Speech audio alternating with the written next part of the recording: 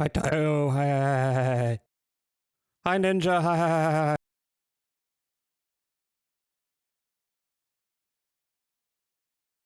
Hi, Milpo.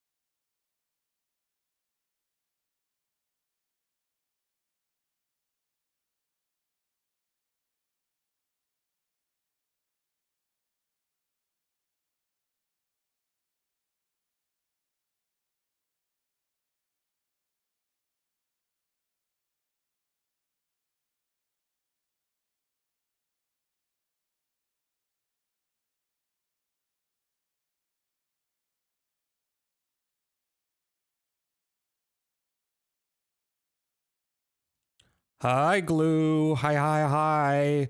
Hope well.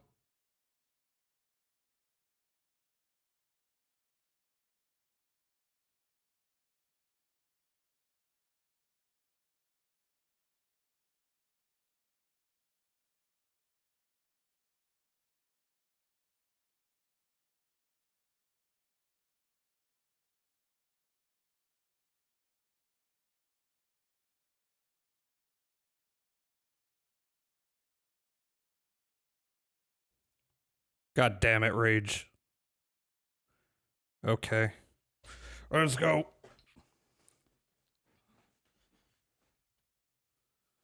One, two, three, four, 5, 6, 7, 8, 9, 10, 11, 12, 13, 14, 15. Ah, damn it! You want a sword fight, man? Come on, I'll sword fight you, man. I'll sword fight you. What do you mean I sound dead? What does that mean? 1, 2, 3, 4, 5, 6, 7, 8, 9, 10, 11, 12, 13, 14, 15. Yay!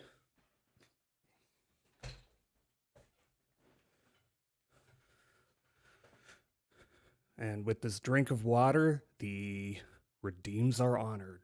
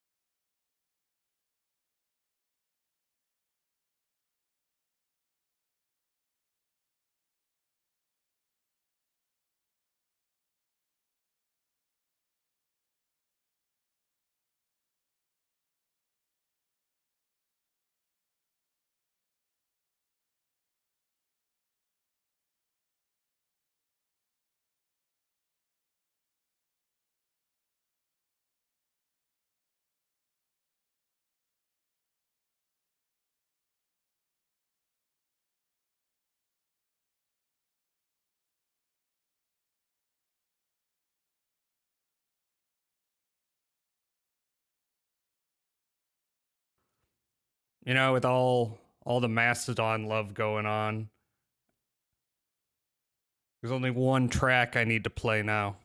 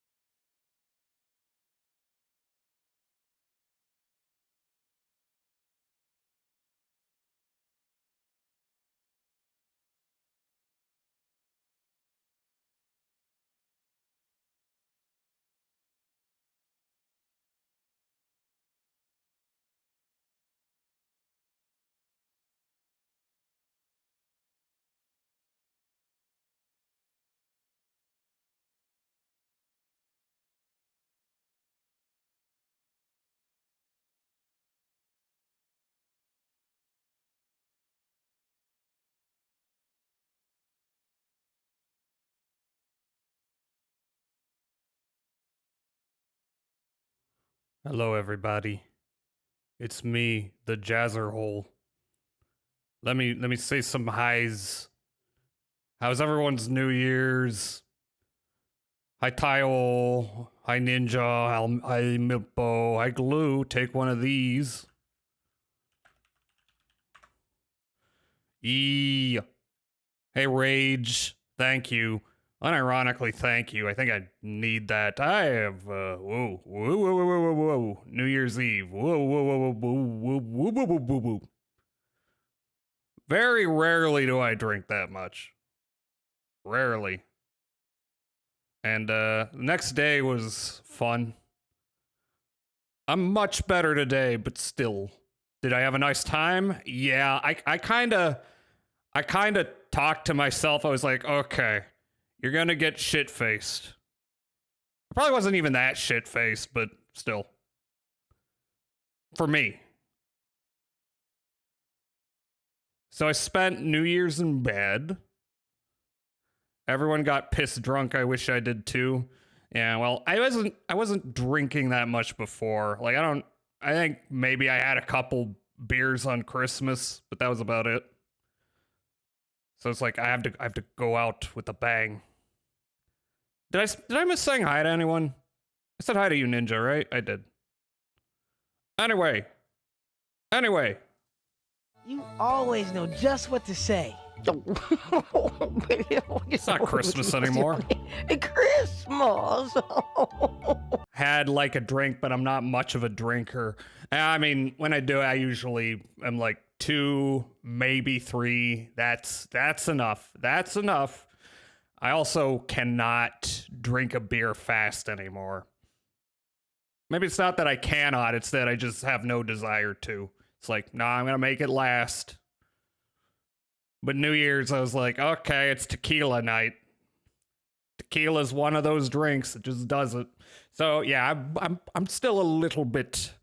I'm a little bit on the tired side. Not as bad as yesterday at all. Not even close. Drinks are money.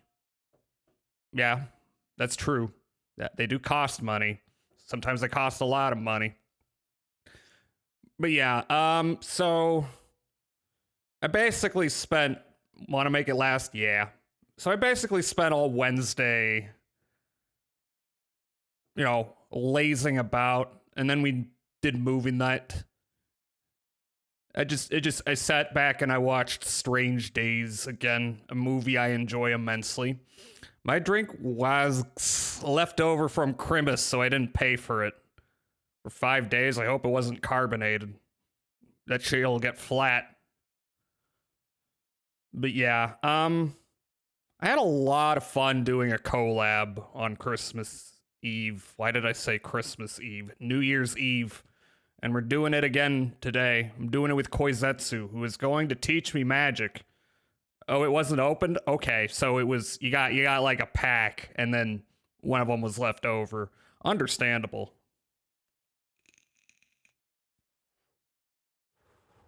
Hello, Koizetsu. How are you doing?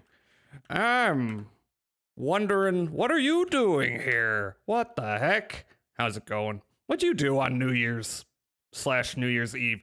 MTG time? Where am I supposed to be? In hell? I'm just kidding. But yeah, I'm just, okay, so I know we officially had it set for 4, but we can start anytime, I think. I actually did boot up Magic the Gathering Arena. What I didn't realize was going to throw me right into a tutorial without giving me an option, so that's cool. So I guess we're going to start with that. Why don't I start with that? I don't think I need you around for that. Also, do you want to do the VTube Studio model thing or just Fugi Tech? Because I'm fine with either. Here, y'all want to see me learning the basics of Magic here? Oh, I can do that? Sure. Which did you want to do? Would be a great chance to use it again, lol. The VTube Studio thing? Let's see. How do I set that up? Collab, wait, I have to start or join a collab first. Okay, connection to Steam. Oh, I gotta run it through Steam. I forgot, you fucks. Okay, give me a sec. Because I have a script set up to launch all my programs, and I have VTube Studio set to launch without Steam. Okay, give me a second. I'm gonna turn myself off. I'm gone. I'm gone. 1 second. Arena is bad. Tabletop simulator. I mean, I'm sure it is bad. I don't know nothing about Magic. I got no opinion on this. We're gonna do Arena. The point is not for it to be the best way to do Magic. The point is for me to make a fool of myself and get horribly backseated and consumed with rage. What am I supposed to be doing? I'm supposed to open this with Steam. Where is Steam? There's Steam. Okay, VTub. There you are. Yes, I would like VTubeStudio.exe to get all my data, give me a virus. Shut up. Hi, Meowstro. Here, let me give you a shout out. Just make a turn 1 infect deck. Wow, what, is this a deck that poisons everybody? Everyone follow Meowstro. Ah, it's my face. 1 second. My face. I'm staring deeply into your soul. I know all that you have done. You're very welcome, Meowstro. Okay, let's see if we can set this up. Connecting to the internet. The last time I tried to do this with Mothi, it did not, password saved. Okay, I'm gonna host. Password, okay, do I need to make a new one? Does we find ourselves in the same old mess? I don't know if Infect is viable anymore, but it's a win con. It might be easier to get this sorted into VC. All right, that would be a good idea. I missed a call, god damn it. Streamer mode. Okay, 1 second. Oh, also, here, I'll accept your friend request. I'm bad at taking friend requests on Discord. I just don't look at it. Okay. More. Wait, how do I... How do you do this? How do you do this? Here we go. Hello.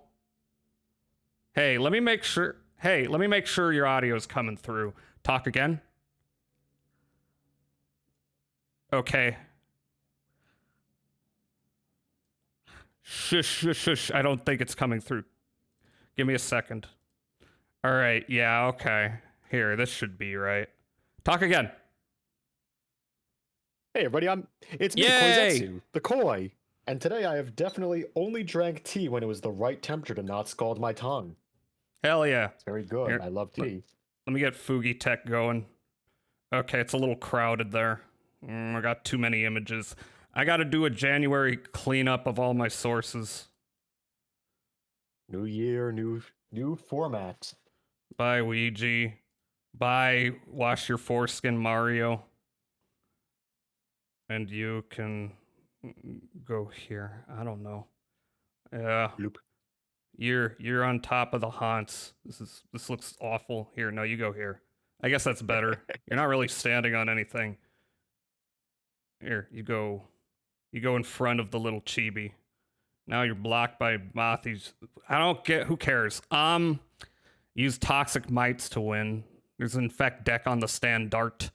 Toxic is a weaker Infect. Okay, so Toxic and Poison.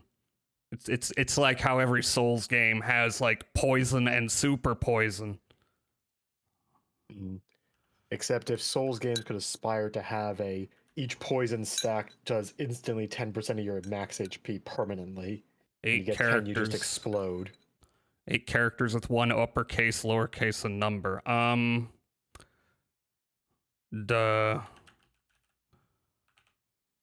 It's not accepting this.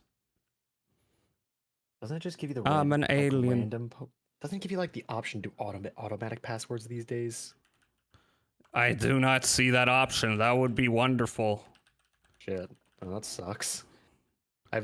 Full disclosure, I haven't used this program in like 9 months since last March. Yeah, March. Yeah, I did a collab with Zeko in March. Okay, it's not accepting this. 1 uppercase. Oh, okay. English. Oh wait, no. From.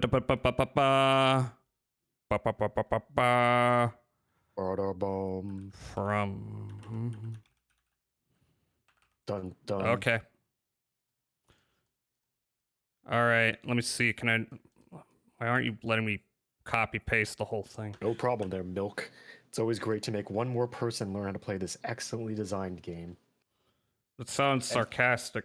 Why That sounded sarcastic. Actually, it really is compared to a lot of the competitors. I'll be honest. Yeah, no, that wasn't supposed to sound that sarcastic. That really genuinely wasn't.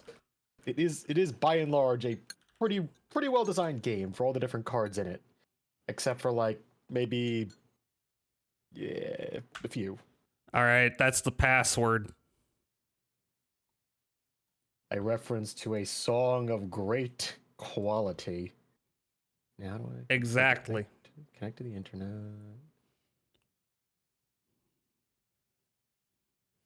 See if this works. Join Ping. collab. Has the collab become joined yet? Connecting to collab. It hasn't asked me for the password yet, which I'm slightly worried about, but that's probably fine. It's probably very fine to not have that yet.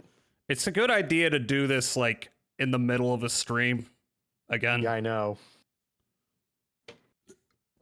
I don't care, it's human. Is always funniest. Yeah. If we simply did it in advance, they wouldn't get to understand the pain that went into doing these. The blood, sweat, tears, and like extra 10 minutes of life. Then now Hell you yeah. all get to share the loss of. All right, are you not seeing anything? It says my status is offline. I don't know how to change that. Oh, wait, Current maybe I have collab. to. Maybe I do need to put the password in. 1 second. It didn't prompt me to put the password in, which is weird. But Look, Jazza, Magic the Gathering is so good, and AI can't play better than humans. Well, I mean, I feel like chess is the one thing where that might be possible, because chess, well, it's a perfect information game. Yeah. I mean, technically speaking, so's Go, and actually, I'm pretty sure Go AI cracked Go before Chess AI cracked chess as much. Do you need the room name as well? Oh, right, there's a room name. Here's the room name. That probably would have also helped. I'm trying to connect to a room called Koizeku, which I don't think has existed for 9 months and an entire year of the universe. Oh, yeah. Oh, that explains it. I'm just in the wrong building in the wrong city. Let me just quickly get in my magic car, and in 2 seconds I'll be over here. Yeah. Connecting. Oh, it's actually saying connecting. Wait. Wait. It's loading. Oh, it's connecting again. Do I need to invite you? Maybe? All right. Let me try that. Okay. I'll leave again. Now you invite me. You did Alright. create. You did click create, right, on the host thing. I hit host. Yeah. Okay, and you did start the host. You did click the blue button at the bottom that says host, right? Yes, I did. Okay. So that's the password. That's the thing. I'm going to. Sure, you're the person in there. So I click join now. Aha! Aha! Accept. I see. Accept. Bum bum bum bum. It's loading. It's loading again. Yeah, there. Wait, I see you. How do I make my? How do I control my height? Hello. Hello. How do I? Is it? Do I It's click on Koizetsu. Here. Now I Hello? gotta look at what's going on in OBS. It's me. You're behind all kinds of shit. Let me move to a different screen. Wait, are you chroma keying out green? Yes. I think you've turned me into a 1 second here. I will need to quickly. I need to quickly change. Whoop. I'm now no longer going to wear green. Okay. Wait, what if I change into my Halloween costume, which I think is on? No, it's not that. Yeah, is that it's button? not And Halloween. that button. Does that change the chroma key enough that I'm not being chroma keyed out by your chroma key? Maybe I can remove. Maybe I can change the color. Maybe there's a way not. That made it worse. All right. Okay. Well, don't worry. I've got options. Let's pretend I'm playing Risk of Rain. Yeah, I made this for Risk of Rain that I've played twice. So it's definitely effort of my life. Well spent. Perfect. I think Yeah, I guess I didn't think of the chroma key being a problem. I would have thought I'd be able to get through because your pants aren't getting chroma keyed out and they're kind of like almost the same color as my shirt, my robe. But it turns out they're not. It turns out it's actually not. Turns out your pants might be a little bit too gray on the chroma compared to my shirt, and so it's not quite working. There's some gray pants. We doing the thing. Now we can see that I'm wearing slippers underneath all this high-tech futuristic armor. I'm wearing these boots. My feet get real sweaty in there. Get real sweaty and stinky. I'm just designed around comfort. I like slippers. They're soft, and I can take them off easily if my feet are getting too warm, and I can just flex them out and then put them back in when they get too cold again. I got these for utility. Now I'm giant. I'm getting bigger. Okay, that's as big as they get. I hope you have a button that turns you back to your normal size. Otherwise, you're gonna be doing that boop, boop, boop, boop thing with OBS where you struggle against the against it. Up, yeah, there it is. There I am. Canonically, actually, how tall are you as a VTuber? What is your canonical VTuber height? 6 foot. Oh, no, it's like taller than me. No, it's like 5'11", 5'10", probably. Oh, so we're just the exact same height then, actually, because I'm 5'11". Actually, I'm an elf, so I'm either 8 feet tall or I'm 4 feet tall, depending on which type of elf I am. Although, actually, looking at your shoes, I think that if we're the same height, I got to be a little bit smaller than you because your shoes are giving you like an extra inch or two. They got them lifts going on. Something like this. Yeah. Yeah. Okay. Seems similar-ish. Similar enough-ish. Ah. Steal your resolve. The tutorial's super long. I'm a short monarchy. Short monarch. Like a short king? How's learning MTG? It's going great. I've learned about all the lands. I learned that there are lands. I love lands. There are myriad lands in this game of a multiverse. Across Yeah. all of time and space, there are thousands upon thousands of worlds to visit, and like There's maybe 80 that have been grassland. shown on screen. There's rockland. That's actually not a land yet. There's no rock land yet. There's Grassland's a land though. There's pudding land. There's Also real. There's That's a lie. Not. There's Iceland. There's Greenland. There's actually a lot of green lands, and there's also snow lands, which is close enough to Iceland. Monarchy seems more of a neutral term. No, I think king shit is gender neutral. Women can do king shit. Oh wait, I think the audio volume mix might be a little off. Apparently, the music is very loud, and Koi is kind of quiety. Okay. Yeah, all right. Good to know. Here, let me turn that way down. Like there. See, when I do application audio capture, it makes it harder for me to, like, gauge the different levels as opposed to rerouting things.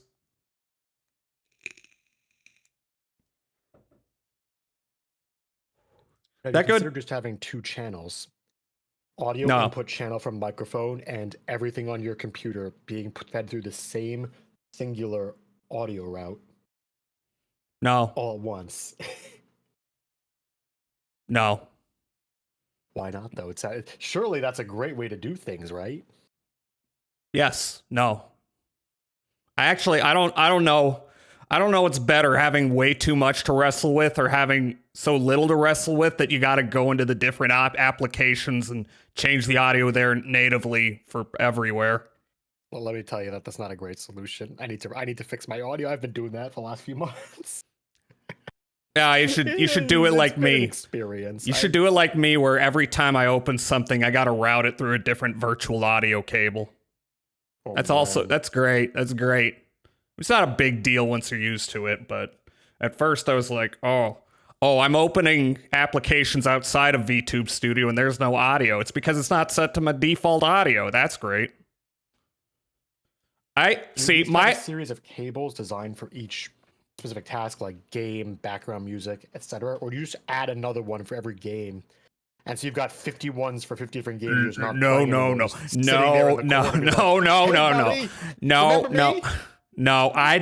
don't do that. That sounds miserable. No, I've got a game source that I use, so I just route every game through that. Like, so I know somebody who may not make one new one per time they play a new game, and they've just got like the Hunt Down the Freeman and the Mahjong Souls ones just sitting there doing nothing, but they don't want to get rid of it because next time they play those games, which they definitely will, it'll be so easy. They'll just have the settings right there and memorized. They want to change a single thing, and it's a little like, yeah. What if you? When are you playing Hunt Down the Freeman again? I don't know why they played it the first time, but apparently they might. They didn't finish it. They might get back to it. You know, play the last bit. Find out if they actually hunt him down or if he's free. You know, he might get free. You never know what the free man might do. They'll finally fuck up their face. Yeah, he'll learn the lesson about how he maybe should have picked up that helmet 3.5 games ago. That what? That he should have picked up the helmet. Gordon Freeman. Gordon Freeman's helmet. Yeah, no, he doesn't. As far as he didn't pick it up. Like the helmet's just for like hubris. The helmet's just for deathmatch, ain't it? Is it? I'll be honest here. I haven't exactly played much Half-Life Beyond 1. You should play 2. Half-Life's real good. But they're never gonna make 3. So if I play 2, I'll just get more sad that I can't play the last one. I like being in a state of not actually caring as much because that means I'm unbothered by the fact that the last game won't come out. Why don't you just play a game and be like, this is a good game on its own? It would be nice to get a conclusion, but also this game was fun to play. I had a good experience, right? It's fun to play, and Half-Life 2 is more of Half-Life 1, and I don't want to get too sucked into a narrative that won't come to completion. And so I'm delaying playing 2 until 3 comes. Why not? I don't know. Why not? To being out. Song of Ice and Fire fans have been dealing with that. Yeah, I know. It has been a decade since that last fucking book was supposed to come out. I hope it never comes out. It's hilarious. Oh, I think that fucker's gonna die before he does it. Given the amount of other shit he's been writing and the breaks he's been taking, I swear, I think he is going to die of a stroke before he finishes it. You ever start streaming a game and then you stop? Yeah. Sometimes I think George R.R. Martin should be a VTuber. God. Mm-hmm. Like Junji Ito or Stephen King. Yeah. Yep, just leave it unfinished. Just let people imagine what the ending would have been, to be honest, because if it comes out, they'll just be disappointed that it wasn't the thing they imagined it would be. God. I mean, I think what people imagine it being right now is better than the Game of Thrones TV show ending, which probably isn't very hard. 'Cause that was something. I think I stopped after 6, because 4 was the last one I got into, and then 5 was like, nothing's happening. And then 6 was like, a lot of things are happening, and it's really dumb, and I don't care. Well, put it this way. If your last season of a show that involves the pivotal death of the main villain antagonist of your entire franchise comes down to the writers making the active decision of, I don't know, who'd be surprising to kill them? I guess Arya would, I suppose, as the deciding factor for who kills the Night King. Yeah, maybe the writing might be a little fucked by that point. Because if you've done a good job, you shouldn't be able to just like, who would surprise people? This guy, I guess. Let's just come up with a plot. Let's have a thing happen. Doesn't matter if there's any meaning to it. It things are happening. We got the plot points going. Anyway, are you streaming this on your end? No, I thought it was a collab where I gotcha. I'm just asking because yeah. No, we're not. It's not a knock. Okay, I gotcha. No knocks, no knocking. Possibly. I'll tell you, I've had one good experience with knock this year, and I've had 6 bad follow-ups where I tried to get together a group of 4 people to play Warframe on New Year's Day at like 1 a.m. And 1 a.m. Yeah, so I knocked on Agathos Demos's channel, and he was playing Warframe. I was like, oh, Agathos, I want to say hi to people because I'm kind of lonely, and it's like 1:30 a.m. my time, and I've been talking to myself for 6 hours. Let's do it. And then, so I played some Warframe with him. I threw items at him and yelled at him to give me copies of Ammo Drum for an hour. We didn't actually get around to playing a game of Warframe, but we tried to knock into like a bunch of other people, and it didn't work out. They're like, I don't know who you are. I'm sorry. And the fact that you just sent me a message that said, hello, my name is Koizetsu the Koi. I am trying to knock on random people's door to get a team for Warframe together. Hello, don't worry, I'm totally cool, I swear. Also, Agathos is here for now, unless he goes to sleep soon. For some reason, they were all like, yeah. I don't knock with randos. You seem a little weird. I was like, what do you mean I'm a little weird? It's a perfectly normal thing to ask. Say, I am a cool person, I swear. I mean, I swore. That's how you know it's true. I swore an oath. An oath on honor. You swore an oath to being a cool person. So wait, hold on. You were knocking on. Was this friends and non-developed friends, not necessarily enemies? It was straight up just every VTuber playing Warframe at 1 a.m. on New Year's Day. Okay. Which is why probably the main reason why this did not work out very well. Yeah, I don't know. Here. I don't know. It's probably best if hi Shy Guy. It's probably best if you're gonna do that. It would be with people. I don't know. I'm never gonna knock on anyone random, but I haven't done that many collabs anyway. And now I'm doing 2 in a week. Crazy. Hey, what a way to start the year. Where's OBS? I don't see OBS. There's OBS. But I wanted to try to make knock work. Like Twitch put so much time and effort into it that they could have been doing so many other things with their resources. And honestly, I just really wanted to see if maybe the spirit of New Year's and good tides and friendship could maybe help me meet like, I don't know, the three random people who were playing Warframe at 1 a.m. We all had something similar, and it was 1 a.m. and Warframe. But Yeah, I don't know. There's two things in common. I don't know if I don't know YouTubers, which is three. What are games where you can actually pull that off? All I can think of is like modded Lethal Company, where you're just like, yeah, 20 people, like hop on in here. Out. Yeah, one of those things. I mean, honestly, I think Warframe might be a game better suited for it because you can't just have anyone show up in the middle of the mission and help out and then just leave. So, Okay. I don't know. Warframe might have been a good call there. Yeah, I don't know what their problem was. Because it could have been any rando, right? Versus someone who's slightly less of a rando. And besides, I have the number 3 next to my rank, which means I'm good at the game. I'm rank 3 in Warframe. Rank Took me 3. a long time to get there. Yep, rank 3. There's only 3 ranks? No. 30 is the highest numerical rank. But I'm a 3 because I'm good at the game.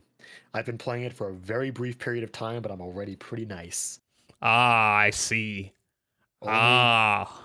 Only since the beta. Only since the beta.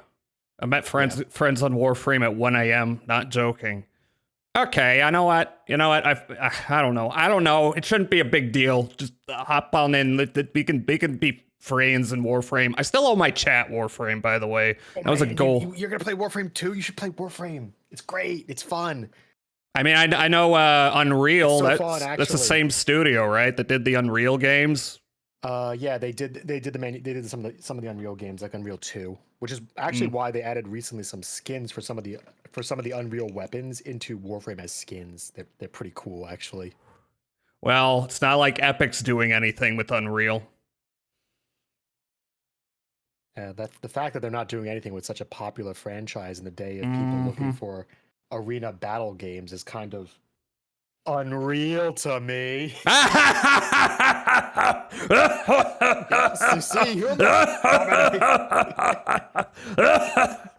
What a bunch of idiots.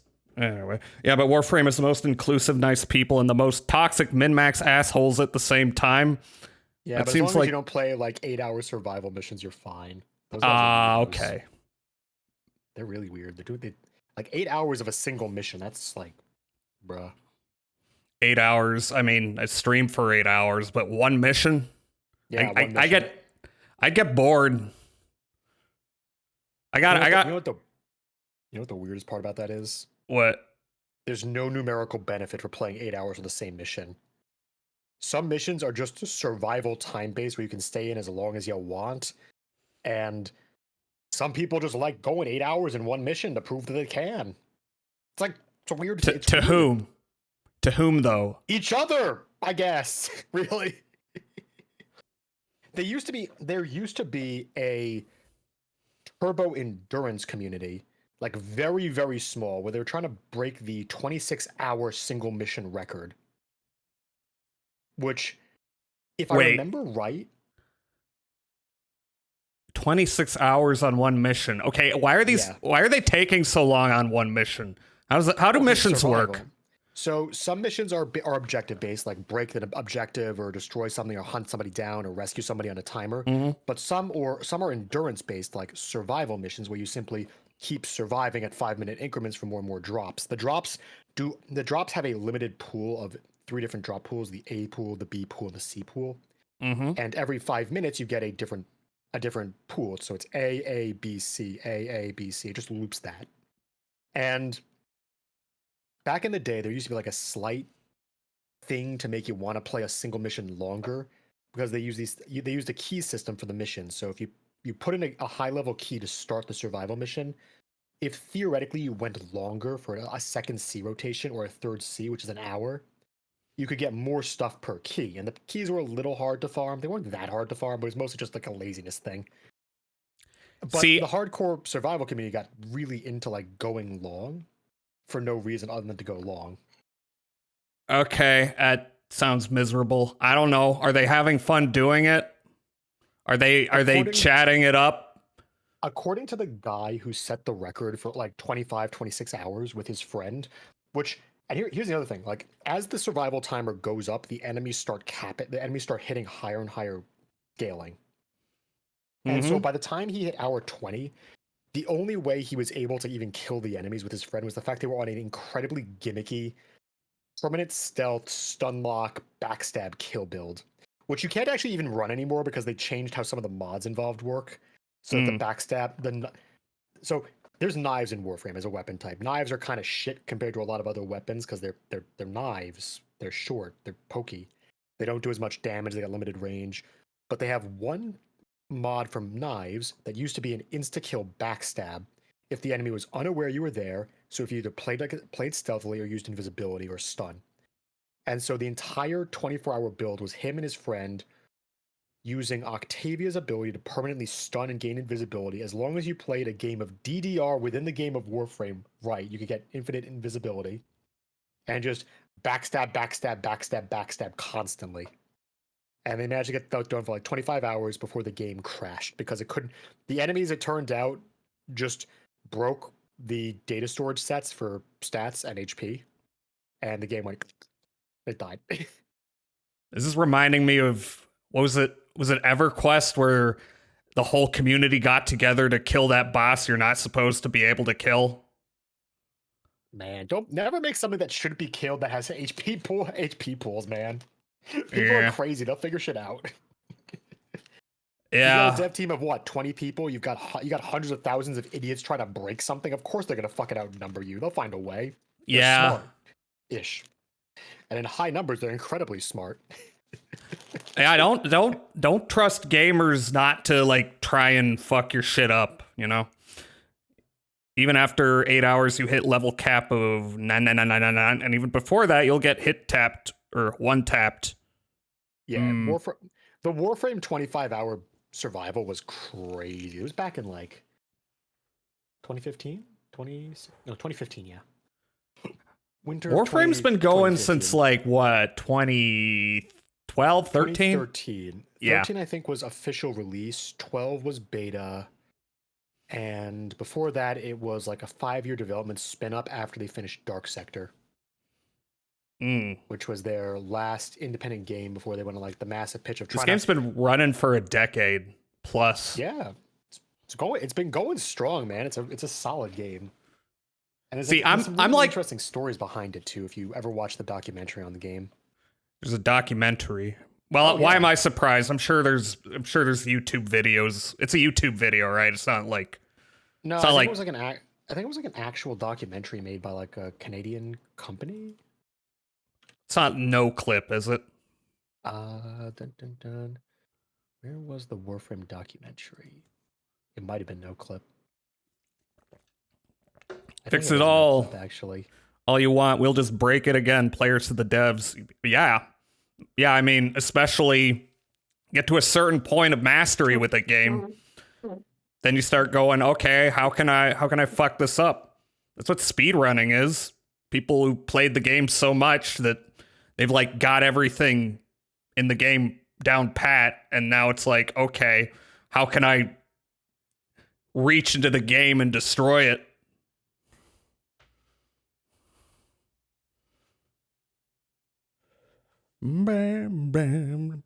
Should I be playing the tutorial so it's over with? I don't know if there's like, here, let me make this. We don't need this on. We could keep it on. I'm sorry. I started violently sneezing, so I muted myself, and then I ran out of tissues. I had to go grab another box of tissues a second ago. Yeah, go get more tissues, pervert. Oh, I got them already. They're here. Oh, okay.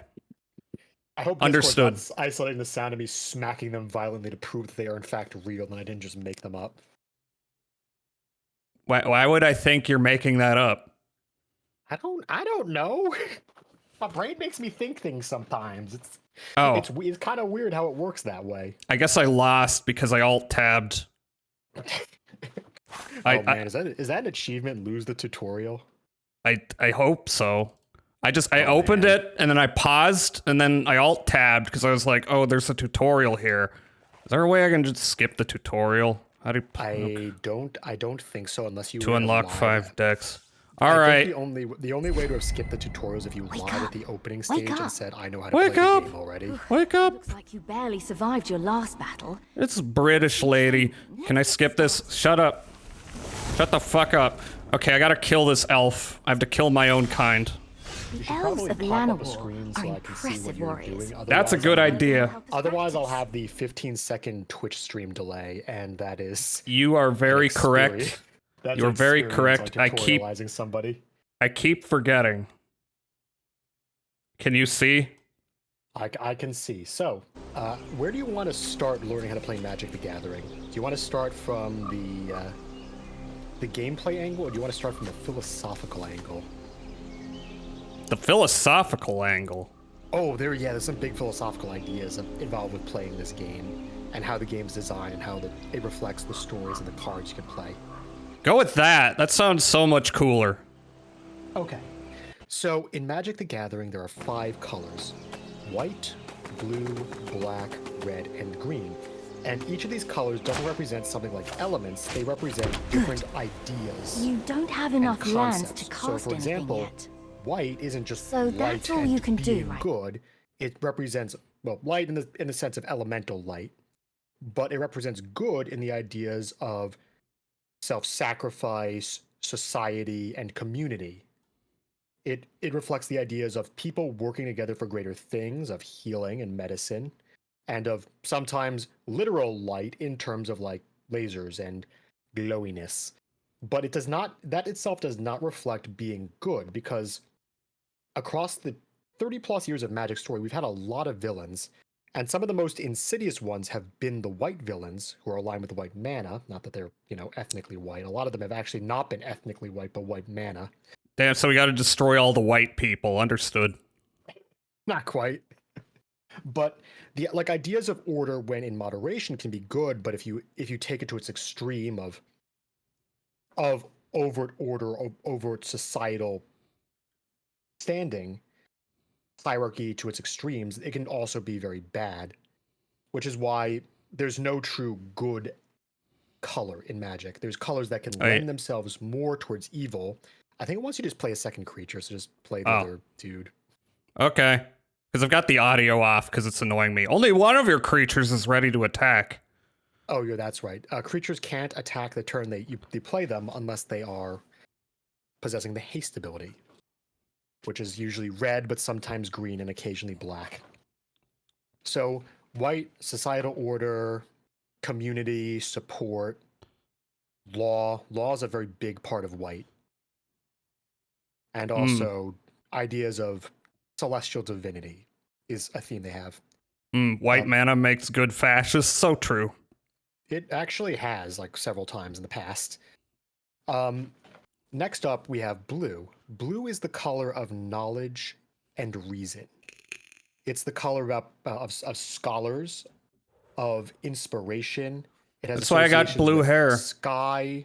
It has associations with water, ice, illusion, mind manipulation, and it's all about control and discipline. Those are the ideals of blue mana. And so this is reflected in them having counter magic, the ability to halt another spell that another player might try to use on you before it can finish happening. It also has a lot of softer approaches to dealing with problems. Instead of destroying or killing, it will return cards to hand by bouncing them or tapping them so they can no longer attack and making them tired. It's all about more of a subtle approach rather than brute force. Okay, so that's what are you doing? A bunch of crafty little magics that do weird shit instead of just a bit yes for blue. Yeah. Yes, it lends itself to combo, and it's in some ways one of the stronger colors in the game because a mechanic that leans into blue is card draw, the pursuit of more knowledge. Your deck represents your wealth of spells and all the things you've learned in your time as a magician. So by drawing more cards, you gain more knowledge, and that's a scholarly aspect of blue. A key thing to note is that when you play a deck, you're not typically playing a single colored deck. You're playing a deck that is multiple colors. So you're going to be playing different aspects of each color to work together in new synergies. Synergies. I see multi-classing with your magics, something like that. Not quite multi-classing, more of an embracing of the reality that the world is not simply uniformly divided. Like monocolored decks versus multicolored decks tend to be a little bit more linear and heavily focused on one of the extremes of what that color is designed to do. For example, Death and Taxes is a very well-known white deck. It's a pure mono white deck, and it's all about playing very small guys, but also taxing your opponent so that every action they do takes more out of them. Spells cost more, their creatures enter tapped, their creatures become weaker. It's all about slowly and incrementally grinding your opponent out by bleeding their resources in the most frustrating way possible. And that ties into the ideas of order and societal structure, but also a little bit into the ideas of oppressive control. I think it just wants you to finish the attack here, and then Okay. do that next. Do that during your second main phase. Okay. So some spells you can cast at any time. Those are called instants. Sorcery spells you can only cast at sorcery speed, which is during your own main phase, either main phase 1 or main phase 2. Okay, we got 2 phases for each turn then. Well, there's 5 phases, or 6. There's untap, where your creatures and your lands become untapped to be used again. There's upkeep, where you pay the costs. There's draw, where you draw your card for the turn. There's main phase 1, combat, main phase 2, and then end step, which is actually 7 if you really break it down. Untap, upkeep, draw can be grouped as one in terms of like just the startups, but in terms of gameplay actions, they're all their own independent phase of the game, even if you can't take actions during 2 of them. Okay. But you can have triggered actions during 1 of them. All right, I'm going to forget all of this. But that's the nitty gritty and not the philosophical angle of the different colors. So I'm going to forget all of this, so just understand. I get it, but now you're going to hear it, and some of it might stick in, and later you can learn it. Yeah. So, That's how it works. Moving along the wheel of colors, the next color is black, and black is the color of self-interest and avarice and greed. Whereas white is all about helping others and healing, black is about exploiting resources to get the strongest, quickest benefit possible for yourself. It's Got about it. sacrificing your creatures to gain life and draw cards. It's about sucking the life out of your opponent through indirect spells that reduce their life total and sometimes give it to you. It's about demons and darkness and necromancy. And it can be a very brutal way to play the game, because it's all about maximizing your own resources, sometimes at perhaps a little bit too greedy of a cost, because you might sacrifice or exploit so many cards you'll run out of cards to keep playing. Okay, so it's better to get an early victory, right? Some ways, yeah. So, like for example, reanimation or necromancy is a mechanic where you take cards from your own deck and you just chuck them into your graveyard, with the hopes that by playing a reanimation spell like Reanimate or Necromancy or Dread Summoning, you can pull back like an incredibly big creature earlier in the game than you'd normally be able to get. So, you know how you're playing 1 land per turn and it gives you more mana to play creatures? Mm-hmm. Creatures can start off being 1 mana, but they can go all the way up to 6, 7, 8, 9, or even 12 or 16 on the top end for like the really insanely big ones. Okay, And so I can see spending less how mana to pull them out can be a big strategy. so I can see how some like Inscription is kind of using the same concept where you gotta like sacrifice some squirrels to get more resources that you can use, and then like as the match goes on, you have access to more and more of your. Very, very loosely for Inscription, because Mhm. that part of Inscription is actually inspired by Yu-Gi-Oh! Because the systems of Inscription are actually follow different card games for each of them. So Mhm. the blood system's a reflection of Yu-Gi-Oh! Ah. The bots is a reflection of Hearthstone, where you gain fixed energy every turn. The bone system, I can't remember what that's supposed to represent, but Magic is represented by the mage, whose cards kind of suck because they didn't really find a way to implement that well in Inscription. I hear you.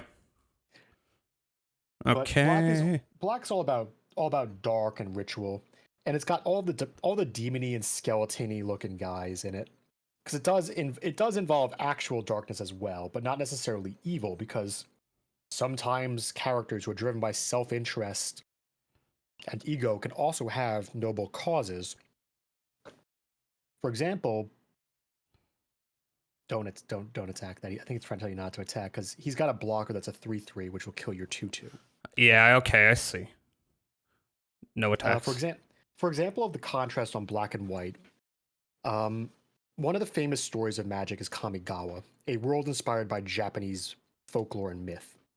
And on the plane of Kamigawa, the spirits known as the Kami were in balance with the mortal world of man, until one day somebody mysteriously stole a fragment of immortality from the great spirit serpent Okaguchi, who himself was the ruler of the spirit world. And as a result, the spirits waged war against man for the first time in all of existence. And the Great Spirit War in Kamigawa was a very big deal that kind of fucked up the plane for basically everybody living there. And the hero of the story was Toshiro Umezawa, a black mana bandit who, through seeking to rob the shogun, found that which was taken, the mysterious artifact of immortality from the divine serpent. That it turns out that the emperor, who was purely white mana, had taken because he feared for his own life coming to an end as he was quite old, and he wanted some way to ensure that he could keep everything on his home world balanced even after he should pass. And so Toshiro, with his own self-interest, wound up pursuing that self-interest in, say, wanting the planet to not, fucking explode because Okaguchi was going to eat everything. Whereas the idea of the greater good was in the side of the man who, kind of kickstarted the fucking spirit war by just being like, well, but what if I just lived a bit longer though, guys? You're totally fine with that. It's your white, right? And so the mana and color does not necessarily ascribe morality, even if it has some leanings to it, because it's very easy to be like the evil necromancer, the man who acts in self-interest to take dark power for their own good, but you're not necessarily locked into that just by doing it. And Yu-Gi-Oh! Or the Also- Duel Monsters part, gameplay-wise, was inspired by Magic. Even Kaiba was inspired by some of the creator trying to trade cards. Damn, did he have a lot of money? Screw the rules. Kaiba, yeah. Kaiba's kind of Yu-Gi-Oh is weird because Yu-Gi-Oh started off as like a random generic death game manga that at one point did a very loose Magic the Gathering parody that then sort of resulted in like, okay, what if we made a novelty spin-off product because people kind of like that, and then they're like, oh, the novelty spin-off product sold well because it's the early 90s when basically every fucking franchise on the planet is making a card game, and ours had slightly cohesive rules that tied into a popular ongoing franchise. Let's write a spin-off manga, I guess. This is probably a bad that move. became, let's write a spin-off game. No, that's quite fine right now, actually. Yeah. Because your opponent has one creature and you have two, so you can block because damage doesn't go through most of the time. If you block, as long as you block with one creature, even if their creature has 1 billion power and your creature has 1 toughness and 1 power, unless your opponent's creature has trample, damage does not go over. Which is an important thing to remember about the game of Magic, is that anything can stop anything as long as it doesn't have trample. Trample is very good for a reason, and that reason is not being stopped by small little idiots getting in the way and chump blocking.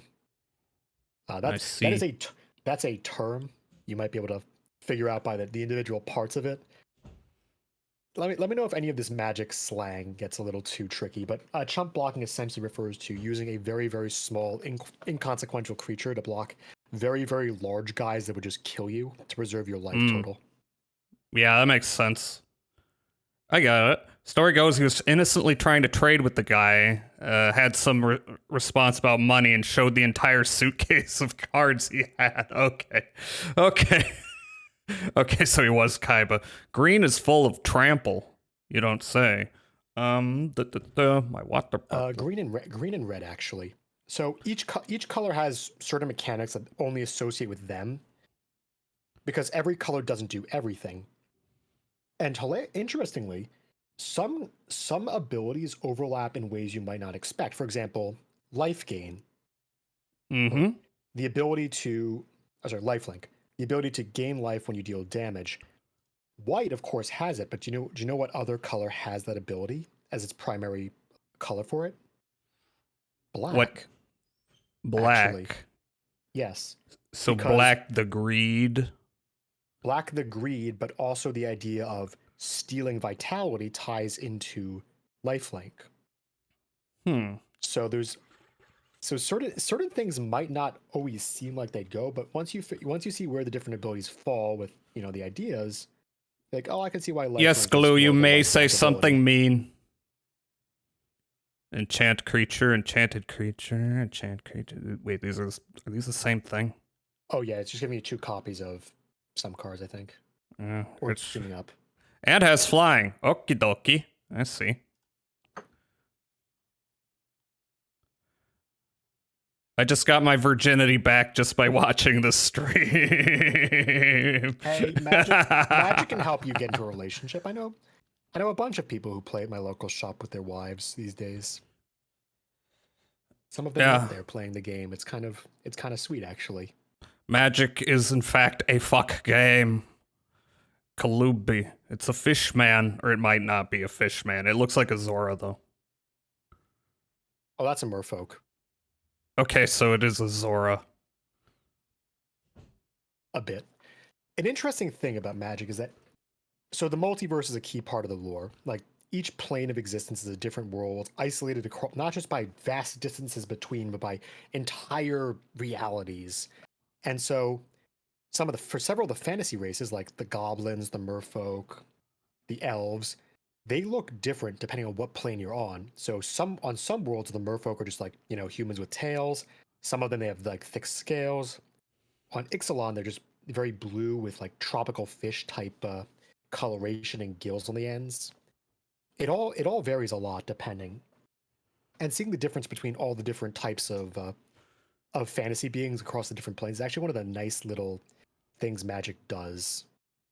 And one of my favorite parts of the game, like, there's a plane called Zendikar, for example, where the angels, instead of wearing their halos above their heads, use them as blindfolds to hide their knowledge of a ancient evil done to their world that they themselves are partially complicit with for witnessing, but at the same time can't do anything against because, despite the terrible nature of the act, it was for the greater good, and the world must keep it going.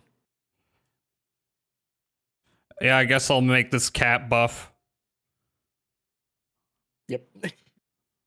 Go slap him around with that cat. He's Let's go. guy. Oh, come on. So right now, you're currently attempting to race your opponent. By dealing more damage to him than he's doing to you, you're hoping to finish the game before it reaches a point where he'll be able to kill you before you kill him. Yeah, I see. So. Oh man, I fucking love that crab. It's not a good card, but it's got such funny art on it. Shorecomber crab, that's wonderful. Yeah. Kermit I think crabs. the game's cutting the flavor text out of it because it's the tutorial. No, I want flavor text. Loxodons are firm in stature and spirit. No matter the odds, they're always first into battle. I'm being. Loxodon are like elephant dudes. They're pretty cool. Oh, so this has no attack. So this is strictly defensive. Mm-hmm. Well, I have to go right. Crabs tend to be that way. Yeah, I have to go right for him because I don't have anything that lets my guys fly. Mm-hmm. This is the tutorial, so this part's kind of on rails. So normally you'd want to have not played your Loxodon before you attack to bluff the idea of an instant speed combat trick to make yourself bigger to kill the crab. They're fucking teaching me wrong. What the hell? Yeah, the tutorial's a little like, I'll be honest. It's not the greatest. Yeah, well, let's get this shit done. Enchanted creature. What'd you do to my thing? Oh, he put an enchantment on it. So enchantments can either be offensive or defensive. You know how I said earlier that blue is about control and limitation? Right now, they've trapped your guy, so he won't untap during your turn. You can either So destroy the enchantment to prevent the effect, or if you find a way to untap your creature, you'll be able to untap him and ignore the enchantment, because all the enchantment does is say it doesn't untap during your untap step, not that it never untaps. okay, I can't. So you have a few solutions up your sleeve in a typical game that in this tutorial you just sort of don't have access to. Can I any of. double enchant my cat? Turn it into a Oh, super cat? You can enchant the shit out of anything. You could, if every single card in your deck was an enchantment except for one card that was a creature, and you put all of them on the same dude, you could just have one incredibly jacked up guy. He'd just be as big as a planet. Hell yeah! The largest cat in all of existence. Big chonky cat boy. Oh Man. god. There's an actual deck right now for a big chunky cat, guys. Johnny's Chosen is a hell of a drug, and if anyone in your chat's played Arena, they know what deck that is. Ooh. Who's played Arena here? Hi, Majora! Here, take one of these, Majora. Oh yeah, some races are more inclined to some mana colors and other are more generic included. I see. Humans are all 5 colors because humans are fucking weird, but spirits, for example, tend to be white, blue, and black. Black from lingering resentment, white from ancestral spirits and like those cultures, and blue because of the ephemeral nature of blue. Ah. Wait, I thought that crab was dead. Oh, he just played a second crab. Oh. You can have 4 copies of each card in your deck of the same card, except for basic lands. You can have infinite basic lands. Basic lands. How many different lands are there? Angelic reward. Ah ha ha ha ha ha ha. There are 4 basic lands. Or is And I it have 2 more better? Is it better if I enchant this guy to take out the gull? And then use this guy against him? Well, theoretically, look at how much damage he has on the board. 2, 4. He's not able to play it yet, right? That's what the... Well, he can't kill you yet, is the thing. If you just don't block next turn, you could just survive easily. So theoretically, you could just shape yourself up to kill him next turn by just enchanting one of your guys and going in. Okay. In. Although I believe you're 1 damage short on that because, again, the tutorial's like fucking weird about that. Okay, super cat. My cat flies. All right, and then I guess I'll have you... Wait. Oh no, he doesn't fly. Just go with the cat. Like an attack in the air. Wait, on the gull or on him? No, on him. You can't attack creatures in this game. You can only attack players. Oh, okay. So Or you're always... planeswalkers, which isn't relevant yet. So you can only head for him, The but face. Yeah, but and if then he attacks you, then you set your guys up for that.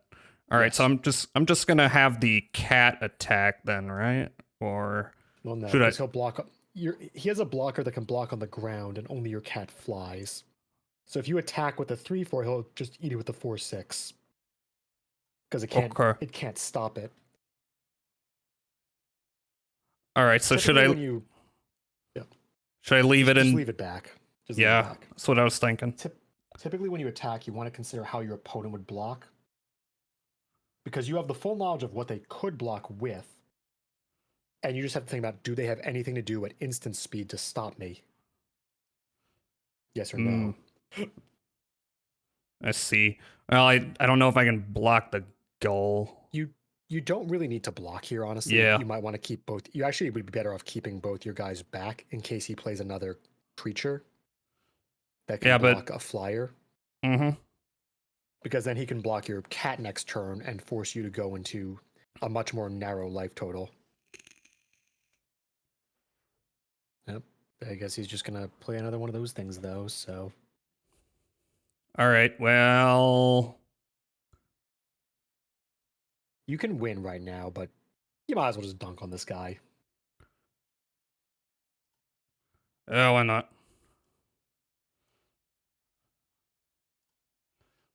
But anyway, Okay. I thought he was going to Speaking block of- with the gull, but he can't. yeah, he attacked because he's an idiot. Mm. The AI are not very good at this. No, I would imagine not. This is not a great tutorial. However, No. speaking of impulsiveness, that brings us to the fourth color of the game, red. Red. Impulse, passion, speed, haste, innovation. Red is all about those quick, frenzied emotions that bring you to the height of an emotional state. The opposite of blue and its calm collectedness, red's all about impulsivity and giving into things. It's about creatures that can go fast, direct damage, blazing fire, striking lightning, aggressive spells that just do direct damage to your opponents and make very, very quick plays to try to wrap things up fast. It's not Target about lasting blocking. a long time. It's about doing things brilliantly as you blaze out with life. And that's what red does. Better to burn out than fade away. Yeah. Glass cannon. A bit, yes. Okay. Very often, decks that are only red will have problems with the late game of a game because they don't tend to do much with it. However, So- red, Just a Red sec. can Target. also last Yeah, go long. on. because it does represent innovation and invention. So there are some combo decks that use red as a key piece, but typically when partnered with something like black or blue. All right. So wait, I was target blocking or blocked creature you control gets until end of turn. So just any creature or blocking or blocked creature. So only. Creature, they have to be doing those states, either blocking a creature or being blocked. Okay. So if you attack and then they block, you can use it. Or if they attack and you block, you can use it before damage. Oh, okay. But not when they're attacking solely. Mm-hmm. Makes If sense. they're unblocked, you can't use it to bust them up. Boof them up. Confront Actually, this. Confront the assault. Cast a spell only if a creature is attacking you. Cast 3 tokens with flying. Create 3. Oh, so they create the Okay. So, all right. If someone's attacking you, you play this, and then you get 3 of these spirits, and they're like Mhm. monster cards. Yes, spirits are temporary creatures that exist on the battlefield. They don't go Okay. anywhere else, so you can't return them to hand or anything. Because if you return them to hand, they just stop existing. They're not real cards. If you'd ever played Hearthstone, I'd say it's like the Hearthstone minions if they didn't form weird temporary cards that go back to your hand on bouncing, and then just you play them later for cost or something. Mm-hmm. I don't play Hearthstone that much. I don't like the game. It's like an I arch of used to hell. play it. I used to play it for a little bit, and I stopped. Because that's me with every Blizzard game in recent years. As I start playing them, I have fun, and then slowly they make me not have fun playing it. It was a Blizzard game, wasn't it? Hearthstone? I forgot about that. Yeah, I forgot about mean- that, huh? Damn, mean- I guess that means it's the most successful one at the moment, isn't it? It's still going it. Yeah, that came out 2014, right? That's also 10 years. Man. All I know is I was playing Shadowverse around that time, which is a different online card game that has similar design to Hearthstone, but it doesn't have as many RNG based effects. So it feels, more interesting to play than relying on spin the wheel and hope things work. I don't know why, but it'll happen. Teehee. Okay, so you're heavily suggesting I attack you, and then you're going to tell me in the process why that's a bad idea, AI opponent. Yeah. Although honestly, at this point, you sort of have to force them to have it. Because they could have done this without it. Like instant spells can be cast at any time. It's fucking wild. They're teaching you that Wow. this late in the game, but Instant spells. Haven't I been using those? no, you've been using sorceries, which are slow. Instants can be used on your own turn at any time, including combat, or on your opponent's turn. They're flashy like that. Also, it's really weird that they're giving this guy like more cards in hand than you, which is not how the game works, like at all. Well, they're trying to teach me something. I think Oh what no. they're trying to teach you is that they couldn't script a good fight that would be on the rails if you had the right amount of cards in your hand. Because they're trying to limit what you can play to limit the amount of fuck ups that can happen. But there's Flash, another keyword ability. Flash lets you cast spells at instant speed if they were not instant cards. Why is this tutorial obligatory? Is my question. It's only obligatory if you don't say you haven't played the game before when they ask you, have you played Magic before? Oh. Yeah. Oh. Yeah. Oh. My fault. Yeah, How you've dare done I? this to yourself. How dare Your I? ignorance was not a bliss you should be enjoying. You fool! Joke's on me trying to, Be honest. when Wizards of the Coast is like, ever played Magic before? I should not be honest. I should not be honest about anything with Wizards of the Coast. They're gonna send the Pinkertons after me now. Oh yeah, that happened, didn't it? That was kind of wild.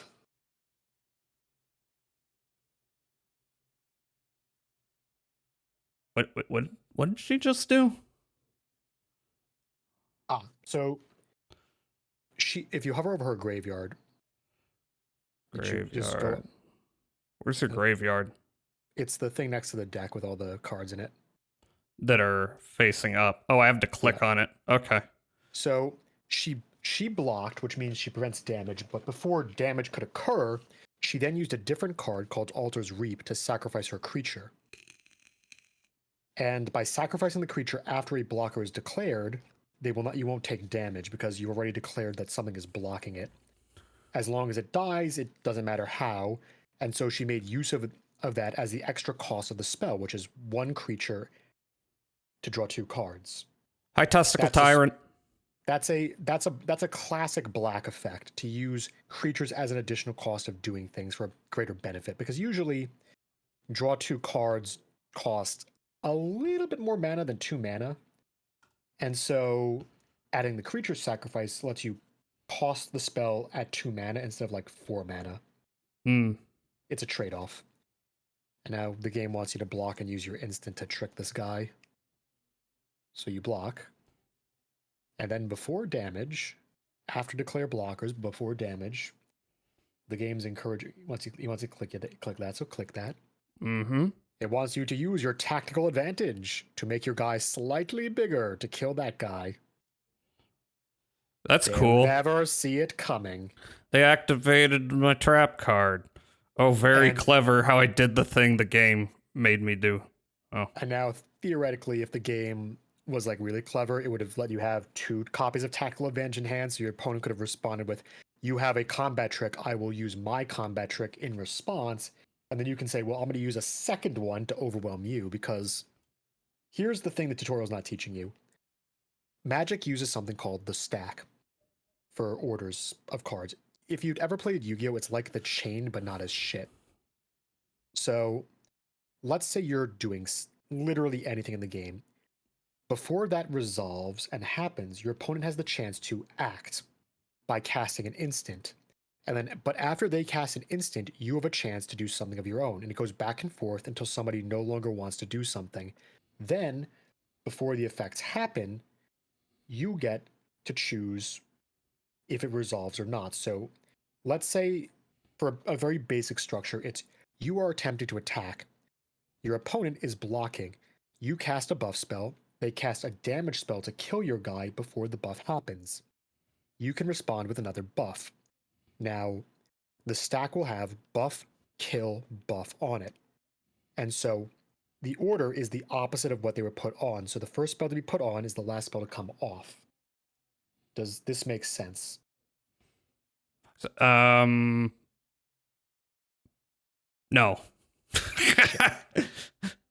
No, all right, say that again. My brain is bad.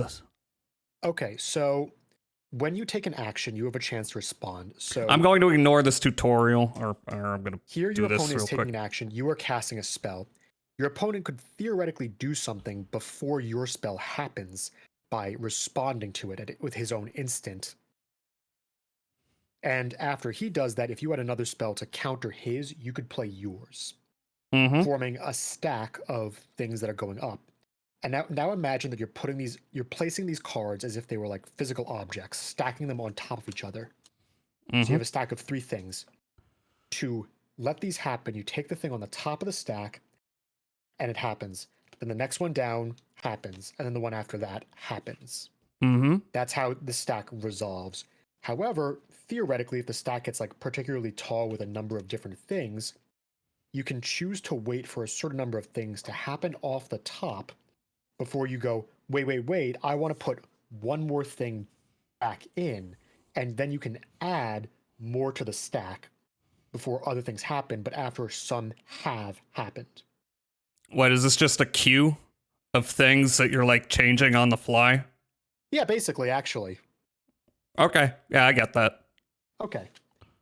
First in, last out, if you've ever coded anything, that'll matter to you, and if not, it's something I sometimes say to people who are learning the game that do know how to code.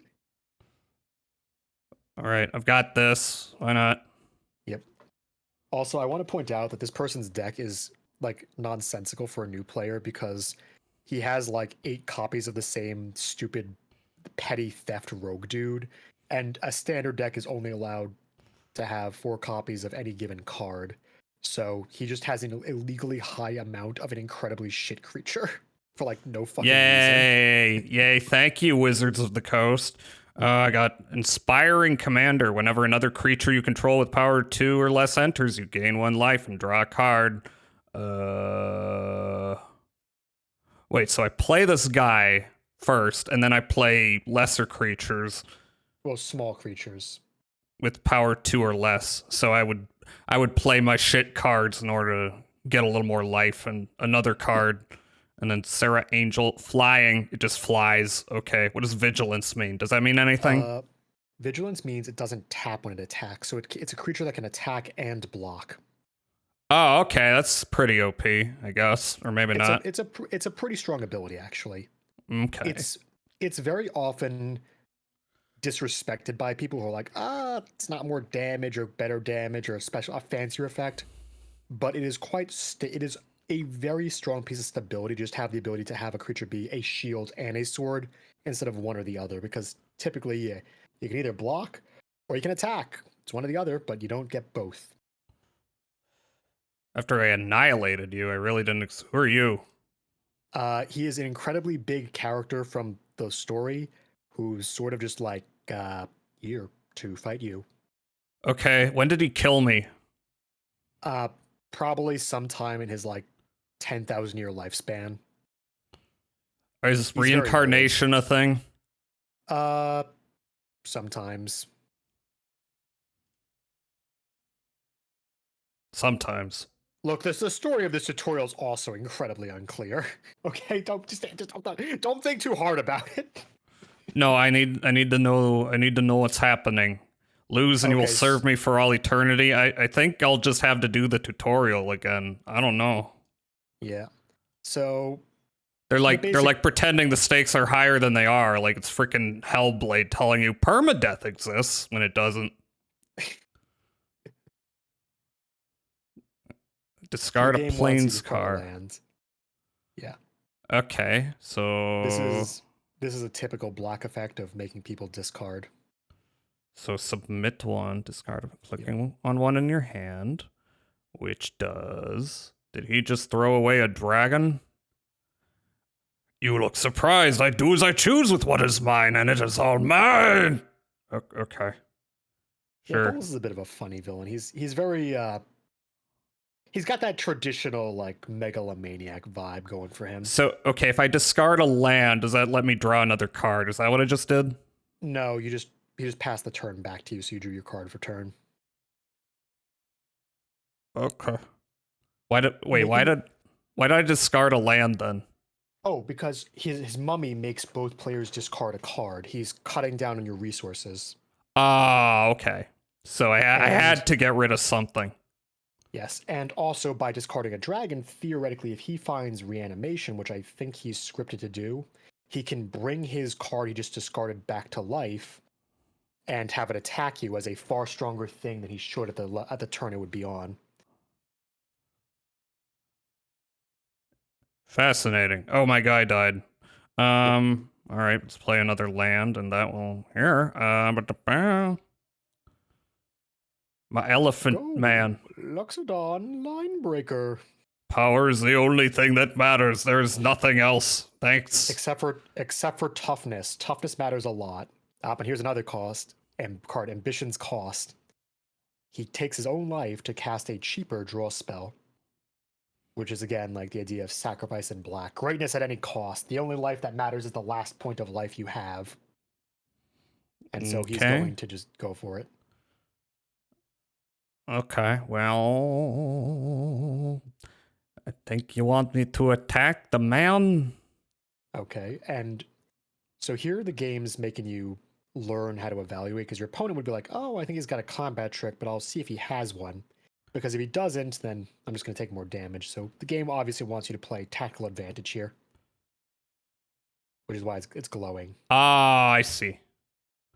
To allow your guy to survive. I see. That's what's happening here. Mm-hmm. I wing. I will let nothing stand in the way of what I seek, not even death. Even though the thing he seeks is a bit ambiguous in terms of what it actually is. Kind of a bit unclear what Nico Bolas's goal was besides just controlling everything, and there's his reanimation spell. Oh no. Bringing the dragon back to life to make it stronger. He bonked me. Me, oh my. Oh me, oh my. You gained 4 life? Okay.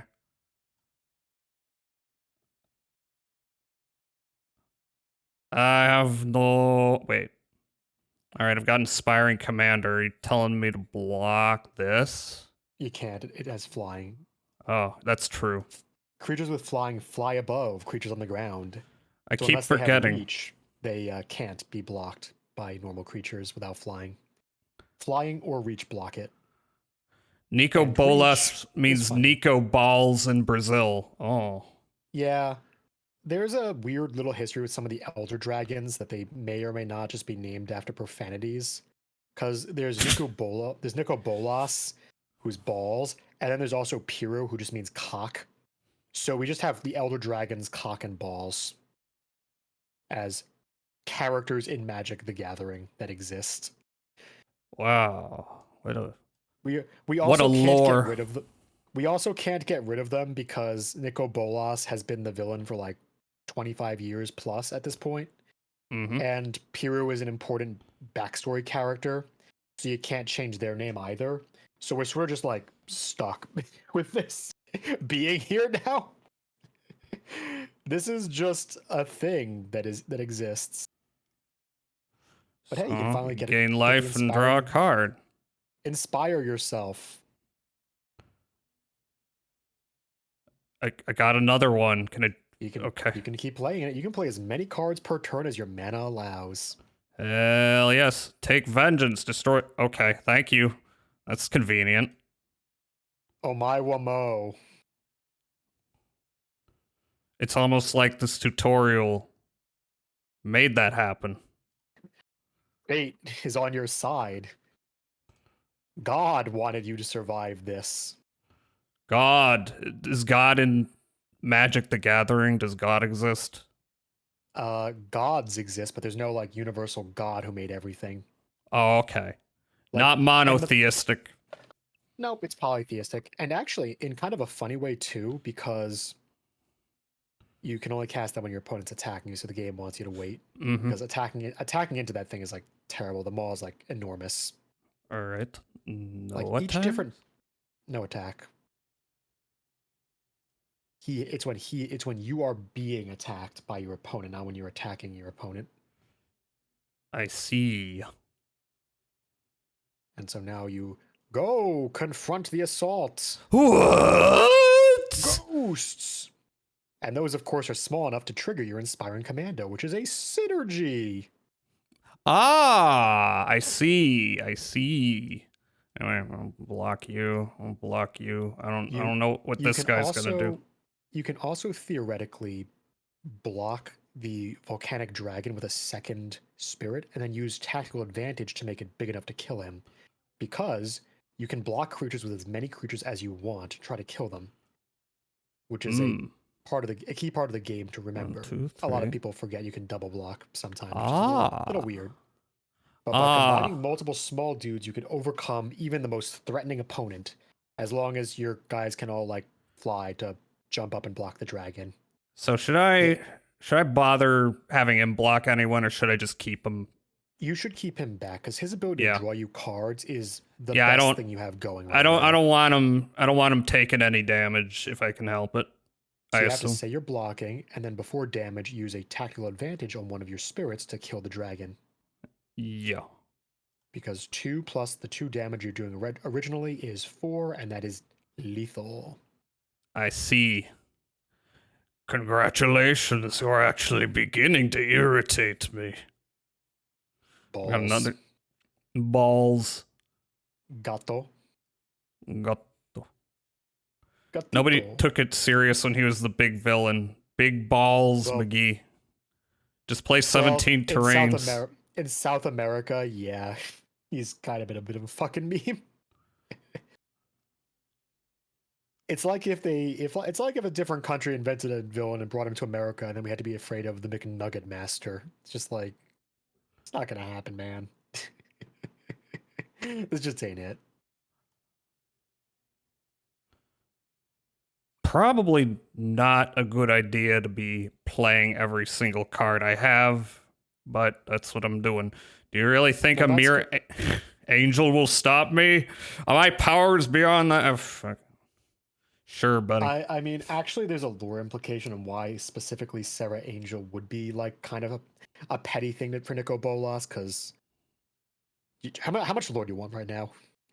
How much? Give it all to me, buddy. Okay, so I am here for the full experience. So Dominaria was the basic world that all the plot took place in for early Magic. And on Dominaria, a planeswalker called Serra was the angelic goddess of her own little heavenly realm. And so all the Serra angels refer to the angels of Serra. Which Keep my of angels course, alive. just block with the cat. Yep. So the Serra angels refer to angels of Serra from the plane. However, Serra, you don't want to use that here because you can't kill him. Okay. Even if you use it, it won't do anything, so it's a waste of a spell to play it against the worm. You just want to chump right now. Mm-hmm. It has flying. Well, it already has flying. It doesn't matter about double. What you want is it being a big enough creature to withstand his guys with vigilance to block. So you can start smacking him out. Yeah. But Serra was a planeswalker that fell to Yawgmoth during the Phyrexian Wars, but even during her time as being like yeah, and I'm the thinking local god of Dominaria, with she was vigilance that far below means Bolas. Yeah, you Ah. can block as well. Yep, okay. The big strength of vigilance. So Nico Bolas came from Dominaria. Serra was from Dominaria, but Nico Bolas was centuries old when Serra was first born, because he's an elder dragon that's been around since like the dawn of creation, and she's just like some person who ascended divinity later in life. Block the worm with that. It's big enough to survive. Renegade Chaos the Maw. Yeah. Big That's some wormy dude. Maw. Well, its creature type is worm. If you hover over it, you can see that it's worm. You don't need that, Jazza. It's already big Oh. enough. Oh, okay. Cancel. It is? Alright. Yeah, 7/7 versus 6/6. Oh yeah, and then the other guys are gonna okay, I see. Yeah. Flexing is fine, but at the moment you just sort of don't need to do it. Understood. I just want this tutorial to be over. I'm gonna be real. I mean, that's very, very fair. The key part here, though, is that the Serra, being just a regular angel who was brought about from the realm of Serra, versus Nico Bolas, who was Serra's superior when she was still alive, and now she is dead and he's still here, more powerful than ever. It's like, yeah, I don't think that angel is going to do much against him. Gonna be real here. It's kind of a little too cosmically young to fight Nico Bolas. Cool. It's not strong enough. It's not more powerful. It's just kind of like Woohoo. like a normal dude trying to fight Godzilla. That kind of happens in Final Wars. But I mean, they have jetpacks and shit. New decks unlocked. Keep the peace, aerial domination, cold-blooded killers, goblins everywhere, large and in charge, and I'm guessing these are all the magics. Yeah, those are the basic colors. Growth. It's all about destroying artifacts and enchantments, about making big creatures. It's also about increasing your mana by playing creatures that can produce mana in addition to lands. So you can theoretically play big cards faster with it. It's all about growth and overcoming. Okay, finally, waiting for the server. So what do we want to do here? Well, you I can don't try the even know. tutorial decks, or you could click that little number that says 27 in the top right and open a lot of free packs that they're giving away because of the holidays. You have to just click claim on all of these.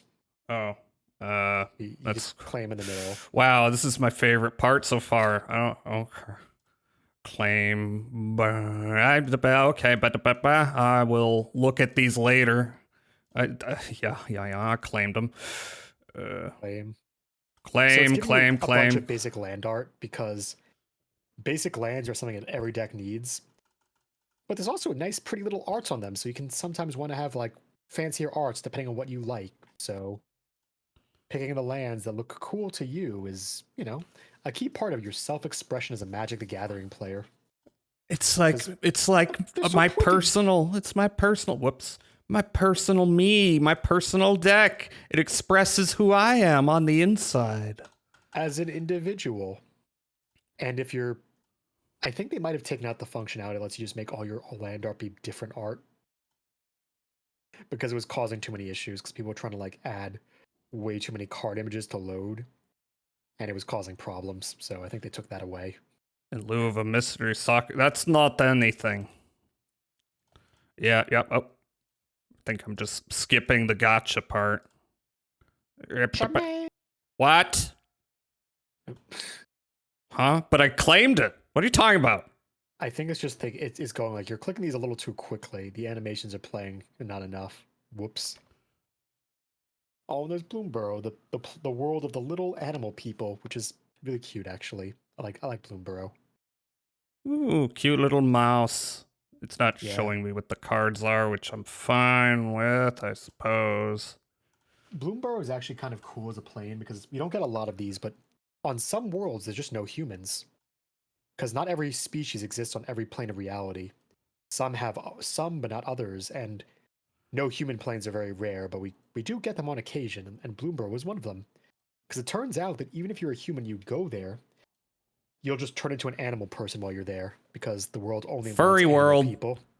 Let's go to furry world. Basically, yeah. And for lore implications, there was actually a moment where someone went there to hide that they were a person by turning into a random Lord animal, of the Rings. The people chasing them couldn't tell who they were because they were just a fox out of nowhere. Didn't they add SpongeBob to Magic? No, they're just doing a promotional card art where they just take some classic cards and put SpongeBob on them. Oh. I don't know what they look like. No one does. It hasn't come out yet. They just said they're doing it. Oh, I got player decks. Do I have to click each one individually? Nah, just click more. These are just... Oh, okay. Those are just starter decks. Cool. Okay, well, building a deck's going to be interesting. It's currently telling you every single card you've just been given, so... Yay. This part is not well designed from a UX UI perspective, baby. Woo! It actually causes me a bit of pain to watch. You have to keep doing this because they couldn't just put a collect all or make it pan out differently into one single scrolling page. Why is it still coming? It keeps on coming and it don't stop coming and it don't stop coming and it don't stop coming and it don't stop coming and it don't stop coming and it don't... Wow, it's still going!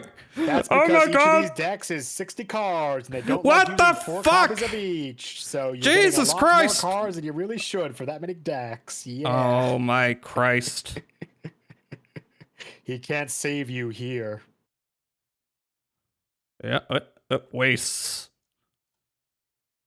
What a waste. Wastes are funny.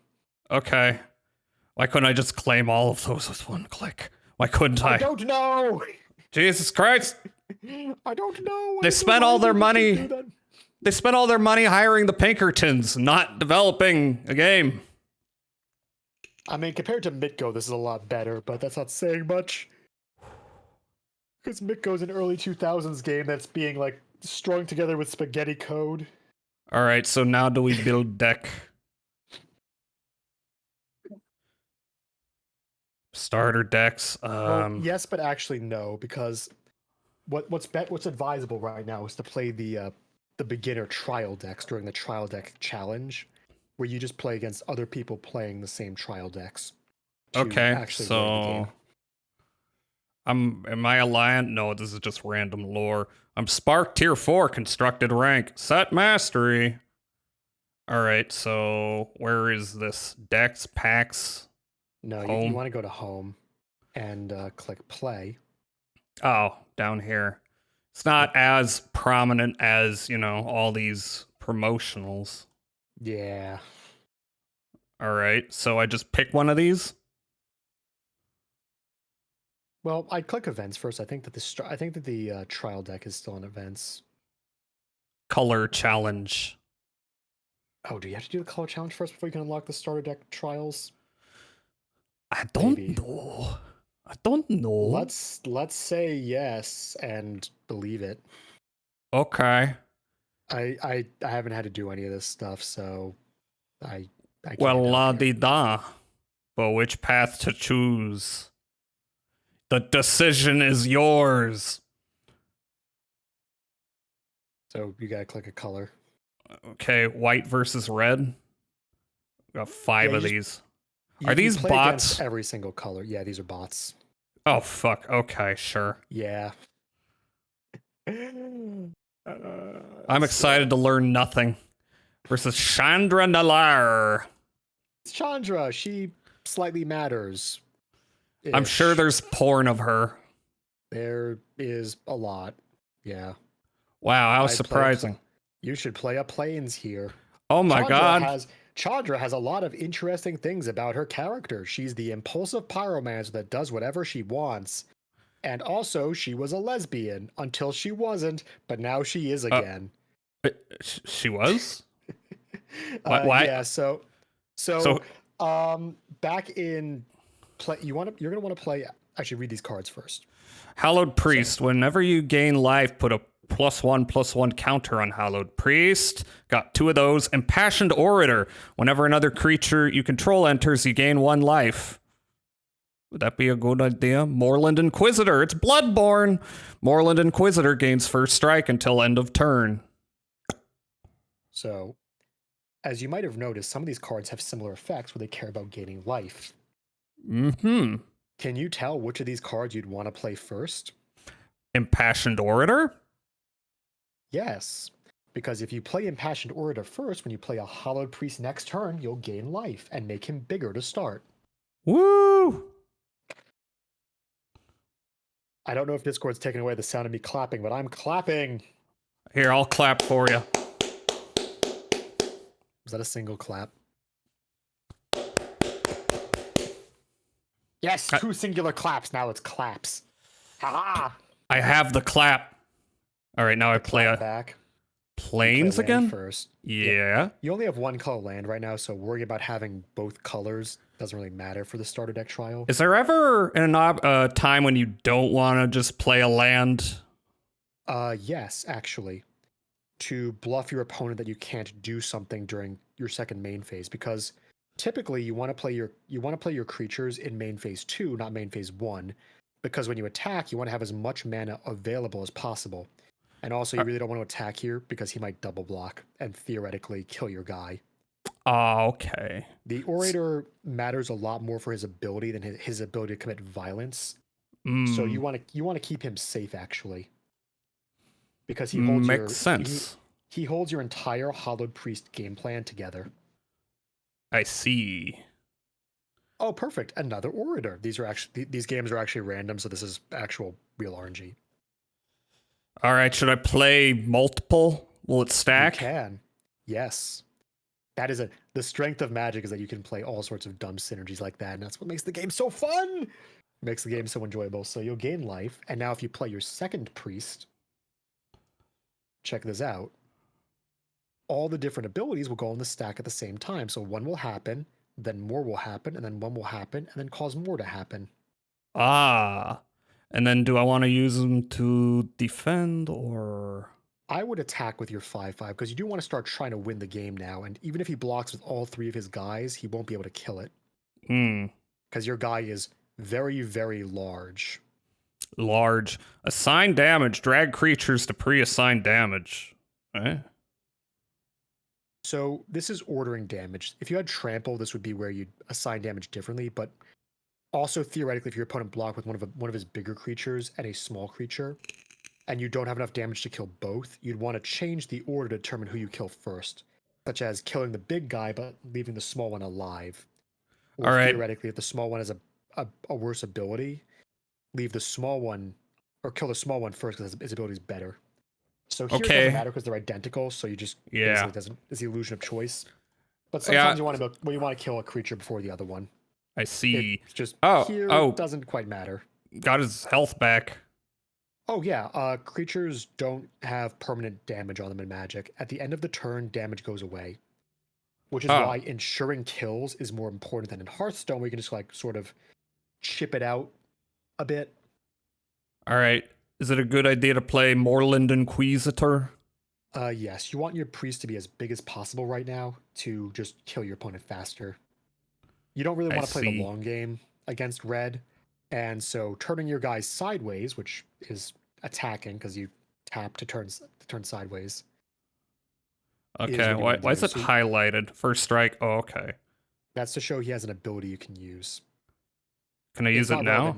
You could use it now, it just won't do anything. Okay, well then no point. All right, it kind of looks like my smaller priest can block this guy, so should I use my other priest to attack? Honestly, I think it's better to attack with both priests because you have a lot of life advantage on your opponent right now thanks to your orators giving you 2 life every time you play a creature. It's kind of crazy. Yeah, life gain can be quite useful against faster decks like mono red, where their goal of hitting the exactly 20 life as quickly as possible gets really fucked up if you start tipping the margin by gaining 5 life, and now they're like, oh man, that's an entire extra turn to this goddamn game. I wasn't prepared for that. I was about going fast, and you just making it longer. All right. Just next. Oh yeah, next. Next. So your Inquisitor's ability can be used at any point in time, which is why it's going to keep telling you, are you sure you don't want to use it? Because it's just a possibility of using it. Okay. So you just keep clicking next. And I just noticed these little symbols there. That's probably the different stages of my turn. That's the different stages of combat. The ones around your avatar, you see the diamond, the rectangle, the diamond. Mm-hmm. Those are the different parts of the turn. Ah, I see. If you see the one across on your opponent that's lit up right now, that's where we are on his turn. I see. We're in main so just resolve. What does resolve just means? What? Resolve means you're going to allow the spell on the stack to happen. So if your opponent had like a combat trick here, this is where you'd be like, do I let it happen or do I do something of my own? Yeah, okay. Right now you're being given the window because you do have a game option, because digital games don't let you just delay if you have nothing to do like you can in paper where bluffing occurs. Mm-hmm. So it's just telling you, like, do you want to use your Moorland Inquisitor in response to this? And the answer is no, because it doesn't do shit. All right. And then just pass here unless what? Okay. Yeah, you could activate the Moorland. It literally does nothing. Because that's cool. So first strike is the ability to do damage before normal damage with blocking. And theoretically, if your guy was bigger, you could kill the Minotaur before the Minotaur can do its damage to you because of first strike. Yeah, it's not good enough for that. Yeah, he's too small. So at this point, you see that little like double arrow button below the pass button? Just click that because you can't do it. You don't want to do anything here. That's the auto pass. Gotcha. No blocks. You do have to manually say no blocks. My turn. I've got another one. And I got another land. Yep. You also just have lethal because he has no mana available as he's tapped all of his lands, and he has no creatures to block with, which are also all tapped. Do I want So to if you play just go- Inspiring Commander? It seems a little late in the game for it. Well, this is as early as you can play it because it takes 6 mana. So you'd want to play him here, and then next turn play the Moorland to start drawing cards and gaining life and boosting your Hallowed Priests. But Okay. you also just have lethal on board, so you just turn all your guys sideways and kill him. All right. I'm okay. So just send my priests after. Oh, okay. That's 9 damage. You can also just click all attack at the bottom. Click cancel all attacks. All attack. Oh, everybody? Okay. Yeah. We call this the full flunge, where you just turn every single creature sideways to attack at once and just say, I'm gonna fucking win now. So Sounds full good. Flunge and murder this man. Minus 14. Truly a state to overkill. be at. Yay. Well, that's cool. I won the game. Yes. And now you get something, I think. Reward Magic the Gathering Foundations. That claim. That's a pack. That's a pack, actually. That's pretty nice. That's cool. And now you Okay. get to fight. Now you get to fight Liliana. Liliana. Who's not a lesbian, but has a very infamous piece of art that was banned from tournament play for being a little too spicy on playmats. Based. Do you want to know the art? Yes, send it to me. I'm guessing I can't show this on stream, except maybe it's not even that bad. It's not that bad. It's just that it was banned from tournament play because the artist who made it was like, everyone's been playing with like playmats for this, but I haven't been selling playmats of this art. Oh. Also, it's a bit explicit for tournament play where like children can play, at the local store. Okay. So maybe Yeah, not like okay. that. That's not But, that like, bad. Yeah, it's not that bad, but it's like also the artist really didn't give him approval on this, so maybe like respect that a little. So don't you know. show it on stream. Well, no, you can show it on stream all you want. Just don't make Okay. don't print it out on a playmat and start selling it to people at tournaments.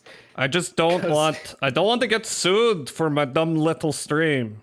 You probably won't. The artist is not annoyed about that. He's just annoyed about people making money off of his work without doing it.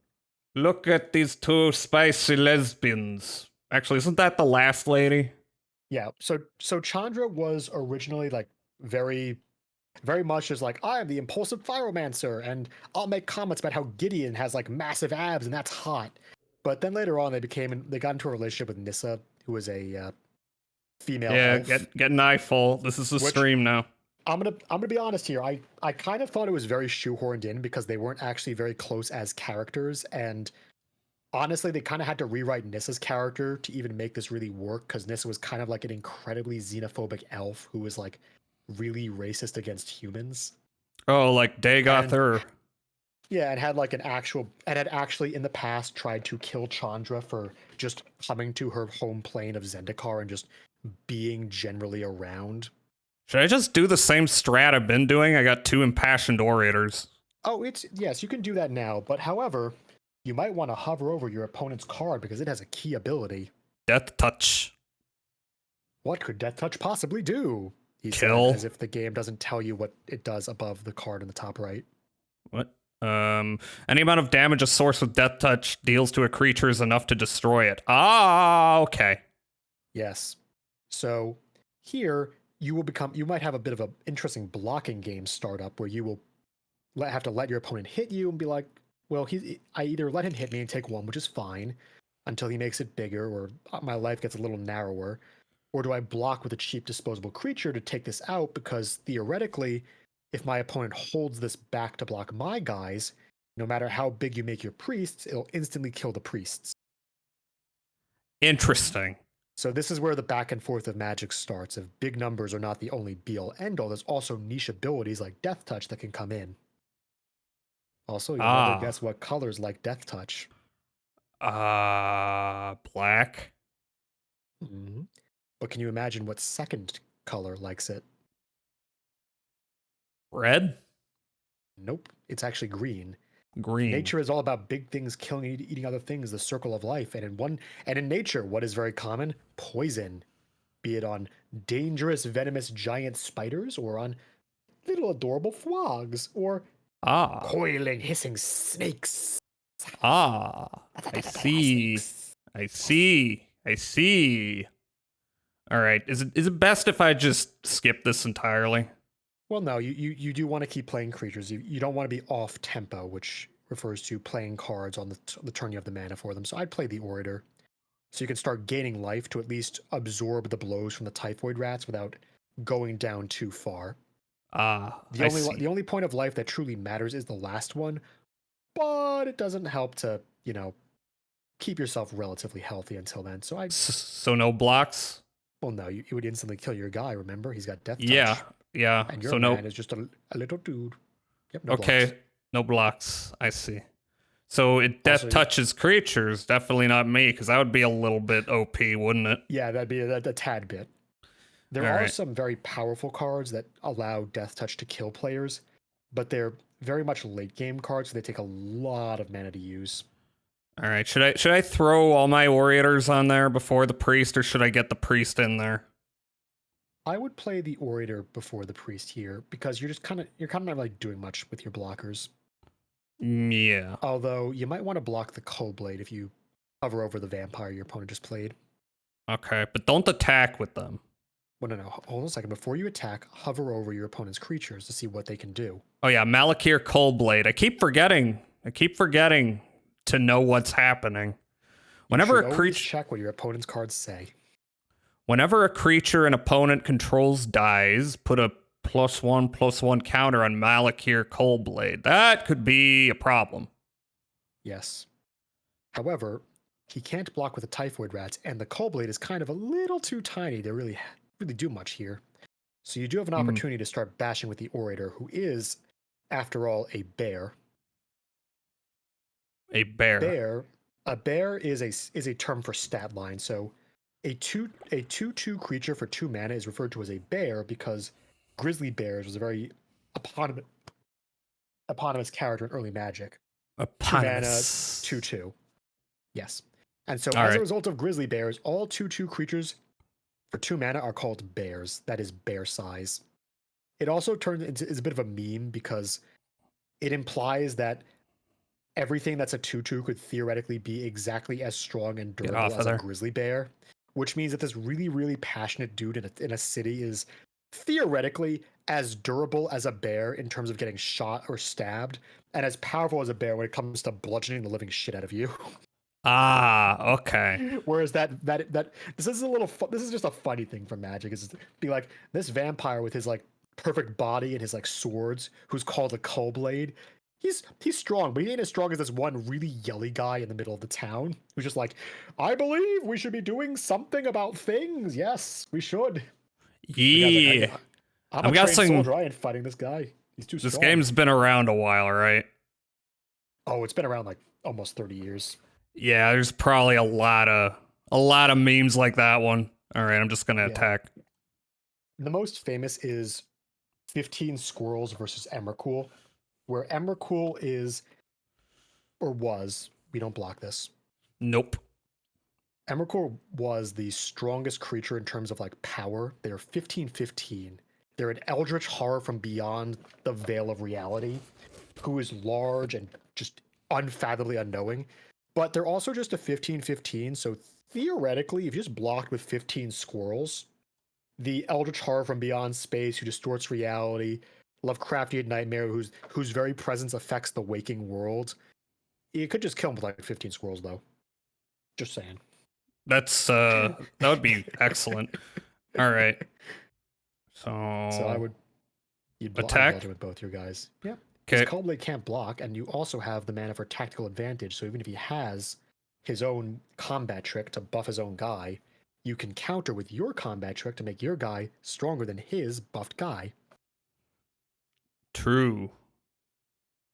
And I don't think the AI is smart enough to hold back the typhoid rats. Choose Yeah. blockers. Nobody. You still don't.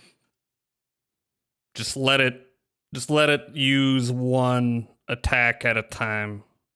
Mm-hmm. We got an angelic award. I'd put that on your hollowed priest because by making him flying and being way bigger than the vampires of Sengir, you can just kick the living shit out of this guy because he has only one flying blocker, and now your priest can avoid his typhoid rats if he held the typhoid rats back to block. So I would attack with just the priest because his Sengir vampire is quite big. And you also might want to read what Sengir vampire does.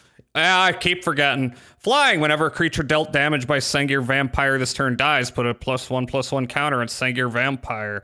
So I'm guessing black is a lot of putting weak guys but doing shit to buff them up like that. Yep, they're feeding off of death, which is, very dark magic-esque. Yeah, and then just keep the orator back, or should I go for a frontal? You don't want to attack with the orators because if the vampire kills an orator, not only will you lose an orator, but Baron Sengir will get bigger. Yeah. He's just a Sengir vampire. Baron Sengir was like a very famous character who's actually called Sengir. He's just a Sengir vampire because Baron Sengir turned him into a vampire. Now he's just a Sengir vampire, not the master of the Sengir vampires. Okay, I'm just going for it. Bloop. Boop. Also, you got a really good position right now to just take damage because you don't need to block. You've got a very large life advantage on him, and unless he plays another creature this turn, you could just kill him on board because he can only block with one of his little guys, and you have a 6 damage flyer and 2 2/2s, and he has 8 life. So even if he blocks one of your 2/2s, you still do 2 + 6, which is 8 damage and lethal. All right. You could play the priest to gain the flex of just gaining more life, though, and also making your big guy even bigger to instantly kill him with the flying. Yep. Which is funny. It is very fun. A lot of people don't like the Hollowed Priest / a Johnny's Pridemate deck at the moment. Johnny's Primate. A Johnny's Pridemate is a 2/2 cat for 2. Oh, this is gonna. You gain life. You just. This is gonna kill them. Yep, he dead. Oh my womo. Bye bye. Hollowed Priest though is an arena exclusive card. That's just a copy of a Johnny's Pridemate. Did I have fun in this match? Skip. You don't want to give them the information. You don't want to tell them what the tutorial's ass. No. Make them change the tutorial. No. They're not gonna listen to me. Well, if everyone keeps clicking skip instead of telling them the tutorial's shit, they won't know the tutorial's shit. I feel like if everyone's skipping, then that counts as shit because you have no strong strong opinions on it. Do you mean proponents? Proponents, opinions, proponents, no proponents. Charmed Stray, cat, lifelink. When Charmed Stray enters, put a +1/+1 counter on each other creature you control named Charmed Stray. Well, I have no other creatures named Charmed Stray, so... Oh. It's good to play them now, though. So, this is a weaker card in the deck, obviously, because you can only have 4 copies of Charmed Stray in the deck. So, 4 cards out of 60 cards, kind of low odds of getting it, but it's just a good 1/1 for 1, because the lifelink is a strong ability.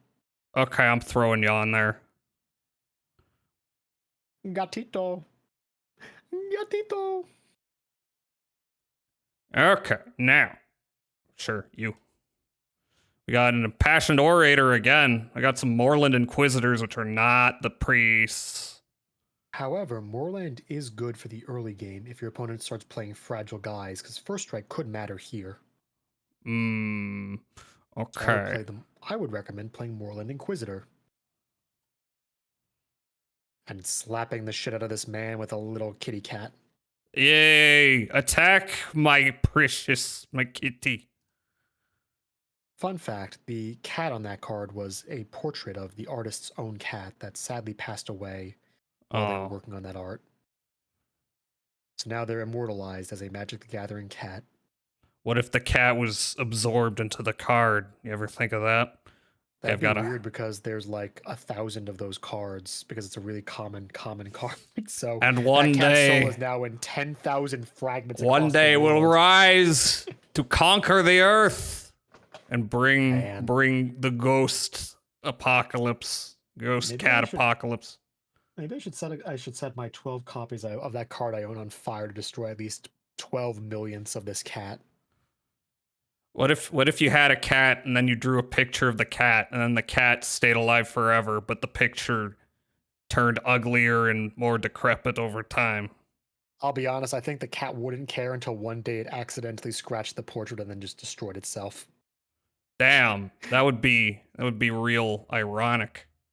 Or I don't something. think it would be ironic, because I don't think the cat would do it out of spite. They'd just do it out of, like, pique. All right, is it a good time to do orator plus priest? Yes, because next turn you can play priest, but you can't play him this turn because you only have 3 mana. Hmm. You can then- go bludgeoning, though. Yeah, all attack. Yep. Let's do it. Also, fun fact, because you have the cat with its 1/1 lifelink, the cat doing damage would be another source of life. To make your Whoa, what card the piece heck? bigger. Hello, Raiders. Hi, Sai. How are you doing? What were you doing? Last played Oh, shit, Stray. Is that a quiet sigh? A quiet Sai. VTuber? No, this is Or a different Sai? I_Sai_I. Ah. Legendary chatter. How I did see, I Stray see. go? Well, I'm using Charmed Stray, and you were playing Stray. Isn't that fascinating? Because they're cats, and they're called Stray. Isn't that fascinating? How was your stream? Did it go well? I need to play Stray at some point. Well, I don't need to. I hear it's cool. I've heard good things about it. Didn't it win a Yeah. Game Award back in like 2020? When did it come out? Which game award did it win? Stray? I think it was like.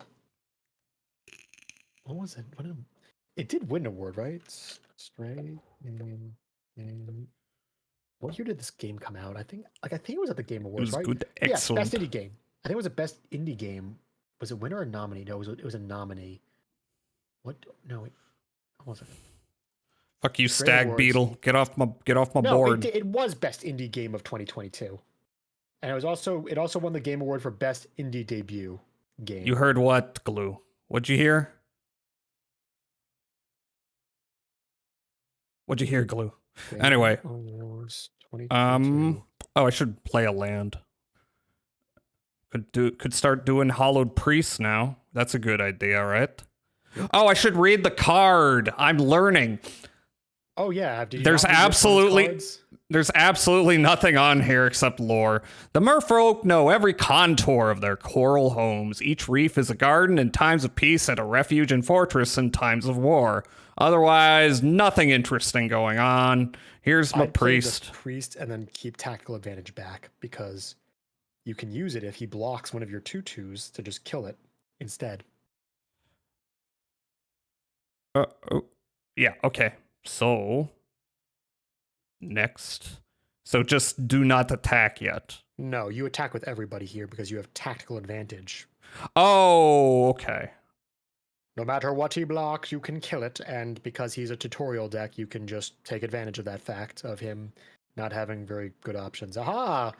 And now that he's blocked, don't click next. You have Oh. to use tactical advantage first. Oh, I didn't see I had it. Oh well. Yeah. Sometimes I jump the gun, you know? Or I will place Moreland Inquisitor. That's so sad. Yeah, you might as well just put some damage on the board. Ready yourself for the fact that he has like 0 creatures apparently. Except for this guy. Ah. Okay, well now you attack with everybody because theoretically you can just use both of your tactical advantages on this one guy. Okay. Yeah, brute force. Let's do it. It's a recipe for success.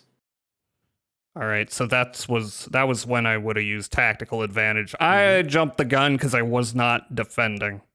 So you have to use it during the declare blocker step, which is here, because combat goes declare attackers, declare blockers, combat damage, and then end of combat. So you have to wait till the next stage. We're currently in declare attackers. We need to move to blockers. So click next. You Go to little vaping, shields. bro? Is that what you Declare heard? Blockers. You're one to talk, Glue. They're virgins again, shaking my head. Well, that's cool. I can lose my virginity again. By Some fucking people would this say that guy. It's an enjoyable experience. It's not. Okay, so tactical advantage, that'd probably be Yes. worth it. You also only need 1, because now that he's going to be a 5/5, he wins the fight easily. Yeah. So you can save your next one for a future turn. if that happens. Conservation of resources. Well, you'll definitely get to another turn because he's going to live. He's only taking 5 damage. He's gonna go You're 8. right. And your guy, of course, gets bigger because your cat does have lifelink, which means you gain life. Oh, damn. I just noticed. I haven't been looking at my own health at all. That may be a bad idea. Uh-oh. Down the line, yes, that could very easily become a bad thing, but for the moment, it's all right. Don't worry about it.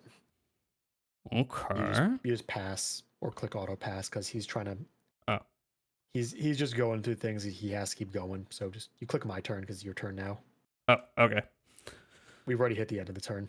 Bond of Discipline. Tap all creatures your opponents control. Creatures you control gain lifelink until end of turn. Tap all creatures your opponents control. Creatures. Wait, I'm tapping them. Yes, which means they cannot block because they are tapped. Only untapped creatures may block. All right, so should I just throw this at that guy or should I use tactical advantage? Well, think about it this way: if his one blocker's tapped, can he stop you from killing him exactly this turn? No. Well, yeah. So do it. Go for the kill this turn because tactical doesn't actually let you make your damage better. Okay. But this lets you close Oh, the fight out one turn True. earlier, which prevents him from having one more turn to draw a card, which might actually be worth a damn. woo! -1. 34 life, perfectly good starting. Yeah. total, right? 34. Only 14 more than where you were at the beginning. Winning You've against only these guys regained most doesn't of your mean life. shit. I know it don't mean shit. These are But bots. we have to beat all 5 to unlock tutorial starter deck fights. So Jesus Christ. Jesus Christ. Okay. Now that's we're not Jesus Christ. That's Vivian Reed, a kind of not that great character.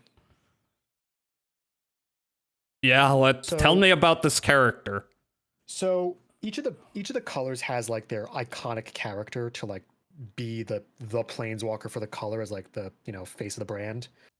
And for white, it used to be Gideon until he tragically died. Rest in peace, my boy. He was too pure. Fucking Liliana should have died for her own goddamn sins, and she's still fucking around. I hate that.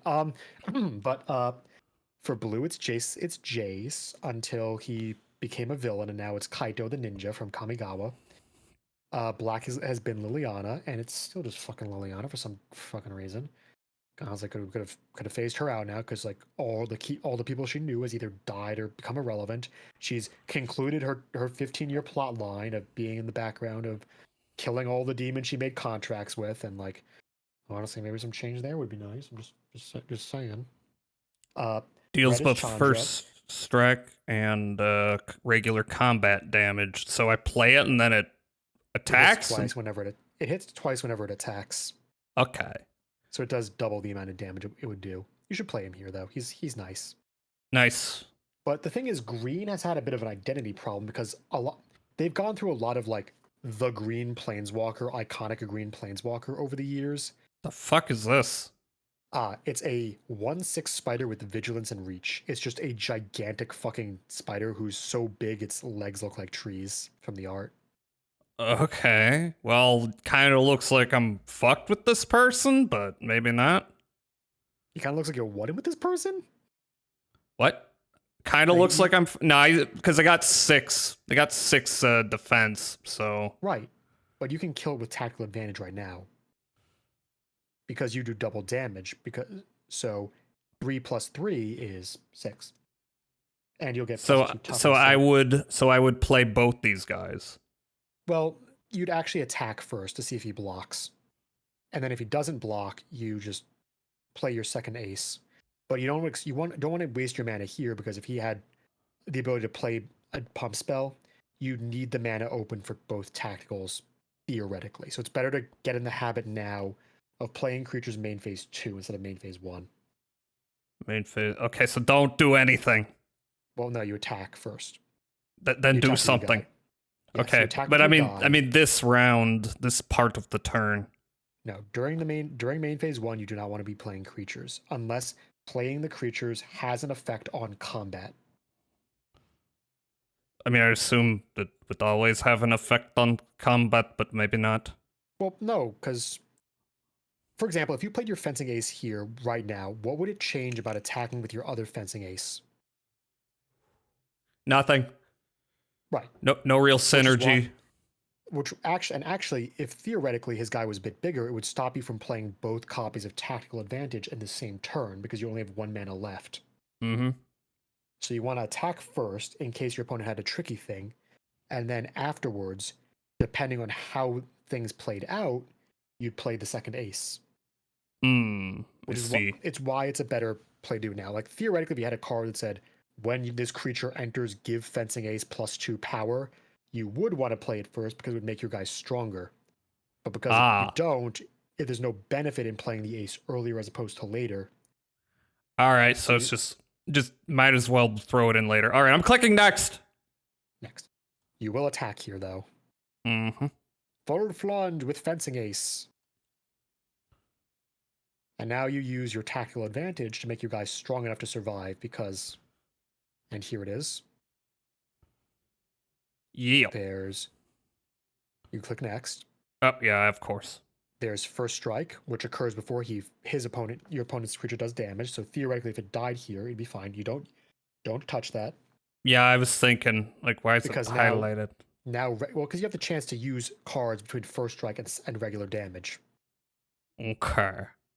And now you click again for regular damage. And now during regular damage, you will strike again, and your opponent's guy fights. Okay. But because your guy has done enough damage, you've killed him, and he's too weak to do much because the 1/6 is a wall. He's not a fighter. No. Now you play your second ace.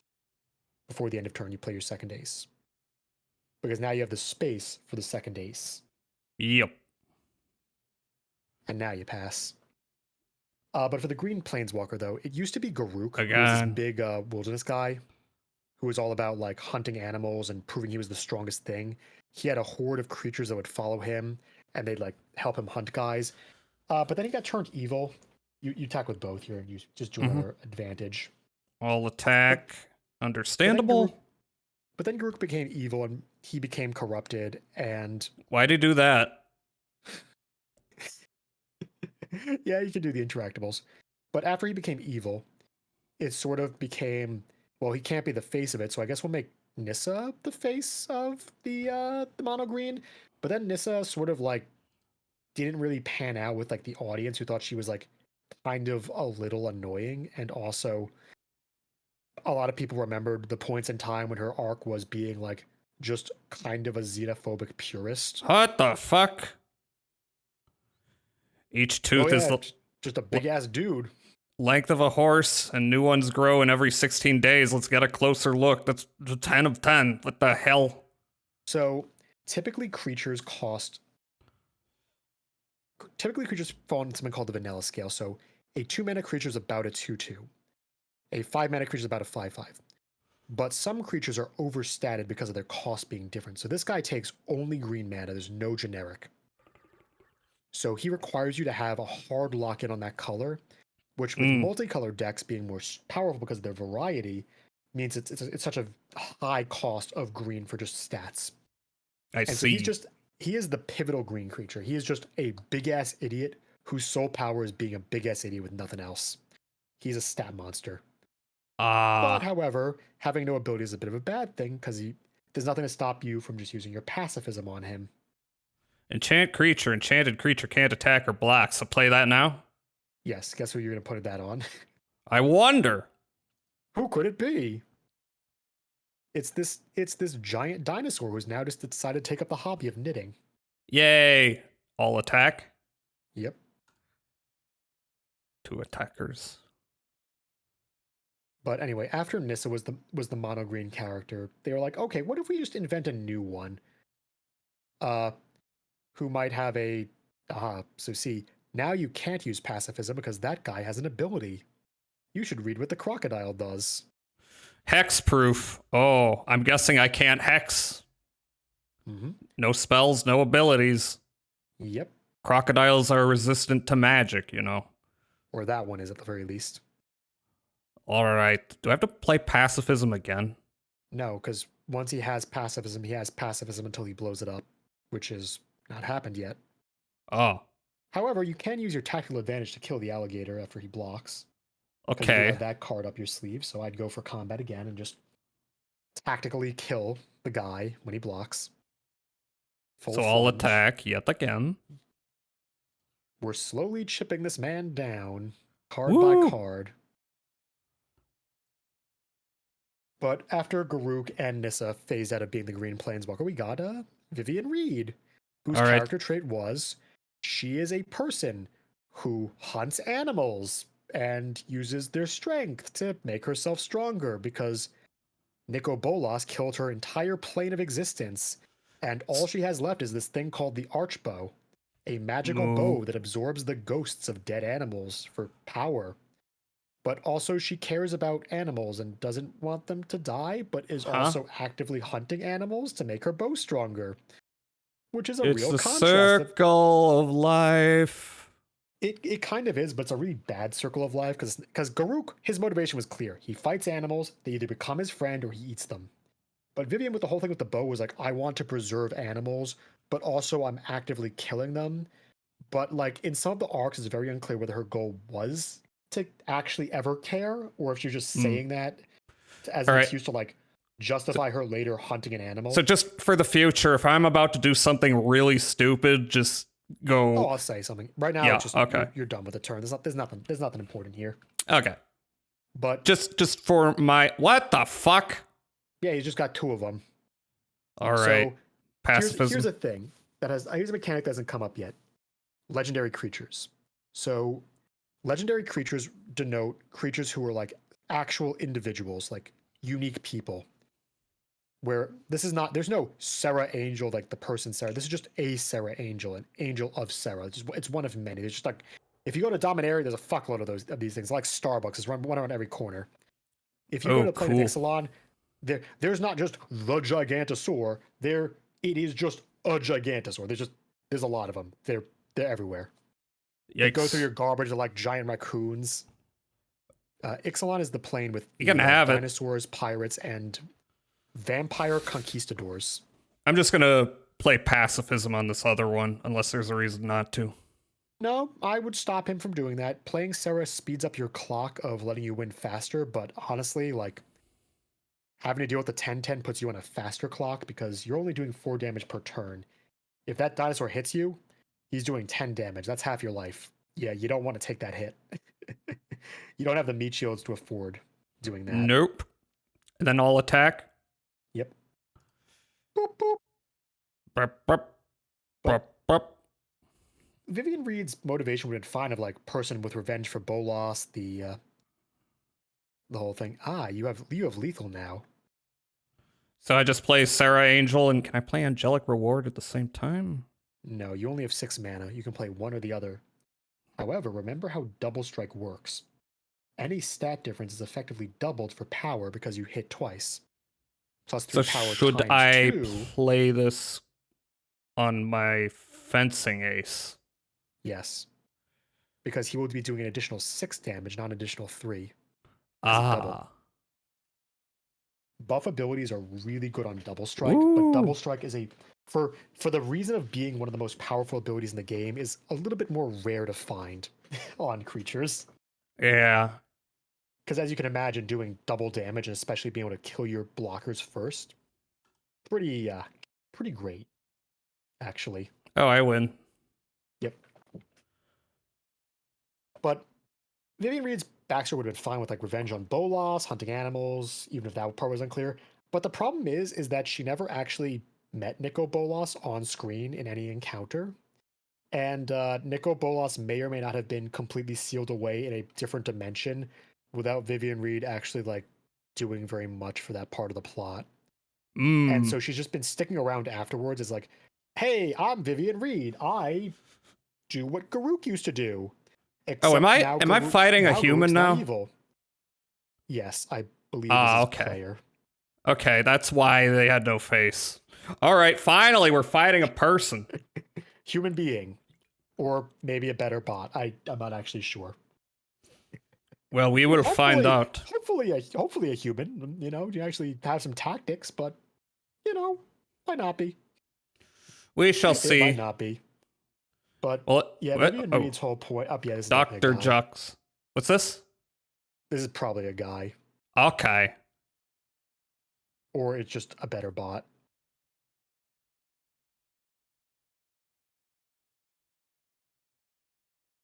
I think it's a So- human because they're not doing anything. Well, this is the game probably connecting or pretending to connect if it's an AI, but it's doing the coin flip right now. Or this is really just a guy who's just like hella delayed. I wish I had Jesus Christ in my deck. We came very... Okay, so, Glual, we came very close to actually having Jesus in a deck at one point. Because back in the days, in the 90s, when Magic was starting up, not all the sets were like fantasy worlds. We had a thing called Portal 3 Kingdoms, where instead of using like a fantasy setting, it was just the Tale of Three Kingdoms from China. So all the named characters were just like the characters of the book Tale of Three Kingdoms. I hope I'm not supposed to be doing anything. I'd hate to be holding someone up here. Wait, what? No, you're waiting on the game. I think the game's just lagging out on this guy. Still on White tutorial? Yes, this is supposed to be the last match. I think I'm fighting. Whoa, whoa, whoa, oh. Oh, I think he's delaying to. I think he's forgetting to put in whether he wants to go first or second. Wow, this is a great fight. What if I win? What if I win by default? You just get free stuff. So, I don't know. Could happen. This guy might just genuinely be too preoccupied to know. We've got to have. Frickin' Fudgy, thanks for the subscription. 9 months. Your opponent Hey, kept how's it. it going? You will return 1 card to the bottom of your library. Keep 7. Thanks for Okay. your chat, baby. So Mulligan is a way of trying to find a new hand that's better than the previous one. You don't want to click it here because your hand's good enough. Yep, okay. I will keep. We have a lot of cards to play for 2 mana, so even if it takes a little bit longer to find more lands, we're pretty fine with what we got right now. Are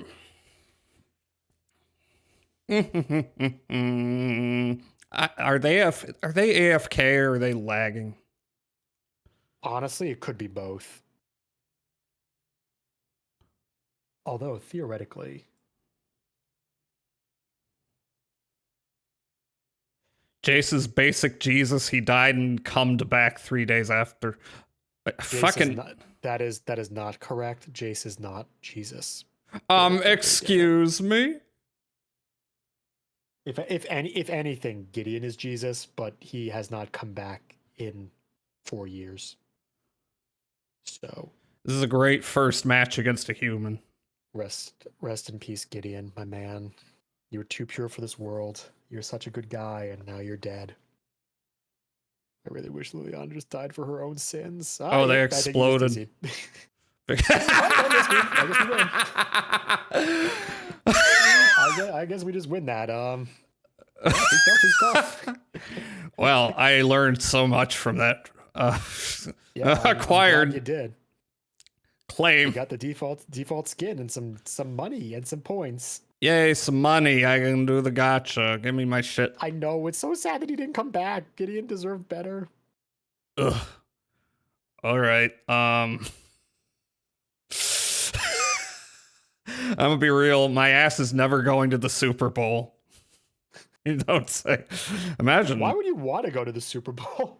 So Imagine loud. paying like tens of hundreds of thousands of dollars for travel and tickets and probably a hotel, and then to see the team you're rooting for get like 0-20. It's for the experience. I've acquired more stuff.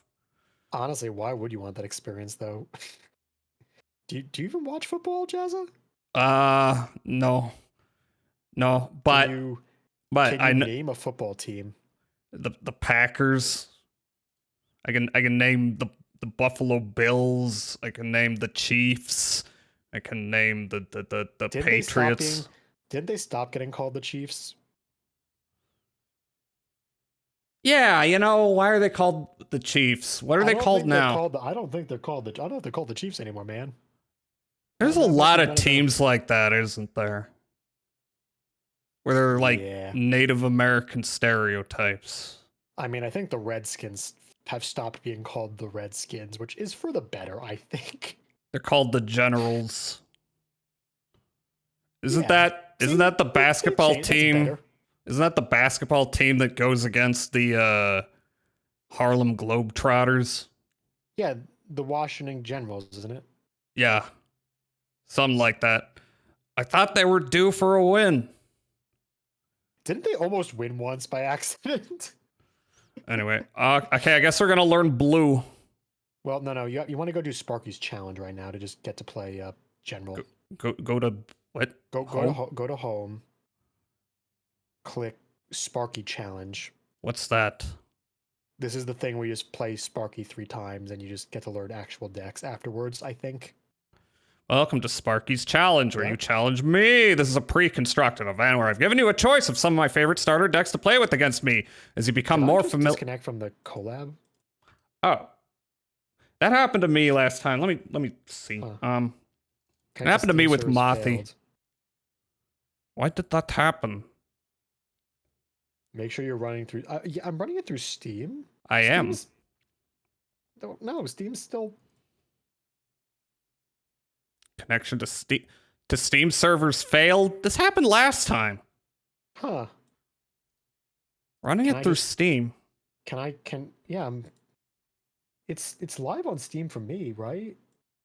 Same thing happened to me, even though it didn't disconnect me from the game at all, so that shouldn't be a problem. Huh. I mean, I could try restarting it. I'm gonna restart my VTube Studio. I will do the same. I disappear. We are just disembodied voices now. We are nobody. I am nobody. Hello, nobody. Can you tell me whether or not you stabbed my cousin the other night? He's Uh, kind of yeah. distraught about it. Yeah, I'll be honest, I don't particularly care whether or not you did stab him in the eye. He's kind of a dipshit, but like, just for my peace of mind, are you the guy who did it? No, definitely, I'm not going to do anything bad to you. If not, I'll do something bad to your cousin. Hmm. I'll give them the worst blowy they've ever had in their life.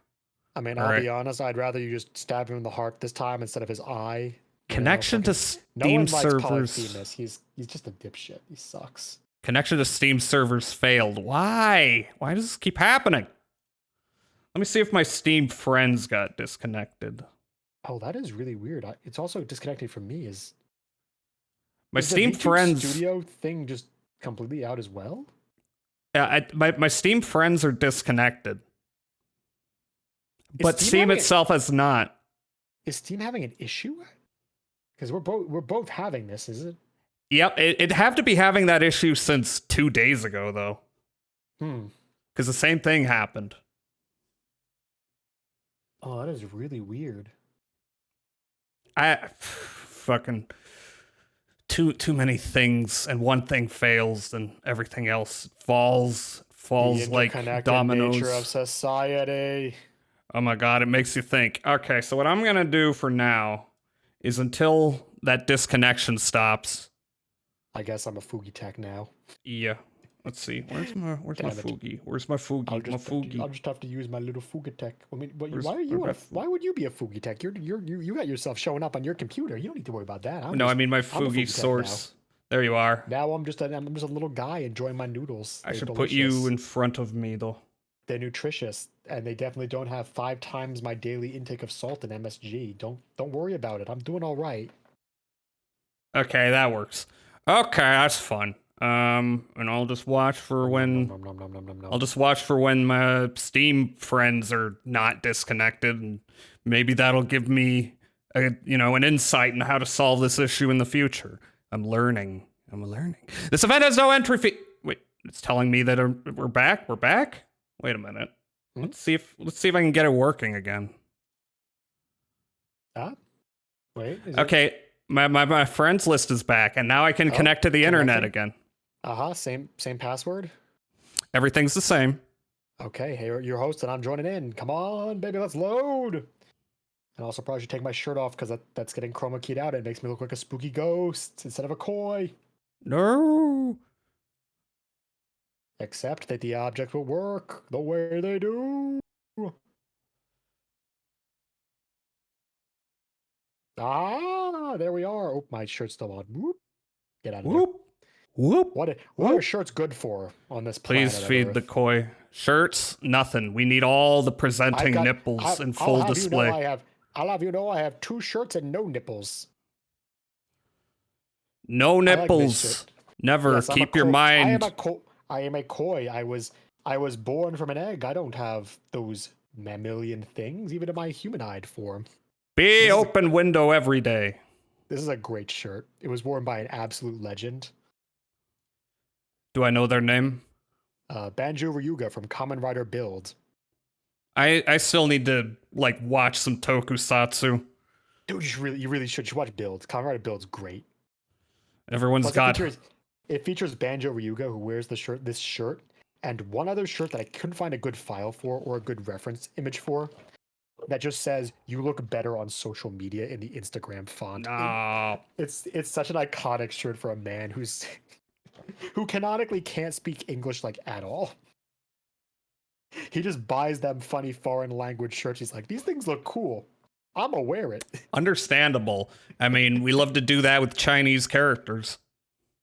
Hey, I intentionally got my tattoo to say shrimp fried rice special number 3, and if it says beef bowl number 2, I am gonna be so fucking annoyed. That's not my order. I want a tattoo that if I roll up my arm in a restaurant, I'd be like, give me this. This is what I want. Right here. Oh, on my that's arm. practical. You don't even need to, you can just go to any Chinese hole in the wall and show them your tattoo and you get what you want. And then I flex my bicep and they see the other part of my order. 3 spring rolls, 1 bowl of hot and sour soup if it's good. Keep playing until the event ends. Choose your deck. Huh? You have to click choose your deck. Okay, crack the case, dynamite, or snack time. Now you can finally start playing some 2-color decks. Oh my god. So each of the colors has a term for the 2-color combinations. They're based off of the set Ravnica, the City of Guilds, where the iconic first set of 10 different names for each combination of 5 single colors came to existence. You'll slowly pick them up over time, and sometimes they try to make new names catch on, like, oh, on this plane they're called these, but no one ever does that. They just go with the Ravnica ones because the Ravnica ones are cool. So there's the Azorius, which is blue-white. Yeah. They're all about law and control, and about playing cards that make their small guys better and drawing cards to, stun your opponent's creatures out of the game permanently. Mm-hmm. You have Gruul, who's like the big smashy deck with the power of Red's impulse and quickness and Green's big bulkiness. They just play like a progressively large series of idiots that just slap your opponent to death quickly. It's a very balls to the walls creature aggro strategy. And then there's Green and Black, the exploitation of resources and natural growth. A fun way of combining sacrifice and token creation to gain life and do extra damage with niche combinations of effects. All I right. like Golgari. It's kind of fun. Golgari, the middle one? No, Golgari is the black-green one. But Black what are green. these? Yeah, but what of these speaks to you though, Jazza? Because you want to learn the game through things that fit for you. Because everyone's strategy is different. Not everyone likes the same colors. I'm gonna. Well, I gotta like kind of dip my toe in, but black green sounds kind of nifty. Okay, we'll play black-green. Snack time. Submit the Ooh, deck. Speaking of snacks, do I have any snacks? Snackaroons. Oh, I have pretzels. All right, so this is bots No, again, it's right? empty. Am I out of pretzels? Pretzels. No, please don't be out of pretzels. Oh, not out. Oops, rich. All right, I'm just gonna play. This is bots, right? This isn't humans. Nope, this is bots, I believe. Cool. People. I can't remember. It's one or the other. Well, that took no time, so I assume it's Sparky is bot. Sparky is a bot. That's my assumption. Opponent goes first. You might want to read these cards. Okay. Swap, Forest, Assassin's Trophy. Destroy target permanent and opponent controls. Its controller Destroy may anything. Okay, may search their library for a basic land card, put it onto the battlefield, then shuffle. Okay, so I play this, but they choose what I destroy? No, they just get a land as payment for you blowing anything up. Ah, okay. So it's a very powerful card with a bit of a trade-off on it. Okay, but so it's gonna buff their mana. Yes, but it can Hmm. kill anything, no matter how big, or if it's a creature, a planeswalker, an artifact, or an enchantment. As long as it exists, it can be blown up with that card. It's quite I good. see. Lich Knight's Conquest, sorcery. Sacrifice any number of artifacts, enchantments, and or tokens. Return that many creature cards from your graveyard to the battlefield. So that seems like kind of a late game thing, right? Mhm. You bring back dudes who are dead. Return from the wilds. Choose two. Search your library for a basic land card. Put it onto the battlefield tapped, then shuffle. Create a 1/1 white human creature token. Create a food token. So You what's a can right-click food to find token? out more information about a card. Food. That's a bony bit of meat. It's a lamb chop. They're delicious. I like a lamb chop. Sacrifice this token. You gain 3 life. Wait. What? I just sacrifice this and I gain So 3 life? it's 2 mana. You have to be able to tap it, so it can't be tapped for any other abilities. And you must sacrifice it. Those are the 3 parts of the cost. 2. So wait, 2 mana, Tap. tap. You have to be able to tap the food and sacrifice the token. The part before the colon is always the cost on an ability like that. Okay. And then we have Reach for the Sky, Enchantment Aura, Enchant Creature. Enchanted creature gets +3/+2 and has reach. When Reach for the Sky is put into a graveyard from the battlefield, draw a card. Okay, so that would be good for this one, right? Not quite. You have no creatures to bring back with Lich Knight's Yeah. I Conquest, mean, actually. theoretically, I don't have any creature cards, do I? So You have a should card that can make a creature, but nothing that is a creature. So this is not a very good hand, honestly. yeah. This is where Okay. you'd mulligan, where you simply draw another set of 7 cards. Okay. And this is better, actually, by quite a bit. Mm-hmm. Now you have 2 copies of Return of the Wilds and a removal spell. Feed the Cauldron. Cauldron. Destroy target creature with mana value 3 or less. If it's your turn, create a food token. That seems pretty good. But no creature cards. Is that fine? Well, you do have creatures though, because Return from the Wilds makes a human. Oh, okay. Okay. White human creature token. Oh, okay, I see. So should I keep So- this? I would keep that and discard a land, probably a swamp. All right. So do I select what I? You keep set. You have to hit keep 6 first. Okay, and And then now a you'll put swamp. one of the cards at the bottom of your deck. Okay. Wait, what? You have to just drag it to the Ah, left. yeah. Because Done. if you go for a bigger mulligan, the next mulligan you have to put 2 down, then 3, then 4, then 5, and the order those cards go to the bottom of your library would theoretically matter. Okay. Just So at the moment it doesn't. I think I got a land card anyway, so that's Yeah. nice. Okay, I got You're 2 also on the fourths. draw. You're on the draw, by the way, which means you're going second, so you draw for the first turn instead of not. Typically, people call it either being on the play, which is going first, or being on the draw, going second, because going second is the first person to draw a new card for the game. Going first All right. doesn't. So forest I should play so I can play Return from the Wilds, right? Yep, in a few turns. Here is where like land ordering might matter if you found a land that comes in tapped but has more than one color, because you'd want to keep yourself available on certain colors, but certain lands that are two colored, not one colored, come in tapped, so you can't use them the turn you play them. So for Mm. those cards, you'd want to play them quicker so that they can stop being depleted, as it were. I see. And this guy doesn't seem to have any special abilities. It's just a dude, right? No, but he sure's got a commentary on something on the text about how he wants to kill people and steal their food. Few He's hungry. surviving humans of Krav would have welcomed the return of winter and its sterilizing cold. They often peered northward, hoping that the snow's edge had reached their infested city tomb. So what, they're nasty? Okay, I got that. Yeah. Ah.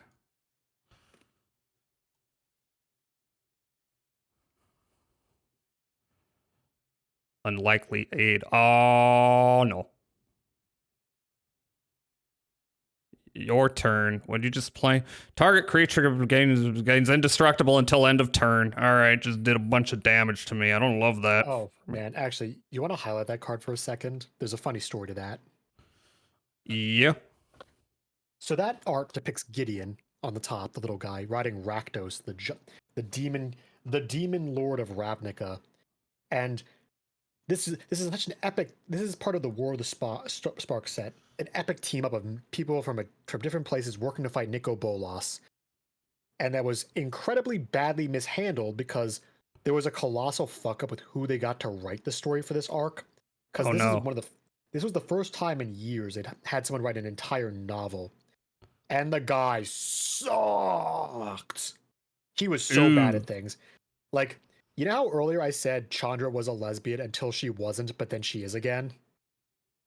Well, you know, you have a crisis of your sexuality and gender sometimes, but yeah, Well, anyway. no, it had a crisis of the guy fundamentally not understanding what was going on and also lack of oversight. And he just kind of wrote Chandra to not be a lesbian for that. Don't like lesbians. He really didn't. And so the line was, oh, where's the line? There's a really infamous line from War of the Spark.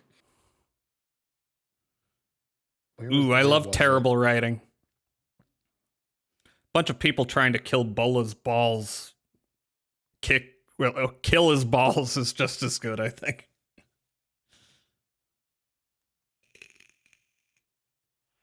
Okay, what would the Google search for this? Chandra. Titanic growth. Macrophilia. I would play your Return from the Wilds here, though, after you play a land. But Hi, Landelm. How are you doing? Let me give you one of these.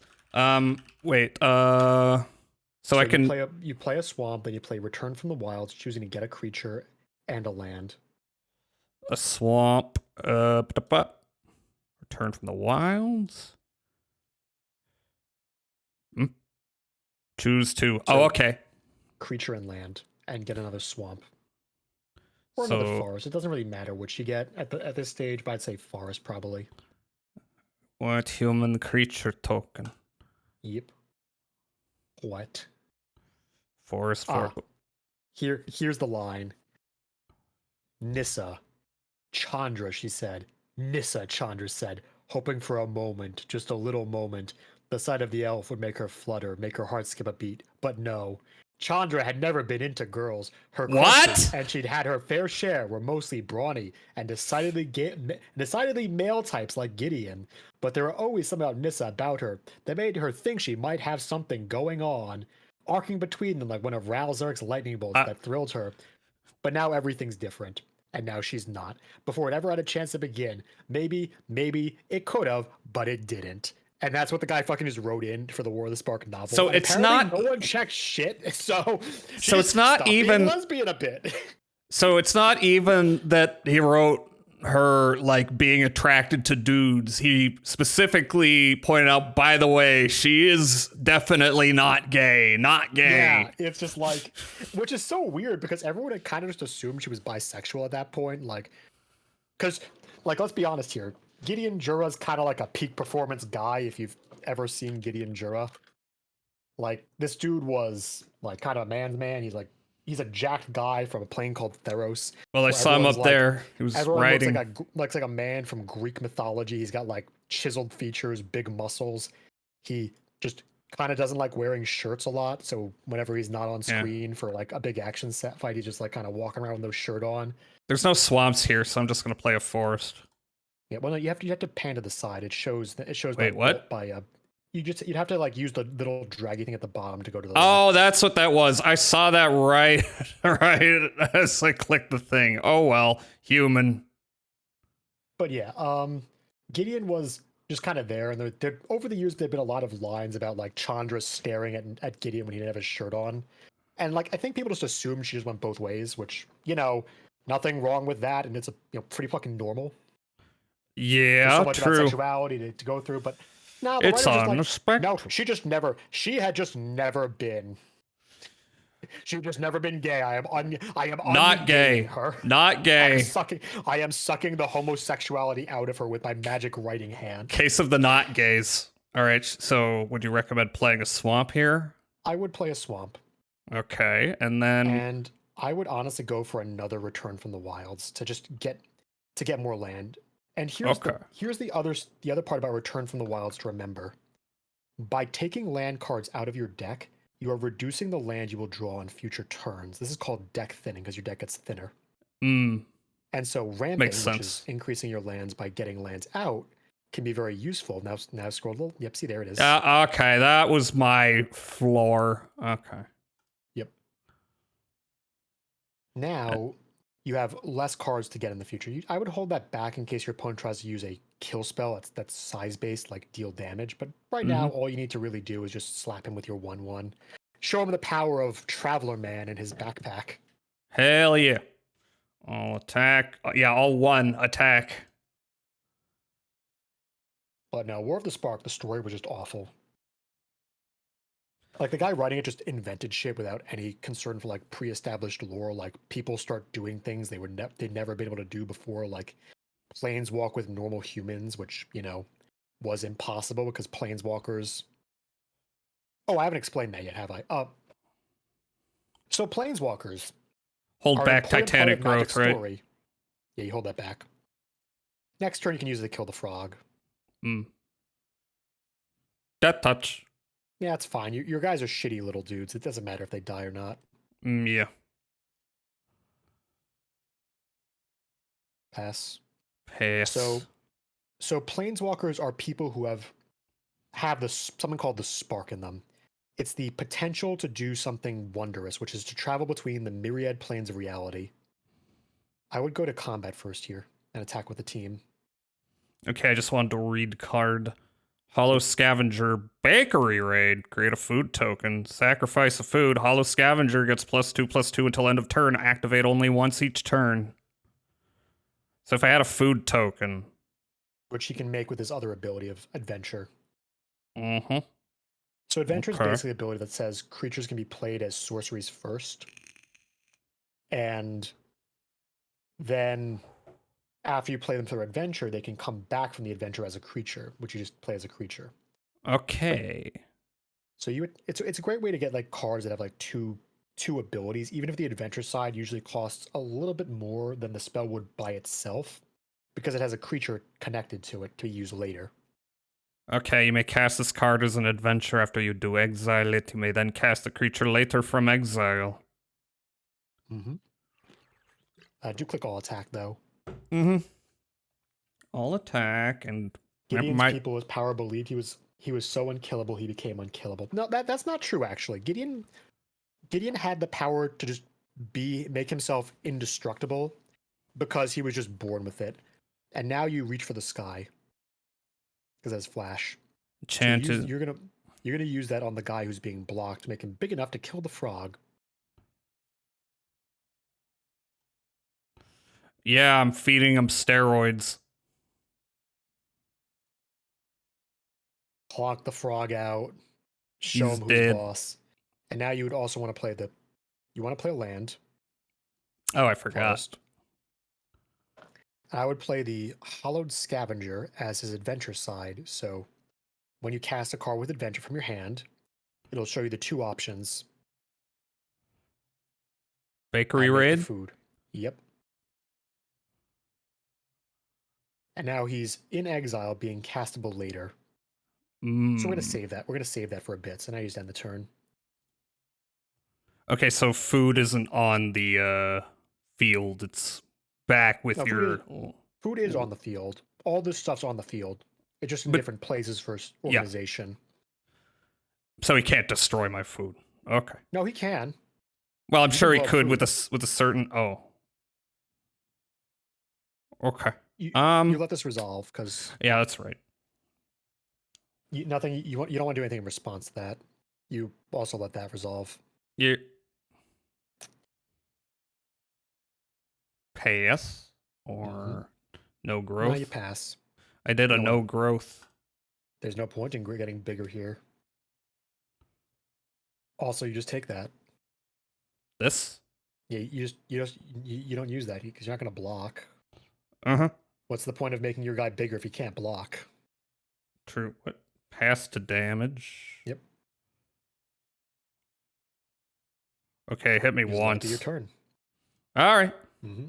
But again, the only point of life that matters is the last one. So, ooh, I believe that's another adventure. Mosswood Dread Knight adventure. You draw a card and you lose 1 life. Oh man, it's 1 life.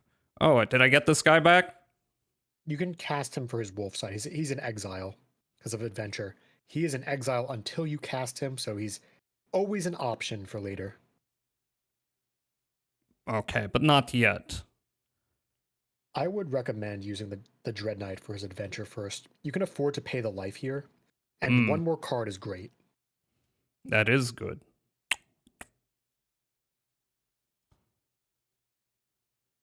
What did I get? I got a swamp. And I can play it.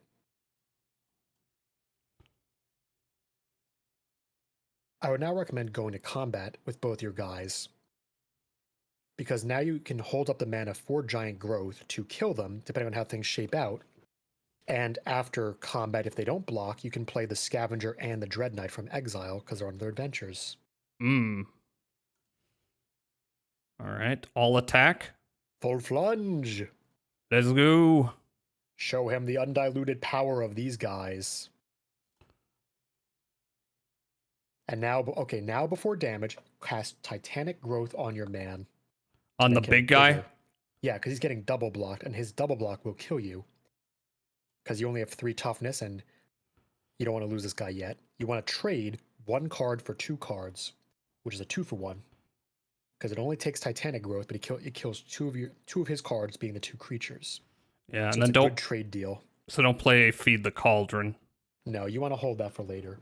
Okay. You want to use that to kill Typhoid Rats next turn, so he can't block with it. See, thinking ahead is not a strength I have in my brain, so that's kind of been why I'm bad at card games, but let's see. Don't worry, you have me, your foresight here. Yay! And I have foresight because I have 4 eyes with my 2 glasses eyes and my 2 regular eyes. So do I. Hey, now we have 8 sight then. We have Double foresight. 8 eyes, octo eyes. Spider eyes. Just like Octomom, but for eyes. You remember Octomom? Oh right, that was the person. I was like, is that an Octodad spin-off game I don't know about? Yeah, that's what that was. I just remembered that. Whatever happened to Octomom? That was a big thing, wasn't it?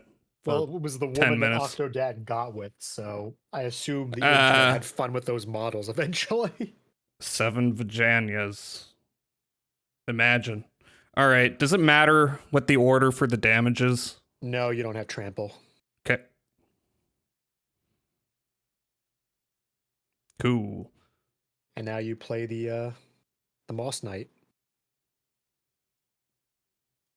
You want to play the Moss Knight over the other one because he has trample, so we can punch through little guys like Typhoid Rats. Oh. And you can cast him again if he dies, whereas the Scavenger's kind of just like he's That's an pretty overall dope. card.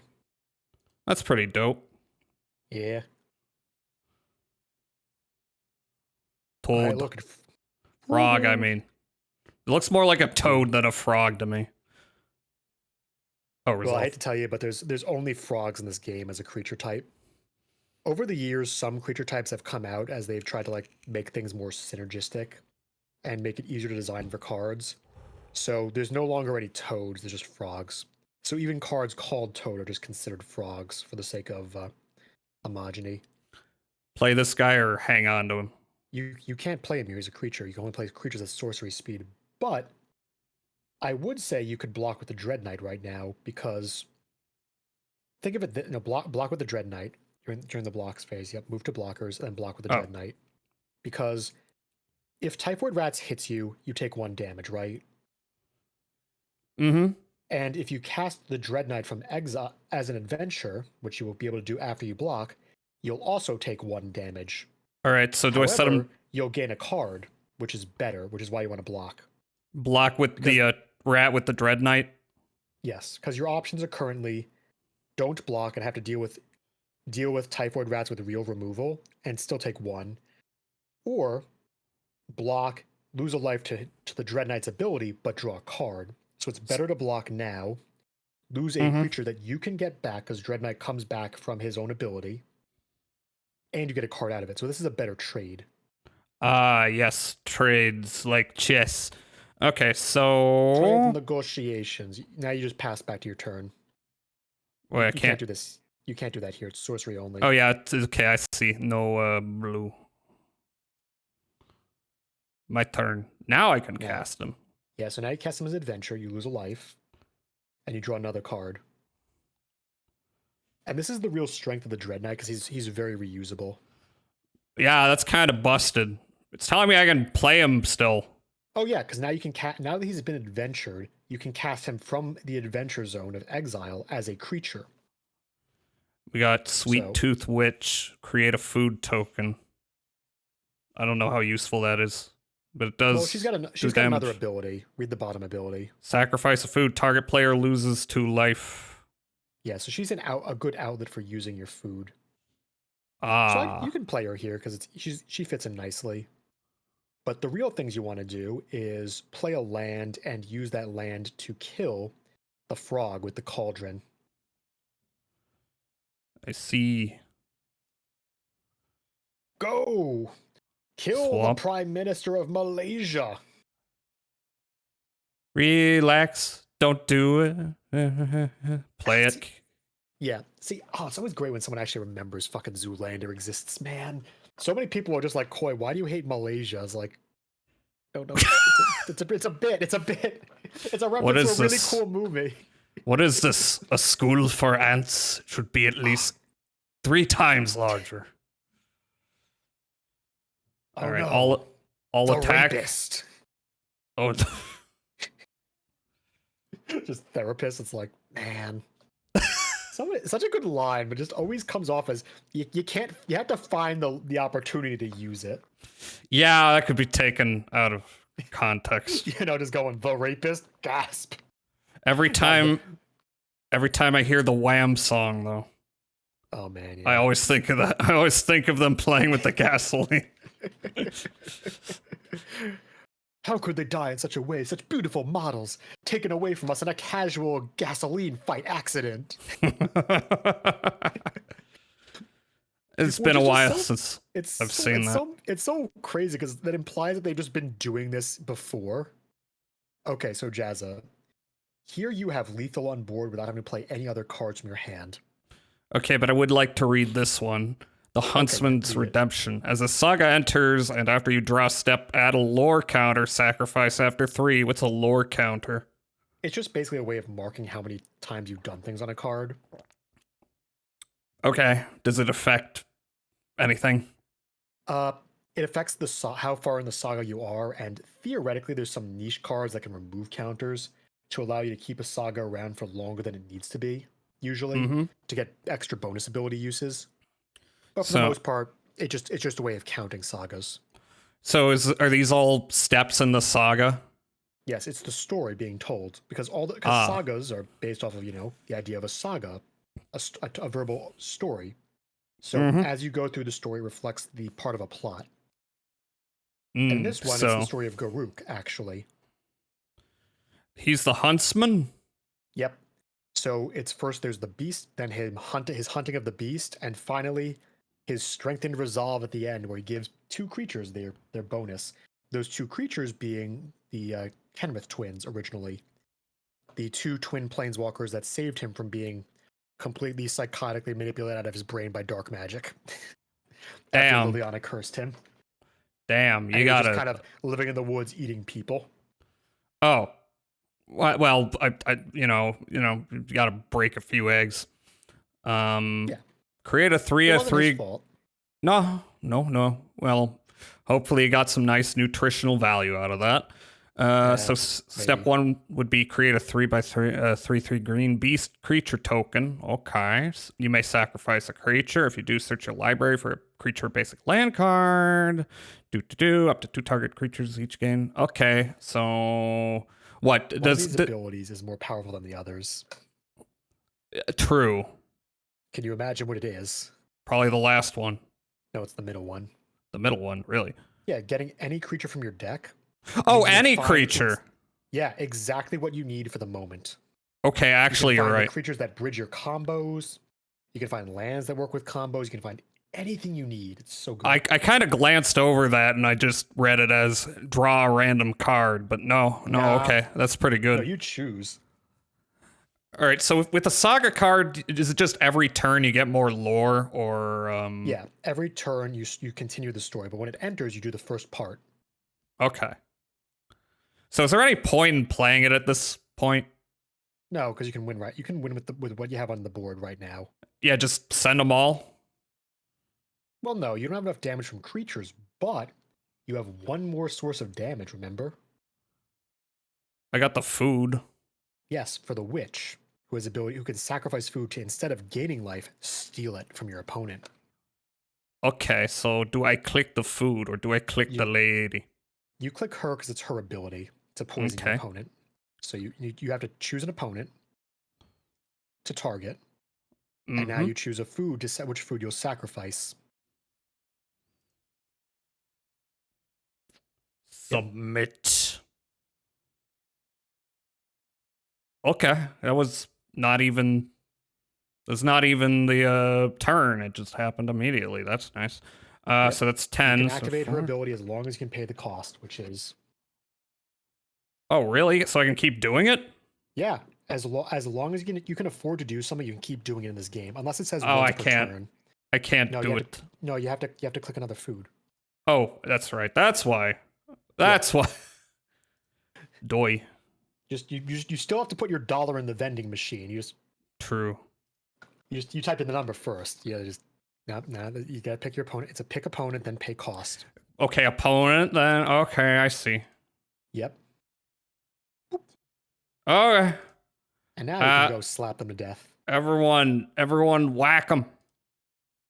Now that grandma's made them fat and immobile during New Year's with all those pigs in a Hi, blanket Chad. and the mayonnaise and the shrimp cocktails, now you can just bludgeon them to death while they're out of it in a food coma.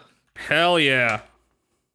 How you doing? Sure, we should play Magic. You'll probably beat me. I'm kind of just sort of winging it while, my friend Koi helps Hello. me not die. And we've been mainly fighting bots. The only time we fought a human, they went to go piss or something. Okay, so 1 win, 2 wins. Okay, I would recommend changing the event deck though. You have to click claim to get the prize first. Oh. Claim. I see. What'd I get? This is actually random. Rankle's prank. Who the hell's Well, that's it. Rankle? Is he some kind of puck ass motherfucker? Actually, yes. So Eldraine was a fairy tale themed world where everything was based on fairy tales, like with twists on them. Rankle was basically just Puck, but like an asshole. Like even like a very mean spirited asshole as opposed to Puck, who was kind of portrayed as being more of just generally mischievous. Yeah. I usually stop was just- playing he was a online dick. because people let the timer run out. Well, I mean, people keep telling me Tabletop Simulator is a better way to actually play this game, so. I'd recommend Cockatrice over Tabletop Sim, I'll be honest. Cockatrice? Yes. But okay, if you click on Snack Time though, you can actually see some more cards from Eldraine for the fairy tale. Just click on the deck. This one? One on the right. Snack Time, yeah. Click on it. View View deck. So at the bottom card in the second column from the left. From the... Greta. Yeah. Yeah, that one, Greta. So she's one of the characters from Eldraine that was very overtly a reference to a classic fairy tale. That being Hansel and Gretel, Oh. where on Eldraine there's a village of just sentient food that seeks to consume people that comes near it. And so Greta, being a take on Hansel and Gretel, is a survivor who fights against the encroaching food villages. Damn, it's domination like of the countryside. Hansel and Gretel, but edgy. Wait, they already did that. Oh my god, yeah, they did do that, didn't they? Yeah. I think Yes. I think Jeremy Renner was in that. That was blissfully out of my mind for years. Jeremy until now. Renner, who created the greatest app of all time, the Jeremy Renner app. Remember the Jeremy Renner app? No, all I remember is the Soldier console, the greatest video game console of all time. The what They have console? do you not remember the Soldier console? Soldier console. The Soldier console from Soldier Boy. It, his fucking video game console. it's that coming was just back to me. The ROM hack console where it was just like every Nintendo game on this this shitty Timo Direct. I think there's a digital- lot of physical those. platform. that Yeah, he okay, tried it's to coming release, then back to Nintendo me. Sued him, and he's like, "How can you sue me? I bought those games for myself once. I can do what I want with them." And everyone was like, "Ah, I mean, no, it's not how that works." I mean, That's not on the how any one of that hand, works. fuck Nintendo. On the other hand, like you can just download that shit. You know. Yeah, but on the third hand, like Soldier was also kind of a dipshit, so like, True, but he Fuck did that make guy. he did make John Blow cry deeply, so I will always respect him for that. Okay, so oh, you've never seen the clip? no, I haven't. I'm gonna pull it up on the stream. This is one of my favorite clips. Let's see, Soulja Boy John Blow. Okay, I'm gonna just be quiet so I can listen to this without hearing my own voice on delay. From Indie Game the Movie.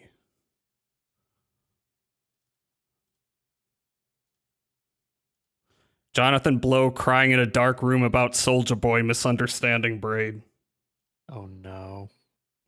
Wait, like Boy, break. Soulja Boy, tell 'em they got No, this the right? game. Oh, no, this shit called Braid. Oh. Oh, the hey, watch this shit. It's about this little guy in a suit. Oh, and Braid, He look not like Braid. Mario in the future. No. No, not Brave. What's Not the Pixar movie. Yeah, I was like, okay. What do you do? How you do that? How you do that? You didn't catch that. On release day, you start seeing the reactions of people on the internet. And for me, it was a very addictive thing because here I've spent several years, you know, working on this thing in isolation for the most part. And then suddenly it gets out and a lot of people, Soulja Boy's playing it. people played in the first few days. I mean, I played Braid a while You see back. that I was all over like, the internet, it's and fine. for me, that was It's actually pretty. a very Well, negative. That scene just looked like experience. Donkey Kong though in the middle.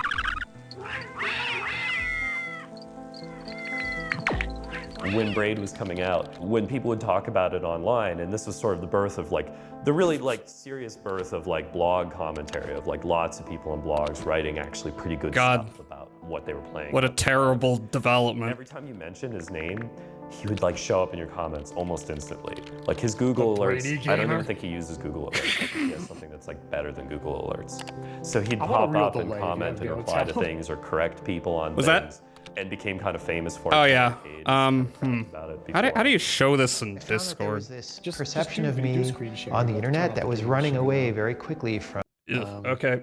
Yeah, let's do that. Just swap the share because like I'm really far behind where you are. Oh, hey, it's Penny Arcade. Yeah, it is Are they Penny still- Arcade. Are they still around? Here. Yeah, Man, Doy, I- that's how it works. I've still I got remember the when the- sexy art up. Man, I still remember when Penny Arcade did like irreparable damage to the independent webcomic ad market by kind of pseudo botting themselves with ads and clicking on their own ads and like using bots to boost their own ad viewing rate. That it dropped the price of ads on every other webcomic by like a factor of 12. It was so bad for everybody else. But they who did I think well, I am, so and that was good for them, I kind guess. of disturbing. I remember when they got into a spat with Harlan Ellison. So that was actually a pretty negative experience, and I was actually seriously depressed Well, for somehow they weren't the worst video game webcomic. from probably that 3 or 4 era. months after Braid came out. It's hard to be Somehow. It's hard to beat Control Alt Delete. You know, when you work a long time on something really I interesting, mean, there's a hope a lot of them were that god awful. people are going to understand. Well, yeah, but you know, like, the there's things that there's you did. being god awful, and then And that there's you'll have sending some a line dick of pic to communication a with your disabled audience and Make a things like Wish that. kid. And Wait. some of the actually the most demoralizing things Yeah. were actually positive A- reviews of the game. So apparently there was The a game would legally come out and blind people would kid say, oh, this game's who great, 9 did out the of Make-A-Wish 10, program or to, 10 like, out of 10, the and guy they'd who say wrote what's Control good Alt about the Delete, and he game. just sent her a And dick in pic and many was like, cases, it would be just a very How surface do I not know this understanding story? of the game. Probably because I paid That no you attention didn't to see what Control I Alt thought was Delete most special in a about long it. time. Not that many people understood. yeah, And that was a it's- little bit they're heartbreaking great. in a They're- way. they're It's kind of like, a oh, I dipshit. visualized that I was The going more you learn, have the some more kind you- of connection with people I through this learn. game. I don't know. I don't. And they Little- think it's little too great, much but the knowledge. connection isn't A little there. too much. Because everyone's Okay, really I'll addicted. cut. The curse of the internet. So they think it's great for some of the reasons that I do. I try to stay away from lolcowing. But that's like, that's kind of a dangerous person. They're not seeing the most important thing. That's the image. Oh, They're not. He's not seeing the most. Silhouette. Soldier This Boy does silhouette. not understand. Okay, enough of that. Oh Christ. Okay. All right, let's get everything Man. back. Man, in what order. a world we live in these days. Remember the piss jar?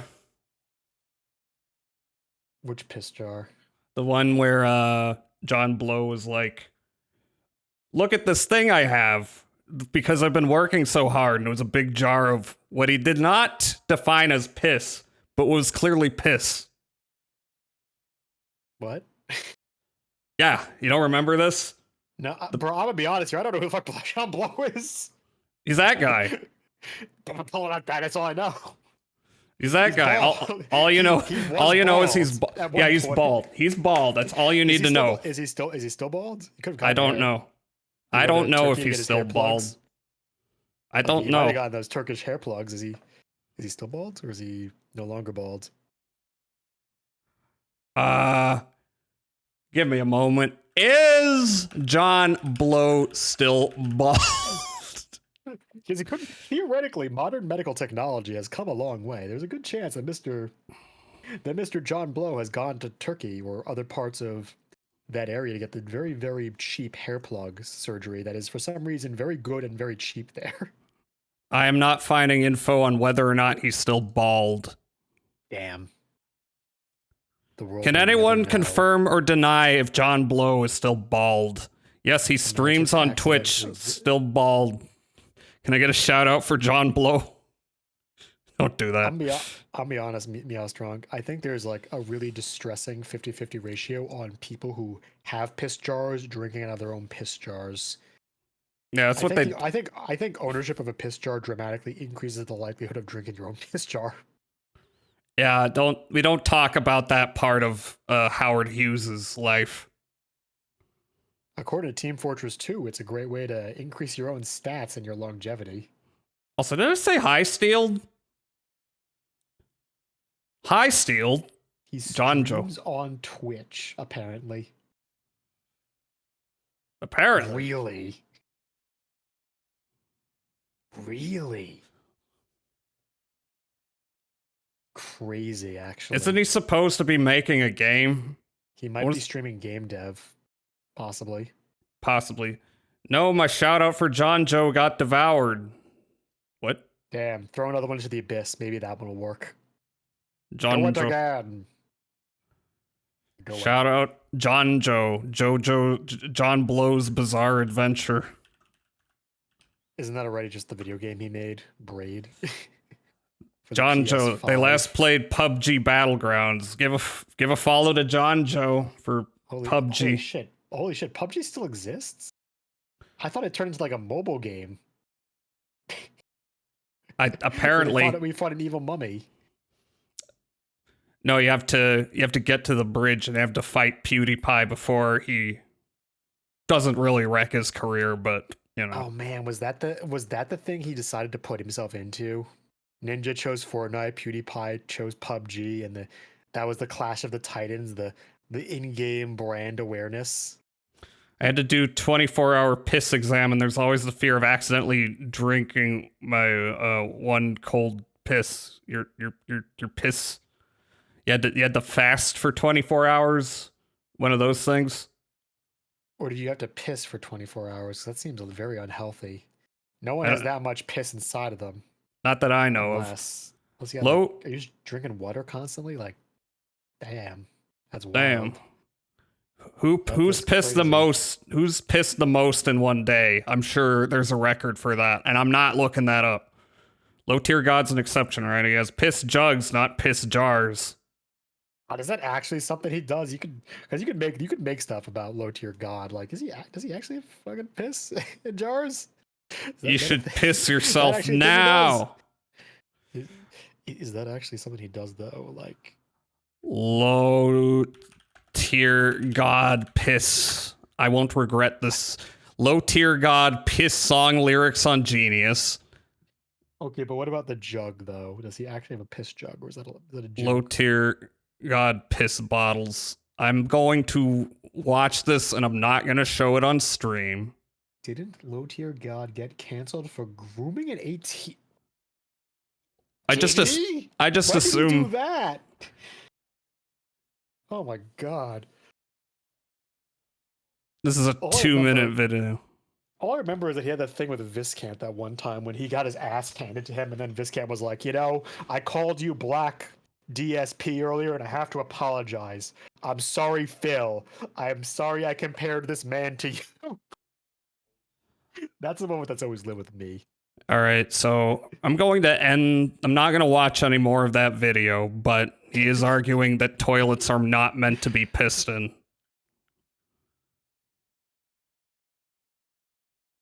Only urinals, which, like, if you don't have a penis, it's a problem.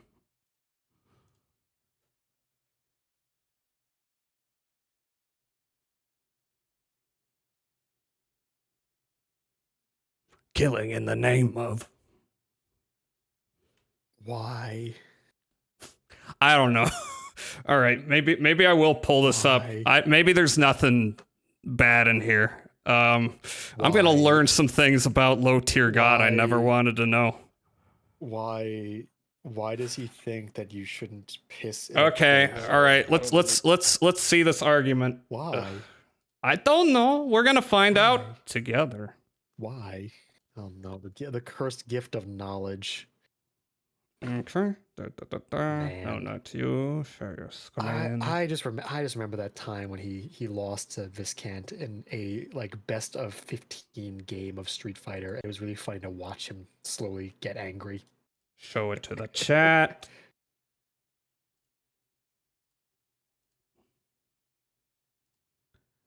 It's still too big. Give me a moment. Let's see this argument. And I'm a strong believer that toilets are not meant to be pissed in, only urinals. Piss splashes all over the seat. It's disgusting. It's What? unsanitary for a dude to piss in a toilet. Sanitary. Preferably, I use a bottle. Oh God! Oh god, Whenever I have a bottle laying around, why does it look so? Can you back that's to that what for I a use. second though? I get the aim. Oh. Disgusting. It's unsanitary. I guess we're gonna look at the. I mean, he did it on Twitch. I assume he wasn't banned for this specifically. It's unsanitary for a dude to piss in a toilet. So, preferably, I use a bottle. Keep pausing that. That looks like Whenever I have a that's like bottle the color laying of around, apple juice. That is That not does- healthy that's not looking a- piss. Yeah, I know. It looks like fucking apple juice. It's orange. Like, The- are you drinking your water, my man?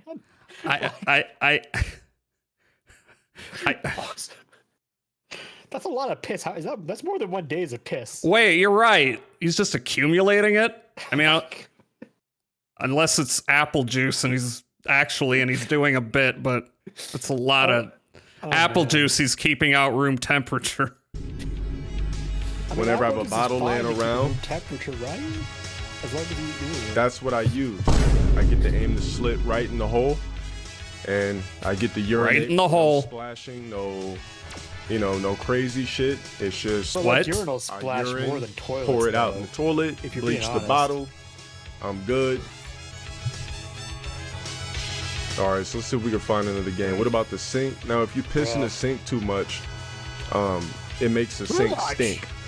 So it's Too better much. to use a bottle. It's better to use a piss bottle. He didn't say. Oh, He didn't say as soon as it gets if you about do it, half it'll full make the or sink almost a smell. quarter Too full, much of what the you sink, do is you it'll pour smell. out the piss. Too get about much. a tap full of bleach. Too much. Some water, swiggle it in there, But a and it little's cleans it. fine. How much is enough? Wait, piss in the sink? wait. And, It put a little bleach and he's reusing this? Buddy, how cheap are you that you have to reuse your disposable single-use carton with piss? You're just keeping that big jug around? What the Does he think that that jug's more comfortable than the other jugs or something? Like, Gotta save why? money, but Why? I just don't like pissing in toilets. guess- I haven't like pissing in toilets for years. for About a years. decade plus. It just get me a nice bottle after I've done drinking the water out of it. How old is little T? Have it a He's piss like bottle. 30-something, right? Oh, what does Elena think of this? She already knows. This is what I do. I piss in bottles. I don't like pissing in sinks. I mean, in In toilets. sinks! How much does he piss in sinks? Toilets are made for shitting, The way he thought Pissing that was is normal made to for say pissing in urinals, sink. and bottles are made for piss. What the fuck is wrong with the toilet? Is your dick small that you splash? Actually, my genital area. is Oh, actually- good. I have to actually Good. hold it up so it won't hit the toilet water. What? But to make What? such a comment that you wouldn't dare think that I'm not rocking a BBC when I had a video explaining the BBC logic. What you're gonna do is Was there a get video that of BBC? his cock on Twitch to Did I piss in my prove friend's that he sinks had when I it? went to, of course. Because most people's toilets are dirty anyway. So I'm just gonna piss in your sink. Yeah, but you Not piss about in to them. sit there, touch your In the sink. sink. Oh my god. Ew. I am now much worse off emotionally for having witnessed Oh that. god. Aren't we playing a video game? Yeah, let's play some Magic. Yeah, it's oh no. Thank you, Chad Yeah. or Steeled. All One of you. All I do with Steeled, my you're the jug is I one. drink out of my jugs. My jug is amazing. You ever see my jug? A massive Your jug, My jug. your huge jugs. Behold my gigantic jug. You see, I only use the finest transparent PNGs for my jugs. This is the Gorilla Oh, jug. I see. I drink out of it. It's shaped like a fish, and No, it's shaped like a rectangle, like all the best jugs. hey, Lara Croft set an unrealistic standard for jugs. My jug is fish shaped because it's better for me, and it does a really cute thing. But I actually have to go and quickly fill it with water because I just realized I drank it all before the stream. 1 second, I'll be back. I'll show you the power of my jug. Speaking of piss, I think I'm gonna go do that thing right now. So I'm gonna go to break and BRB if that's cool. Just for a moment. Y'all enjoy the music, and I want all of your opinions on the best pissing methodologies. Please post below.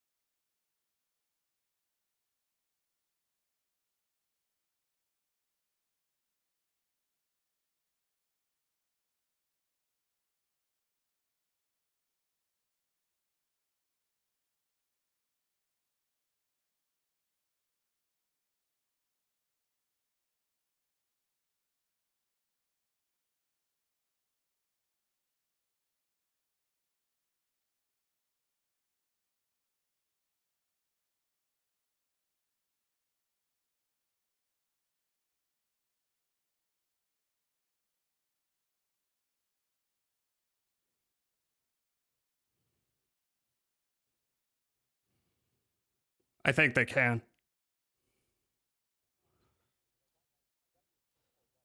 Oh, wait. Oh, you're right. Whoopsie doodle. Hello. Now they can hear you. Can they hear Who? me? I believe so. You're coming in on my mixer. Oh, anyway, 1 second. Actually, I gotta. Okay, actually, Hi, Glue. I don't know how well. I don't know if this sound's gonna come through with Twitch noise isolation. But behold, Jazza, the power of the gluggle jug, the best way of drinking water. Holy shit. Wait for it.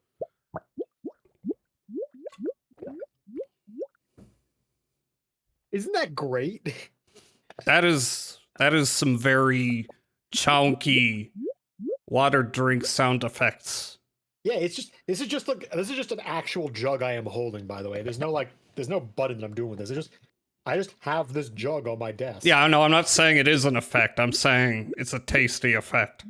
Oh, these things are so nice. They hold so much water, like 2.5 liters of water, and every time you drink, you have to make a nice like gluggy sound. I actually, because of this, got myself a smaller mug to drink water from on stream, so I can have an excuse to drink from the gluggle jug more often. It's great. It's Nice. peak. Although I think he's taking up a little too much room, so I'm gonna make him a little smaller. Stop. Gluggle jug gets smaller. Gotta piss into a hadron collider so that your piss gets completely destroyed. If 2 piss molecules collide, then we're all gonna die. No. I mean, if 2 piss molecules collide, you mean like by touching each other and breaking through the invisible barriers of force caused by electromagnetic molecular fields that prevent any 2 atoms from ever truly touching each other with the spacing across space itself? It's gonna... Yeah, technically speaking, yeah. The god gene is in the piss. I remember when the Large Hadron Collider first became a thing, people thought that when they collided, the universe would explode. Oh, man. Remember when people thought that when it collided, it would cause a good TV show to be born, and then it just kind of went to shit over the years? Which one? The Flash. Oh. I watched a little bit of The Flash. It was fine. I don't... it's hard for me to... Yeah. Somehow the costumes got really bad, but I think there's one thing that really tells you that there's going over the edge point where they just have the lightsaber scene in The Flash. Lightsaber scene. Do you know about the lightsaber scene in The Flash? So there's a scene in The Flash where they introduce this guy called Godspeed, and his villainous trait is that he's just like the 5th character they introduced that is different, called the Flash but evil. But he's white this time instead of being yellow or black or gray or in a metal suit or a different shade of red. And for some reason, this guy's like a weird, janky Power Rangers villain where he'll just like make clones of himself to fight as minions. And there's just like a scene with like 6 different colored The Flash heroes who all have super speed, because there's Kid Flash, there's the Flash, there's the Flash, but he's black from a parallel world. There's Iris, his wife, who also has super speed and is wearing a purple costume. And they have like a Power Ranger fighting against like Godspeed's 50 clones. But eventually later down in the show, they decide that what Godspeed needs to be cool is a lightsaber. And he just has a lightsaber for some reason. And then the Flash and evil the Flash, who's good now except for when he isn't, show up. And out of nowhere, for the first time in the show, they just unleash their own lightsabers, and they just have a very bad lightsaber fight with it. No one's dying tonight, Hart. The big piss or the big bang. Wow, the costume's so shit in the later seasons, right? What the hell? What happened to that Warner Brothers money? Oh, tax write-offs. Also, what happened to the original costume? Like, they just were like, the original costume's not strong enough. Like, you mean like physically because the props breaking, or like? Are they in heaven? No, they're in the Speed Force, which, to quote one of the writers from The Flash, I wrote 5 seasons of TV without ever knowing what the Speed Force was. Never let comics books gatekeep you. Like, maybe that's why it sucks so much. And the writer said, "Yeah, well, I keep getting residual checks, so shut up." fair. I can respect that. Man, there's so much fucked up stuff from the Flash TV show, but it can't, like, at the same time, it can't beat the Arrow in terms of like some of the big fuck ups they've had over the years. I remember CW in those shows, and I was like, I'm enjoying these, but there's still too much CW in it for my taste. These look really bad. I still remember that time when the Arrow introduced everyone's favorite character, Scimitar. Everyone's favorite DC supervillain, Scimitar, who was not a DC character. Oh, I've heard of this. He's from Marvel. He's just a Marvel villain from like the 70s, back when being vaguely foreign and having a foreign named weapon was enough to be considered a supervillain. So he was just this Middle Eastern guy who had a scimitar. His name, Scimitar. His power, he had a scimitar. What did he do? Crime. Crime. They should do that same concept with a dildo. What does he do with the dildo? Crime. And then in the future, they eventually had to be like, okay, Scimitar can't just be like this guy in like baggy harem pants and a turban. So they gave him an eye patch, a robot arm, and his scimitar. It's a laser scimitar now, which means it sort of like glows on the edge. Well, I guess that's a superhero now. Well, he's a super villain. He's still just a super villain. I don't know. Doing crime can be heroic, maybe. With a scimitar, at least. Have you ever been taken downtown for scimitar crime? What's he calling from the heavens? His lightsaber. Wait for it. No, don't spoil it. Oh, that looks bad.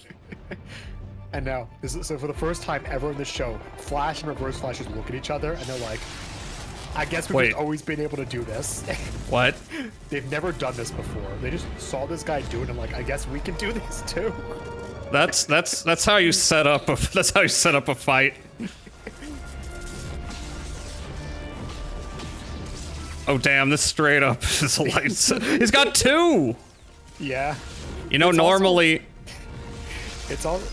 I also love how these are three characters known for super speed. They're just kind of doing like really normal, like bad lightsaber fight actions. Like they're just a bunch of guys in their basement. They're not even using the super speed. Also, you normally introduce like dual lightsabers or double-sided lightsaber after everyone knows what a lightsaber is. Then it's like, oh, this is a crazy new lightsaber. But no, they just had it right at the beginning. Also, it's a world where like they've talked about Star Wars so many times as like nerd references that it's like, yeah, this guy just made lightsabers. In context, this is just a thing from movie series Star Wars. Oh, okay, as popular media. Okay, they're doing super speed. It's not affecting anything. They're just kind of zipping to different locations and doing the same moves. It did affect something, Jazz. It meant they didn't have to film part of this lightsaber fight on the top of the roof. Well, go up the stairs. They didn't have to put the camera on the roof to do the next one. I mean, they went up to the roof, and the roof never really factored into anything. They never like shoved them off the roof. Nobody got shoved off the roof, and like they just would have gone up to the roof and gone back down. Oh, he died. Spoilers. Yeah. I think he doesn't though. Like he comes back again because God comes back like 3 times for some fucking reason. I say I know like I know for a fact. I just assume no one's ever going to die. Like, I can't believe Evil the Flash stabbed the guy in this lightsaber fight we were in after I dragged Evil the Flash here to help me in a lightsaber fight. Oh no. How could Evil the Flash kill a man as Evil the Flash? There's Reverse Flash, there's Evil the Flash, there's Flash Man. There's Flash. The show fucked up by making Barry get too fast too quickly because it stopped him being able to fight anybody else who wasn't just the Flash but evil, I guess. Major, I uppercut you in the nuts because you had it coming. Don't forget what you were doing. You're being rude. You were calling me cringe. So of course I violently assaulted you. Everyone agrees it was the right approach.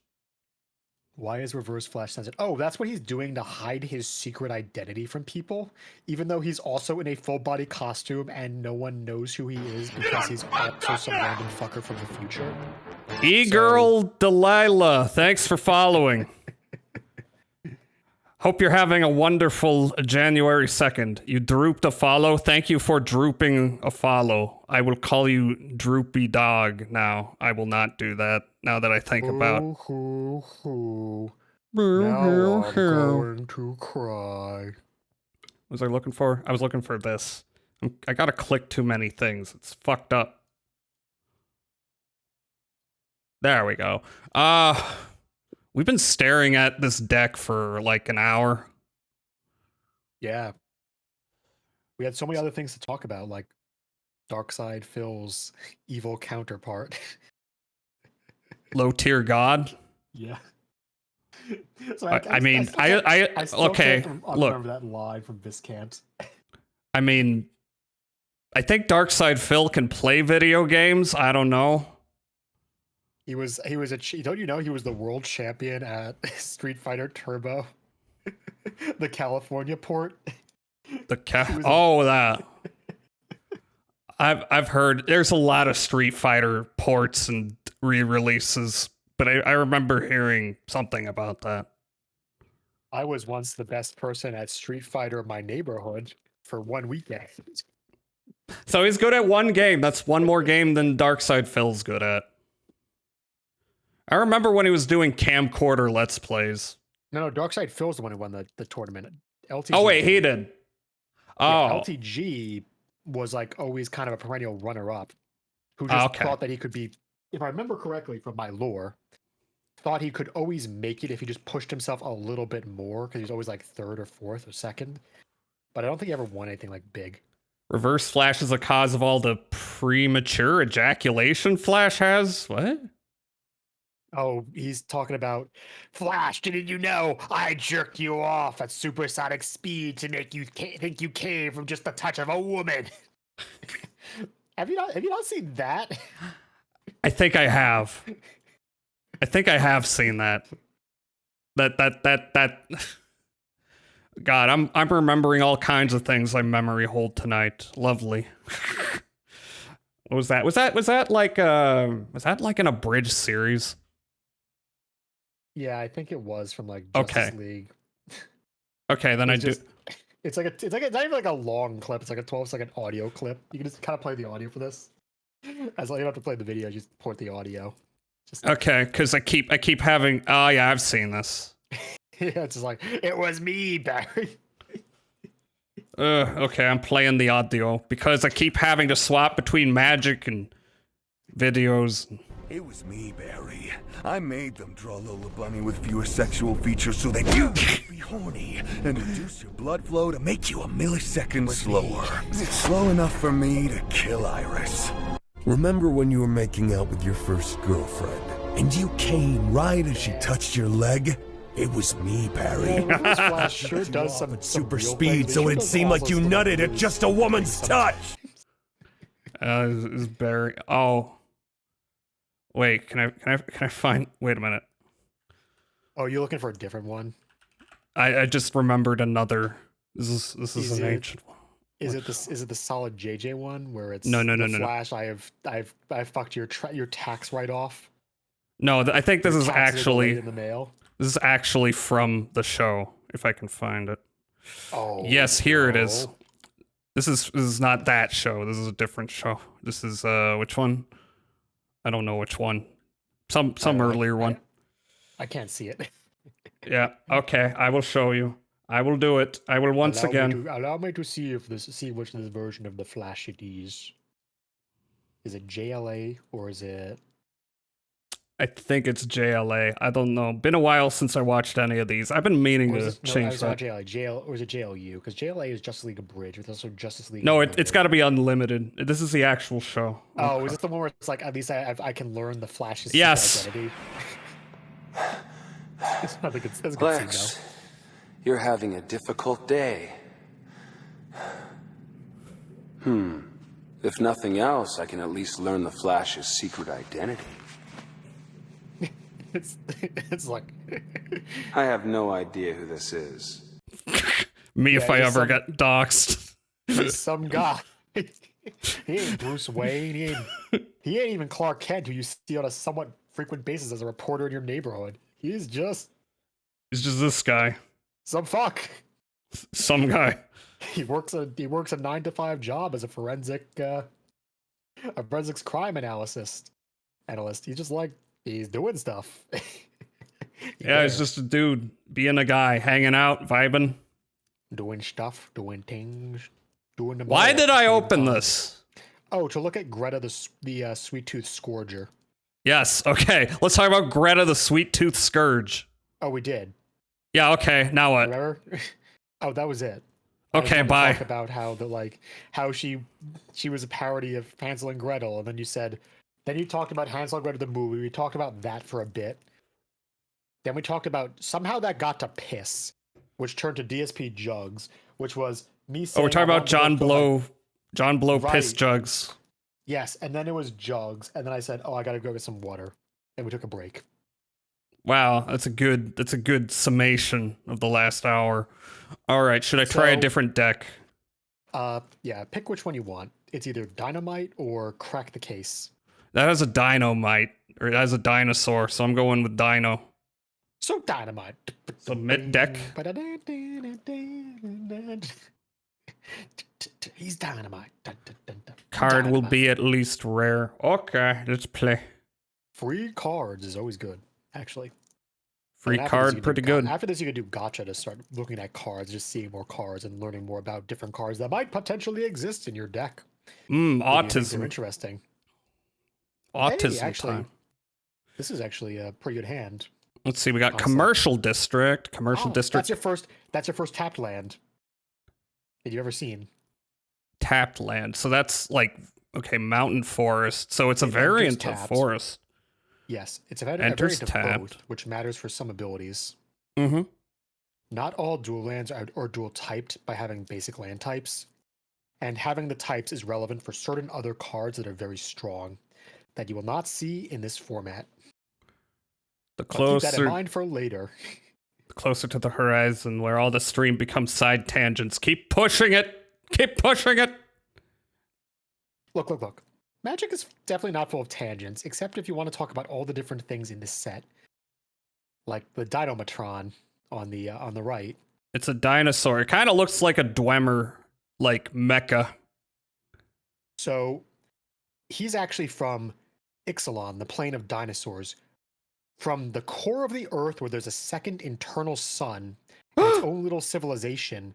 Hollow Earth. In ancient times, made vast robots of gnomes to fight against a mysterious threat from beyond the stars, who we're pretty sure has turned out to be the Fomori, which were a primordial race of advanced Loxodons who stood 30 feet tall and conquered several of the planes in the multiverse before something brought down their interdimensional empire.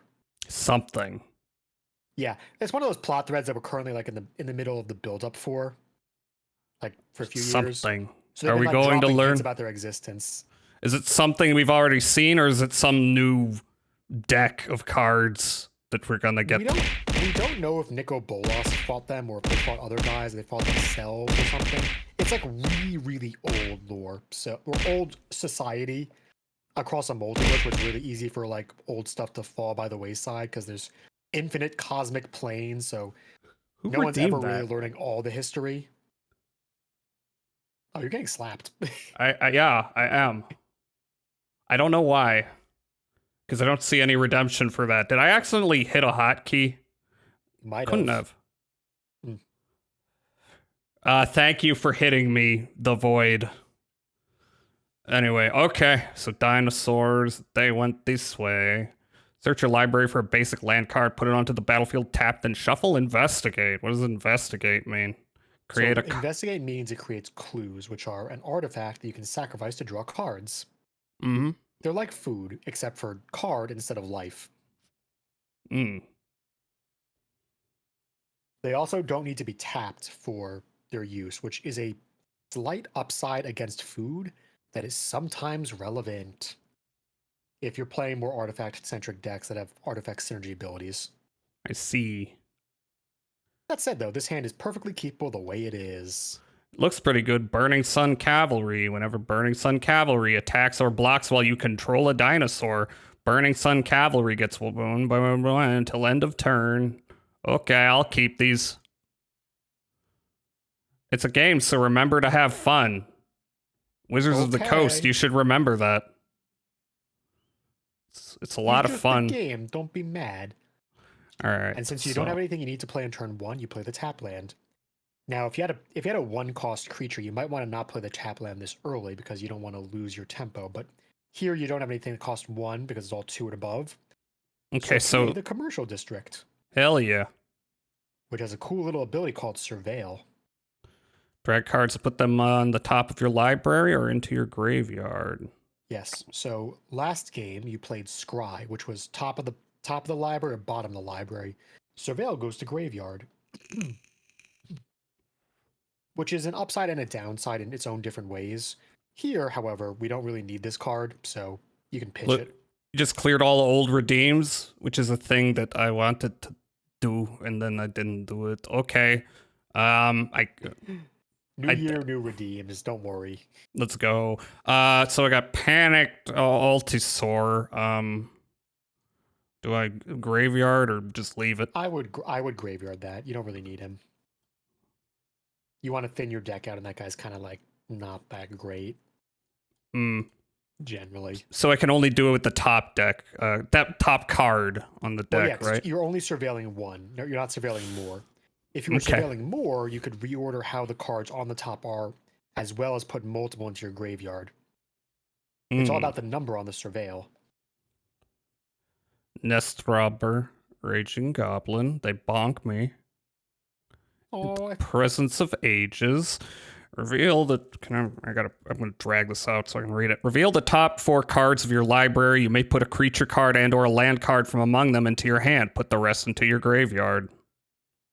Yes, I think you can also right-click to just see a card in inspect mode instead of dragging it up. I see. There it is. Just because I've got like a bunch of stuff in the lower right-hand corner here, kind of blocking my view a little. All right, so. Well, my head isn't on the game. My head is in VTube Studio. Yeah, but the stream can't see the thing. Anyway, I know there's some people. I know there's some people who freaking like play their games through OBS, and I can't do that. Too much latency. That's weird. Yeah. Burning Sun Cavalry. It kind of sounds like its own special type of hell to try to do that for a game like Dark Souls. It's like, oh yeah. I hate my life, so I'm doing this. Yeah. I would play Burning Sun though. He can That's what I'm thinking. 1/1, which is good for holding things off. Nice. Also, can you just hover over Nest Robber? Oh yeah, I forgot to read. I forgot how to read haste. He's so cute. Like haste. I like how the Ixalan has the feathered dinosaurs. They're so nice looking.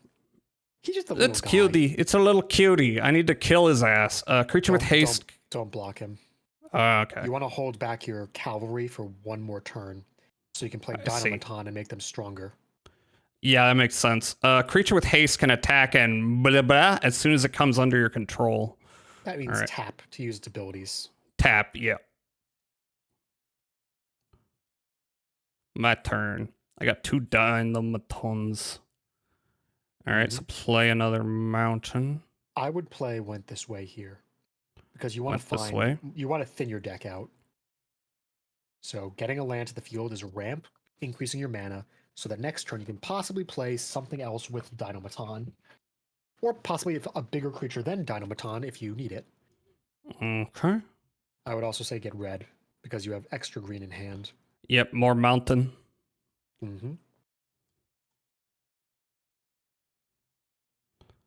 Clue. Token artifact clue. Sacrifice this artifact. Draw a card. Alright, and then should I attack? Okay, no attacks. Or worse, go for your face, because you can't race him right now. He's doing more damage to you than you're doing to him. No! He's a really big dinosaur deck, huh? Sorry, goblin deck. Yeah. No block. Why did I say dinosaur there? That was not the right word. That was just not the right word at all. No blocks. Yeah. Oh, he's got 1 dinosaur. The others are goblins. My turn. Okay. Galta Stampede Tyrant. Trample when Galta Stampede Tyrant enters. Put any number of creature cards from your hand onto the battlefield. What? That's a very strong ability for later. Yeah. Where you All can right, so swarm out. should I play a forest then? You should should play I- Forest, and you should play Dinomaton to make your other guy bigger for blocking next turn.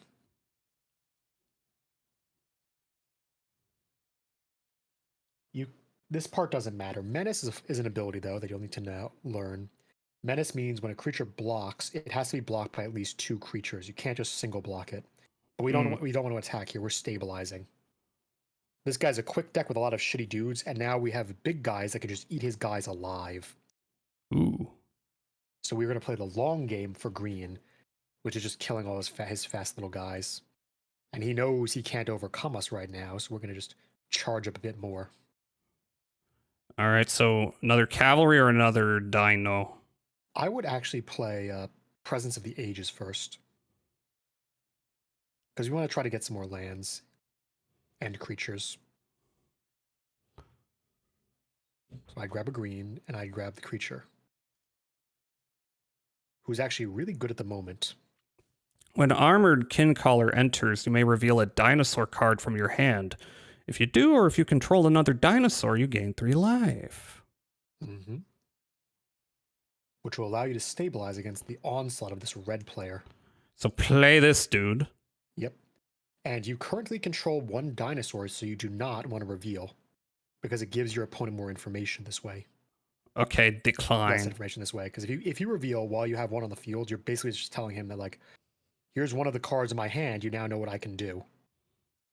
So click decline, but you already control 1, so it works. And we pass again. We just want to build up our board a bit right now.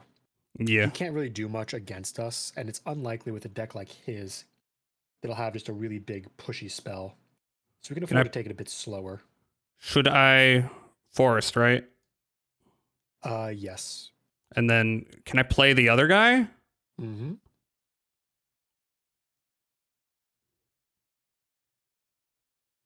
Decline. Mm-hmm. I would also play the Blazing Sun Cavalry here Oh yeah, I can do that, can't to I? fully stabilize our board. And then here we're gonna learn a little trick. Go to the top by your opponent's name, and you know where the little float things are? Click that for end step. That has put a stop there, so before your opponent ends, we're gonna have an action. Which is gonna be eating our clue, which we don't want to use now. Whoa! because- Majora! Can I get a shout out for Majora? Sorry. Oh yeah, go ahead. Welcome in, Majora IO. How's it going? Slime 3K. You are the slime. You killed all the little guys. Hi, Rosen. Hi, how are you doing?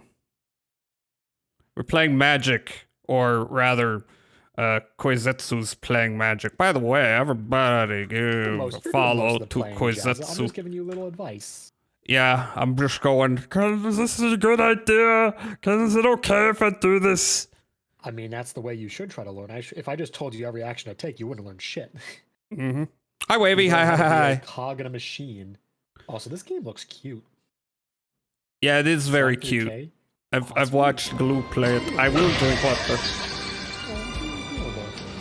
a little guy with some nice little sprites. I will stretch. And he's just got a shotgun inside himself. Hi, Wavy. That's adorable. Yeah. It's a cute game. How much is that game? I don't know. Because I don't know. Apparently, it's on Steam, PlayStation, Xbox, and Nintendo Switch. Slime 3K. It's $5. That ain't bad.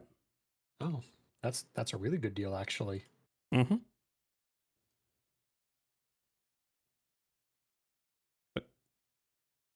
Man. Okay. Oh, anyway, so the reason why you want to hold your mana here is because your opponent doesn't know what you have, and you might have a combat trick, like you remember Tactical Advantage? A card like that to change how combat works. So, while there's no benefit in using your clue here, and you want to wait till the end of your opponent's turn, the last possible minute to use your mana Mm-hmm. before it replenishes. So, we're gonna just hold here and pass it back to him. Okay. We're No not gonna attacks. attack either. Nope. We just gotta build ourselves up a little bit more. Red bombardment. Should be reading That's these. the card. That's what he was looking for. Whenever a creature you control with power 2 or less attacks raid bombardment, deals 1 damage to the player or planeswalker that creature is attacking. Oh. Yeah, so he's about to get a lot of extra damage for his board. The problem is it's all very one-off instances of damage because once his guys attack, they're so small that our dinosaurs can just eat them up because we're a mid-game deck and he's an early game deck. Ah. He is also out of cards in hand, which means we have full knowledge about what he can do, which is only stuff on the board, which is very little. Okay, so we are mid-game heavy. He's early game heavy, so the more time. He fast, we slow. But like dinosaurs, we inevitably win. Oh, he's not going to attack. Okay, now you have to use the clue before you hit my turn because this is our pause we put on him. This is the game stopping to give us the chance to use the clue, so remember to use it. Activate ability. Mm-hmm. Resolve. Doobie-doobie-doo. Get that clue. You're gonna learn something. Commune with nature. Look at the top 5 cards of your library. You may reveal a creature card from among them and put it into your hand. Put the rest in the bottom of your library in any order. I see. More knowledge to gain. So I assume play you and you want to commune here. Okay, that's what I thought. Because if we play Galta, we don't exactly get much benefit. We want to kind of find at least one other big dude to use with Galta.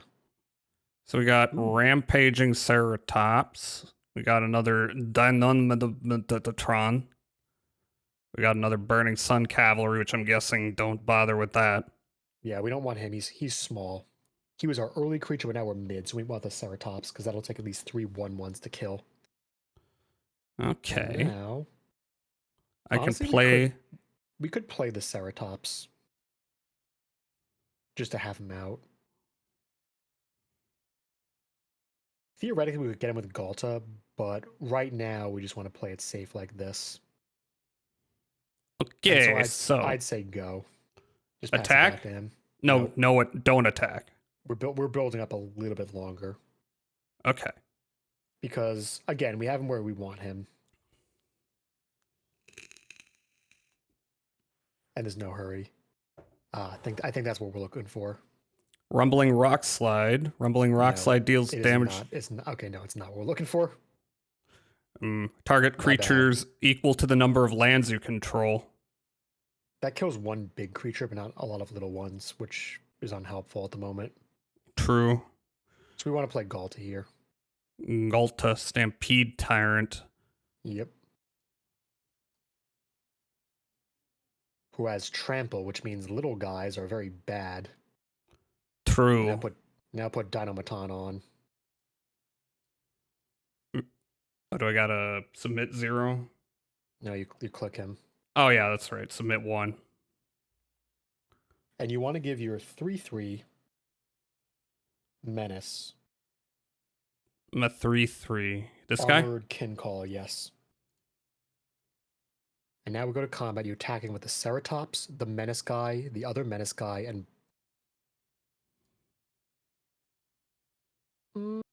no cavalry. I don't think. The Menace guy, so this guy? Yep. And also Dynamaton #1.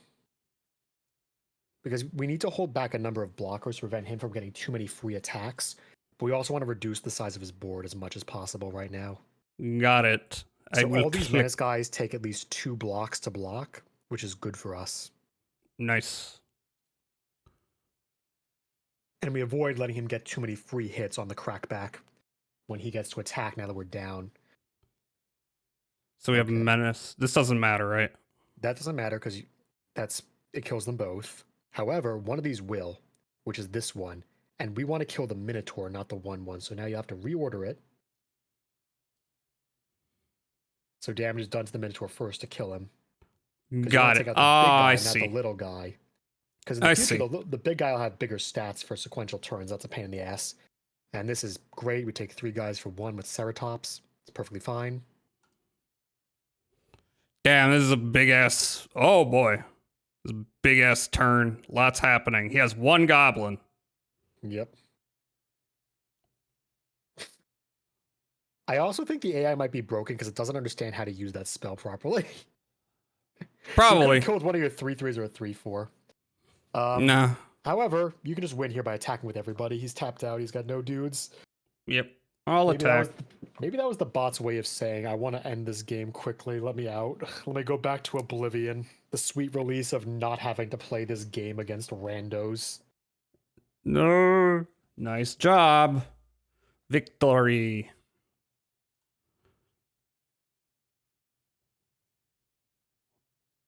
All right, what did I get? What did I get? You got a free card. And that card is... I got 100 of these things and 275 of these things. Oh, you can use those to pay for drafts or cards. They're pretty nice. Okay, so we're gonna gotcha. You got a color challenge. You shouldn't use your coins on packs, by the way. You should use them on drafts. Oh, now you've unlocked starter deck duel, which is the thing you wanted. Oh. But click color challenge first to get the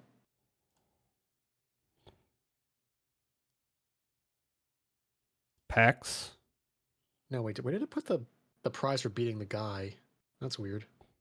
Should I open? I mean, open all? You might as well open the packs. Yeah. By seeing more cards, you'll, I guess, learn about some cards. Ah! That's a big haul. Or That's maybe a it's lot not. of packs. Yeah. So you're going to learn a lot of different cards. The ones at the end are rares and your unmythics. So you can read some interesting stuff here. Although if you want to go from the bottom, you can learn from the top. You should look at the cards though. Like there's Vor Delve. Oh, it's the Gurmag Angler. Gurmangler. That guy's Fall. an iconic card. He's really good. Can you figure out why? Zombie fish. Fall of the hammer. Target creature you control deals damage equal to his power. Nemesis of the mortals. Big snake guy. Pilgrim's Eye. It's like a drone. It's a magical spy drone. Gateway Plaza. Dark steel ingot. Sight beyond sight. Basara Tower Archer. They're an archer. Profit. Loss. .jpg. Cartel Aristocrat. Oh, that's actually an important card. Historically. Sacrifice another. Yeah, go on. Aristocrat is a term Magic the Gathering players use a lot. It refers to cards that care about sacrifice and loss. And Cartel Aristocrat is one of the earlier cards from the deck called the Aristocrats that cared about a bunch of cards. The aristocrats, you say? Yes, the aristocracy, who sacrificed the tiny creatures for their own benefit, to protect them and to gain life and to steal life and to do damage. I'm just thinking of the classic joke. Oh no, we'll be here all day if we go through that. Nah, it's fine. I don't know if that's TOS. Anyway, wait, is this an empty bag of snacks that I just had on my desk? I ate all the snacks in this bag and I didn't throw it out. Why'd I do that? That's fucking stupid. Oh no. Got my hopes up for easy snacky. Anyway. I've got a little bit of food, like what maybe. You should read some of these cards though, because some of them are actually pretty cool looking. They can teach you about like bigger games. Like look at Rurik Thar, for example. He's a Gruul card. The Gruul are all about nature and the purity of life's struggle. So if you read Rurik Thar, it reflects how he is a very natural person. Okay, how do I read the lore? I'm only seeing his abilities. Oh, you just have to consume the story plot parts from around the game. Oh, okay. You must just consume ancillary media.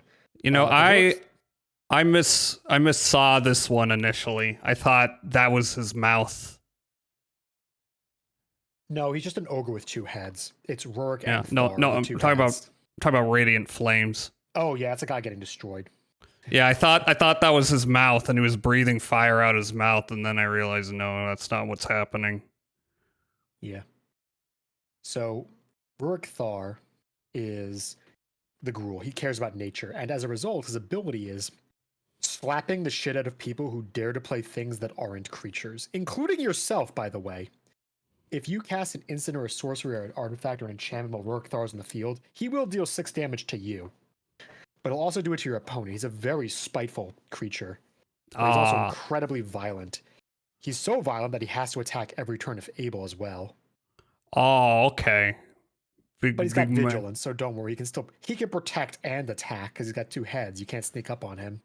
He's got an axe arm. Yeah. He's lost a lot of fights against Borborygmos, the current Gruul leader. He's like Starscream almost. If Starscream was a giant angry man with 2 heads instead of a vaguely twinkish plane. Ah, I see. Twinkish plane, like the vehicle. I thought you meant the plane of twinks, like the twink dimension. And then I remembered, wait, we're talking about Starscream. Yeah. And there's, of course, Erebos, who's the god of the dead on the plane of Theros. So, across the multiverse, gods have different portrayals on cards. Some are mortal gods, like the Norse gods. Some are less mortal. And Erebos is weird because unless you're devoted enough, he's not even a creature. So you know mana cost in the top right? Mm-hmm. Each of those pips counts towards something called devotion. If you have enough creatures on the field with mana pips, he can become a creature. But if you're not invested enough into the color, he won't be a creature. He'll just have an effect as a general enchantment. And his general effect is your opponents can't gain life, and you can also pay mana and life to draw cards. And he's also indestructible, so you can't kill him. So if you do manage to make him into a creature with enough devotion, he's quite strong. But if you don't, he's kind of just like, they're supporting you in spirit, but not quite in body. I see. Effects that say destroy don't destroy a permanent with indestructible, and if it's a creature, it can't be destroyed by damage. Oh, damn. Yeah. That's crazy. Yeah, he's a crazy card. Quite strong, too. In certain formats, people don't like him because he's like, hey, I'm a life game deck, Koi. Why are you stopping me? And I'm like, well, it's nothing against you. It's just that I feel like my odds of winning the game go down if you gain 5 billion life. So how about you just don't? You know? Just saying, just maybe cut that shit out. Erebos is very useful for stopping healing. It's a very good hateful effect. So if you just want your opponent to hate your guts. A bit. Hate's actually kind of a key term. It refers to a card that specifically hates out a different strategy by defeating it. So Erebos is life gain hate. So he's a bit of a hate card because he's the god of hating. Stop something. He's like also me. He's the god of the dead. I think the god of hating is Mogus, who's the god of wrathful anger and like slapping guys.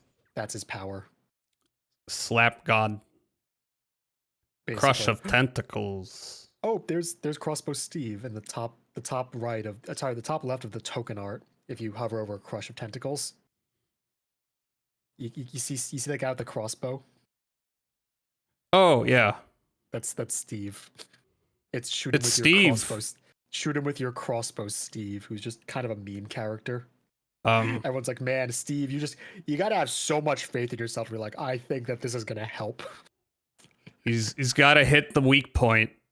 You'll kill that octopus. Absolutely. It's not a crab, his favorite though. Video game, Genji 2, a game set in historical Japan. Genji 2. I never remember the name of the game that meme is from.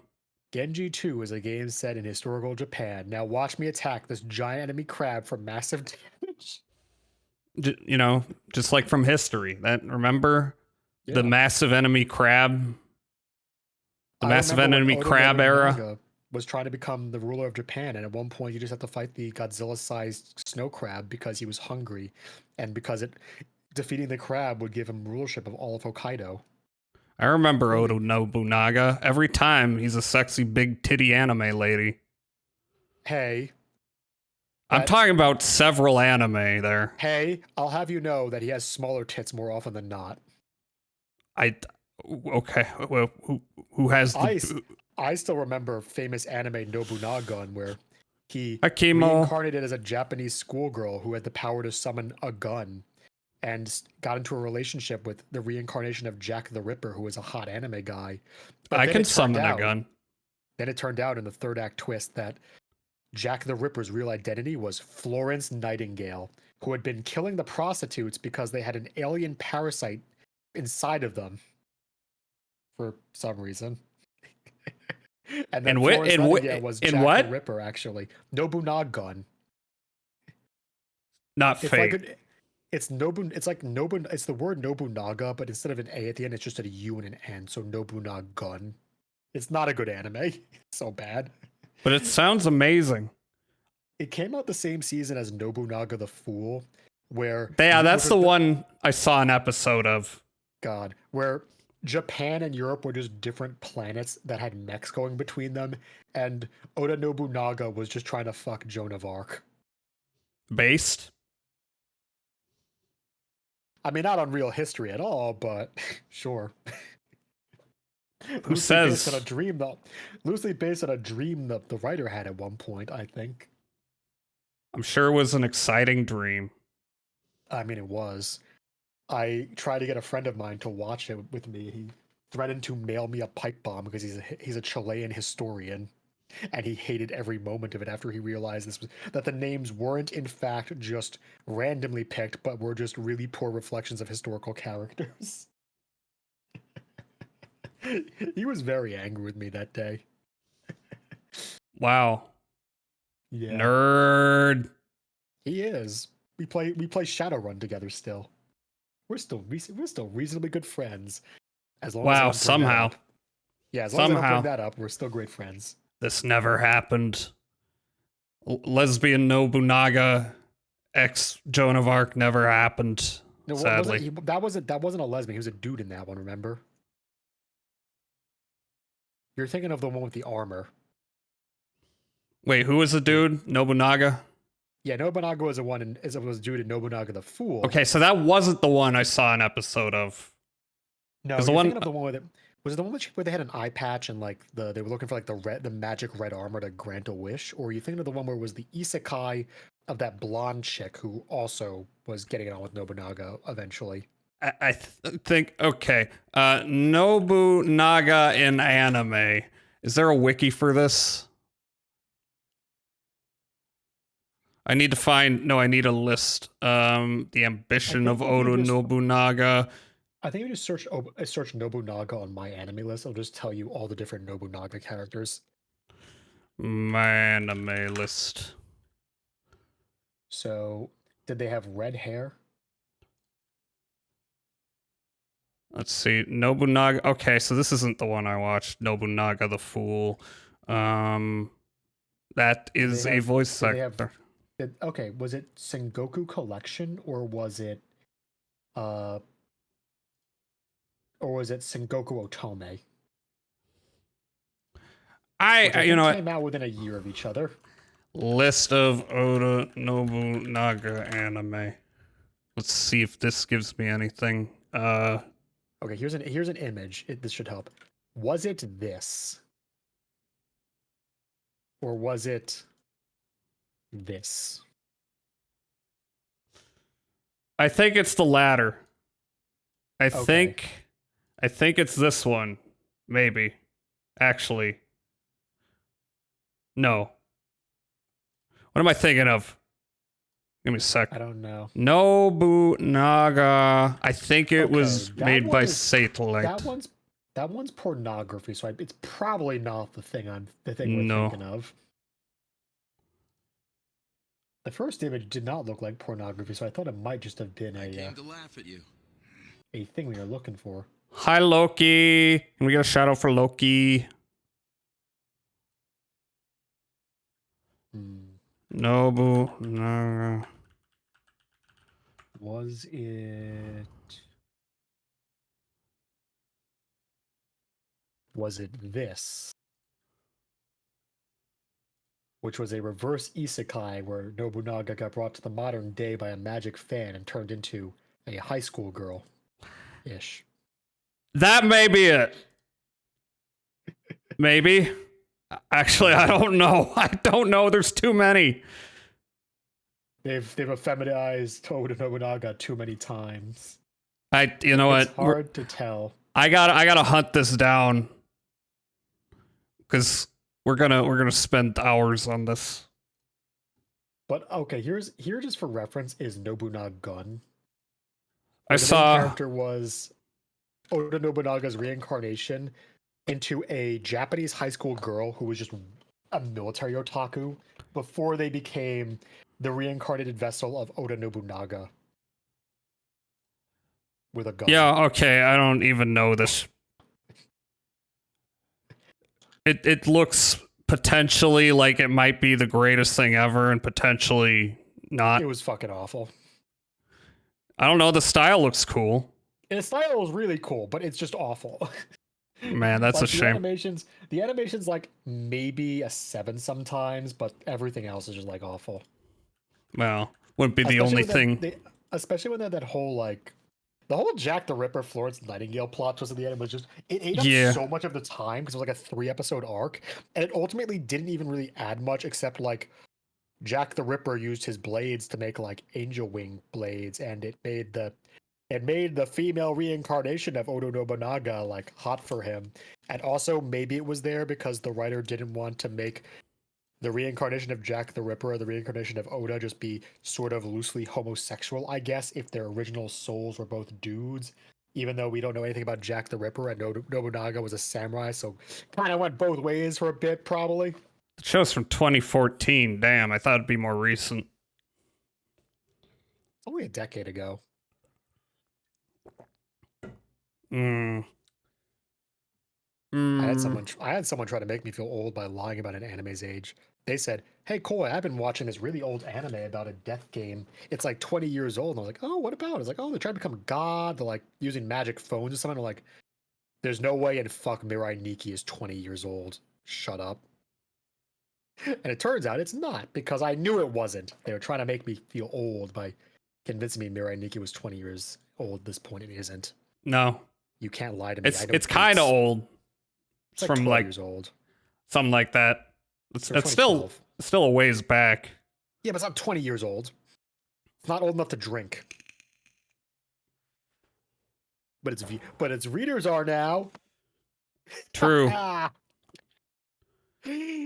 Oh man, that led to the growth of the yandere trend, didn't it? I don't know if society's financially recovered from that. You should open up more packs. Do I have more packs? You have tons more packs. Oh God. Okay. Open. I thought Open All was gonna open all of these. No. It opens all of the single set you have. God damn it. Also, the more cards you open, the more wild cards you get, which is are craftable cards. And also, is that what this is?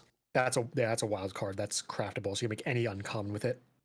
They're great to have to make a deck. Is there any reason not to reveal all of these? No, you just have to. You can click on them individually though if you wanted to like do it. Oh, if I want it to be dramatic, we have extravagant replication. We have Lathril, Blade of the Elves. Ugh, so elves. That is a tribal card. They care about having elves, and more elves are better, especially for their last ability to drain 10 life by tapping 10 elves, which could be hard to do, but unlike in most media, elves are actually really easy to make in Magic. They're a token themed strategy, making all sorts of disposable minions, even though in other forms of media they don't. Sylvan scavenging. Yeah. Loki, I played Shadow Man on stream. It was a cool game, but I kept getting lost. Go back to it sometime. When is Soul Cartel going to finish getting translated? It just stopped in the middle of that tournament arc and it never came back. Manhwa. Did it die? Did Soul Cartel die, or is it like ever gonna happen? Because that was the one who was like, oh, souls are getting smuggled, the reincarnation of Faust, but like the whole soul smuggling arc kind of stopped for that whole tournament arc in Hell with like Mephistopheles, and it just stopped one day on the translations, and we never found out what happened to the rest of it. Tournament arc in Hell. Got stuck a lot in Shadow Man. Yeah, that game. Because it's like a Metroidvania, but it's a little hard because you're doing things like non-linearly, and it's kind of hard to look up, okay, what do I do? I did all these things, but not this thing, not this thing. It was a super cool game, though. I'll go back to it one day. Peps. Sylvan scavenging. It's just a raccoon giving a sword to a mouse. Yep. Because the abilities are to give a +1/+1 counter, which is power, portrayed different ways like weapons or magical strength. And it can also just make a raccoon if you're big enough, so it can help you fight if you control a sizable enough creature. Nice. And then I've got Big Dragon Man. Akuseth, the Maw Flame, who's he's all right. He's all right. It looks like that. It looks like the last dragon from Skyrim. A little bit. Maybe. The one you fight in Valhalla or whatever it's called. Was it called Valhalla? I don't care. Skyrim's got a I'll be stupid honest, story. I've got to get around to playing Skyrim one of these days. I played a little bit. I was like, yeah, I'll touch it later. But Modding it is where the fun is, because you can do crazy shit, and the only reason I haven't gone back and modded it again is because, holy shit, you can lose a week to that. I like how in Star Cartel they added vampires. That wasn't out of nowhere, Loki. That was because Noblesse started getting popular, and the author was like, well, vampires are in again, so I guess I'm going to add vampires to make it work. Spouse and I quote Shadow Man constantly. Fuck when he goes, Noblesse. That was such shit. an ass manga. Shadow Man has some excellent voice acting in it. Does it? Shadow Man? Yeah. There's some good ass lines in that game. Give me one. Shit. Actually, can I find that moment? Yeah, another line. I don't know how many clips of Shadow Man there are. I'm not seeing many.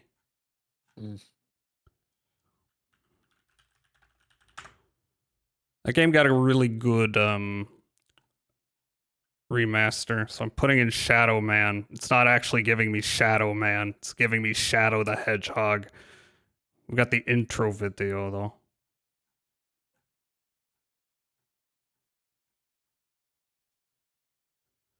We got story cutscenes. We can probably find it. Give me a moment. Once again. There's so many audio clips out there. I'm kind of surprised you don't have a Shadow Man redeem clip. Like just a soundboard. Because I got a few soundboards actually. Wait, did these play these? Connecting. Where is it? Where's the there's a darkness. Did you hear that? Hear what? I played a little bit of this clip here. Shit, those aren't playing. Do I have to turn on OBS as a virtual camera source to make that audible? Are we going to add more Nah, it's intersecting? Not. The audio buttons I'm trying to press are not interesting enough to make it worthwhile. All it is the Kamen Rider Meteor. Jupiter ready. Okay, Jupiter. Audio clips I have for when I was playing Balatro. And I kept making that reference, so that I eventually was like, look, I'll just download the fucking audio from the belt. I need to play Balatro. I'll download an almost decade-old tokusatsu belt sound effect Beacon's to play. fire and Jaunty's next to useless in both dark souls. Yep. Oh man, Take them into your own protection before evil gathers them like to its terrible heart. Okay, so let me get this straight. If I don't recover these dark souls, then the world's gonna end. Am I right? You got it. Shit. Look. There we go. That's the line. Man, you had so much more passion than the actual line did, Jazza. You acted the shit out of it compared to this. This one's so subtle. Shit. You barely even tell the man was given an audio prompt. It might have just been the sound he made when he just stopped recording a section. Was like, shit, I can't believe I'm doing this. I'm like, shit. Free dialogue, we've got it in. We don't have to pay him for that. It was between takes. It's basically free real estate. What, you mean like Oblivion when they kept in that lady flubbing the line? Basically. All right, I got more packs, but I got the yes. packs. Dustmore and House of Horror. Actually, Duskmourn's a pretty cool setting. Do you know anything about Duskmourn? What? No. Okay, I don't know. Maybe you talk to other VTubers. Some of them are nerds that play Magic like me. True. So, Duskmourn is a horror theme. It's a world of terror because a haunted house possessed by a demon started swallowing up neighborhood houses, and no one was able to actually stop it from winning. So, over the years, it swallowed up the town, and then a city, and then a country, and then the entire planet. And then after that, it started using the combined terror of all the people trapped in the house to expand beyond that. And it devoured the sun and the sky and the entire solar system. So this entire solar system is just trapped inside a gigantic demonic haunted house that raises the humans and the other beings inside of it to live in perpetual terror to keep powering its magic. So they can open up holes into other realities to drag more people inside the house, to create more terror, and to allow it to slowly amalgamate a second reality. So it's like the Monster So it can House on continue to feed and steroids. grow. I was thinking a little Yeah. bit of Cabin in the Woods. Kind of those things. It's just a horror monster that doesn't lose at the end of the movie. It just keeps winning, and it keeps expanding. And It just makes everyone feel afraid, and it's powered by fear. And an important note is that I mentioned planeswalkers earlier, the people who can travel between realities that's a rare gift. Well, during a recent part of the story, like 3 years ago, there was an interdimensional war with the Phyrexians and a cult of machine beings that wanted to assimilate everything, who were using a weird piece of ancient techno magic to open up holes across the multiverse and let their armies march through. And in defeating them, part of the blind eternities, the space between realities, was shattered. And now cracks called omen paths are opening up between worlds, some stable, some random. And this has allowed like some really interesting groups of people to start meeting each other, like different civilizations across the multiverse that would never encounter themselves. But it's also let things like the giant cursed demon house become an interdimensional threat, because now it's not just alone, it's aware of these holes opening, and it's just grabbing people and bringing them inside, learning more about these other new realities and plotting invasions. So it's become a bit of a creeping force that's just there, slowly plotting. We'll have to deal with it eventually, but for now, this is the Not introduction my set to it. problem. Not gonna ruin my day. So, okay, what have we got for our fancy cards? We got Roaring Furnace. Yep. We actually have a really important lore card there, the Tale of Tamio. Ah. Who, if you look at the art, is hugging somebody who is her adopted son Nashi. So Tamio is a moonfolk from Kamigawa, which are inspired by rabbit people. They wrap their ears around their hair, they float, they're from the moon. This is some Okami shit. Yeah, a bit. And Nashi is a rat folk. He's a humanoid rat from the mortal world, who Tamio adopted after his family was wiped out by Nikobolas. And during the Phyrexian War, Tamio was corrupted by the Phyrexians, turned against everyone, puppeted against her will, and tragically died. She was cut down in battle as people were pushed to destroy the Phyrexian invasion. And her dying moment was to clutch Nashi, her adopted son, and wish him the best.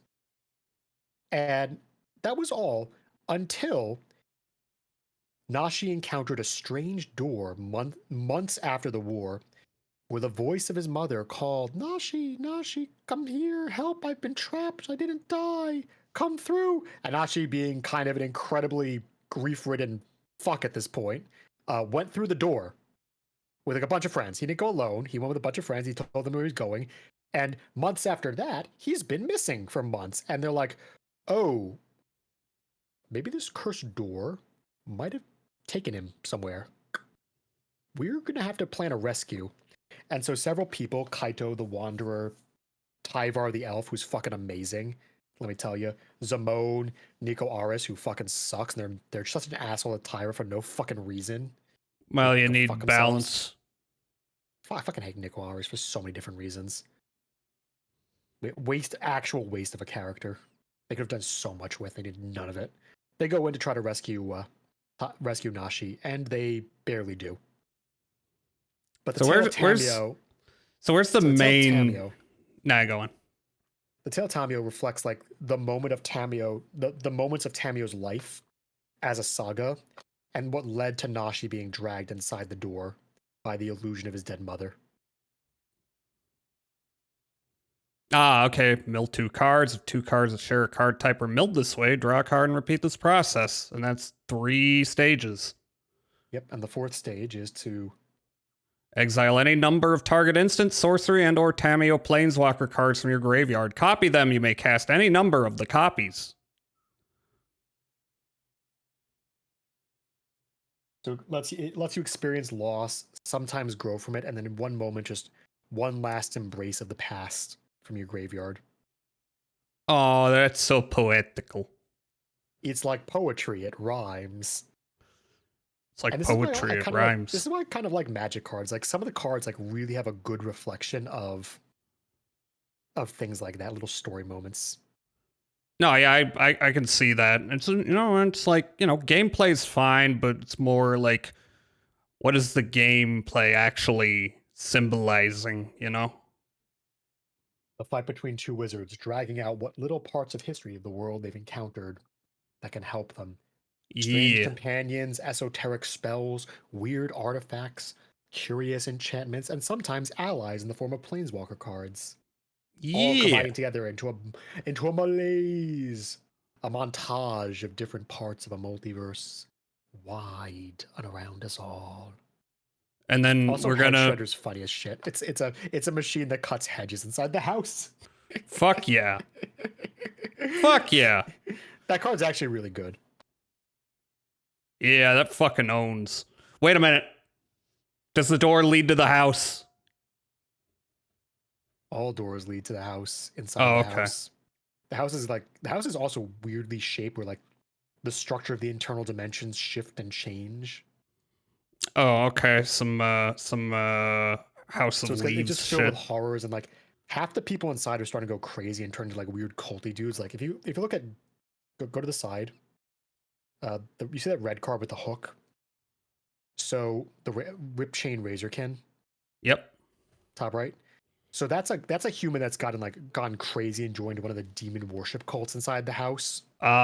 He's become Le Joker. Yeah, he's like putting spikes in himself. Whereas the person on the top left, the cautious survivor, is one of the people desperately trying to survive the house, who represents the other side of the dichotomy of giving into despair and desperate survival. And to some extent, the survivors are also like artificially even doing that because the house deliberately gives them chances to survive, to give them the illusion of hope, so it can crush that out of them slowly. It's pretty messed up. That house wants them to play a game. It's an escape room. It really does. Actually, that's a card from the set because the set has a lot of references to classic horror, but there's a card called "Let's Play a Game" in the set. Actually. Oh, do I have that one? Your Probably opponent to make really bad choices.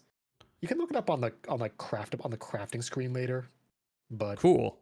I think you wanted to open up more cards right now. By the way, you do have another Magic stream after this, right? Yeah, in like 2 hours. Like 2 hours? Okay. Just wanted to make sure. Don't want to keep you too long from your other... Yeah. Although, actually, they haven't responded back to me, so they might actually just be they might be busy today from New Year's, so... We'll find out. Dustmorn. This is Alchemy, which is fucking janky cards they make for digital only. I don't know why they're doing this, and I hate it. It's a waste of resources to make like weird Hearthstone like RNG cards that only function digitally and can't work in paper. Blech. What is it? Only work digitally. So like what? They have these things like so one of the mechanics is like perpetual, which says this card perpetually gains more power, which means even if it goes across the into like the graveyard or gets shuffled back in your deck, it'll just permanently be marked as having more power for the rest of the game.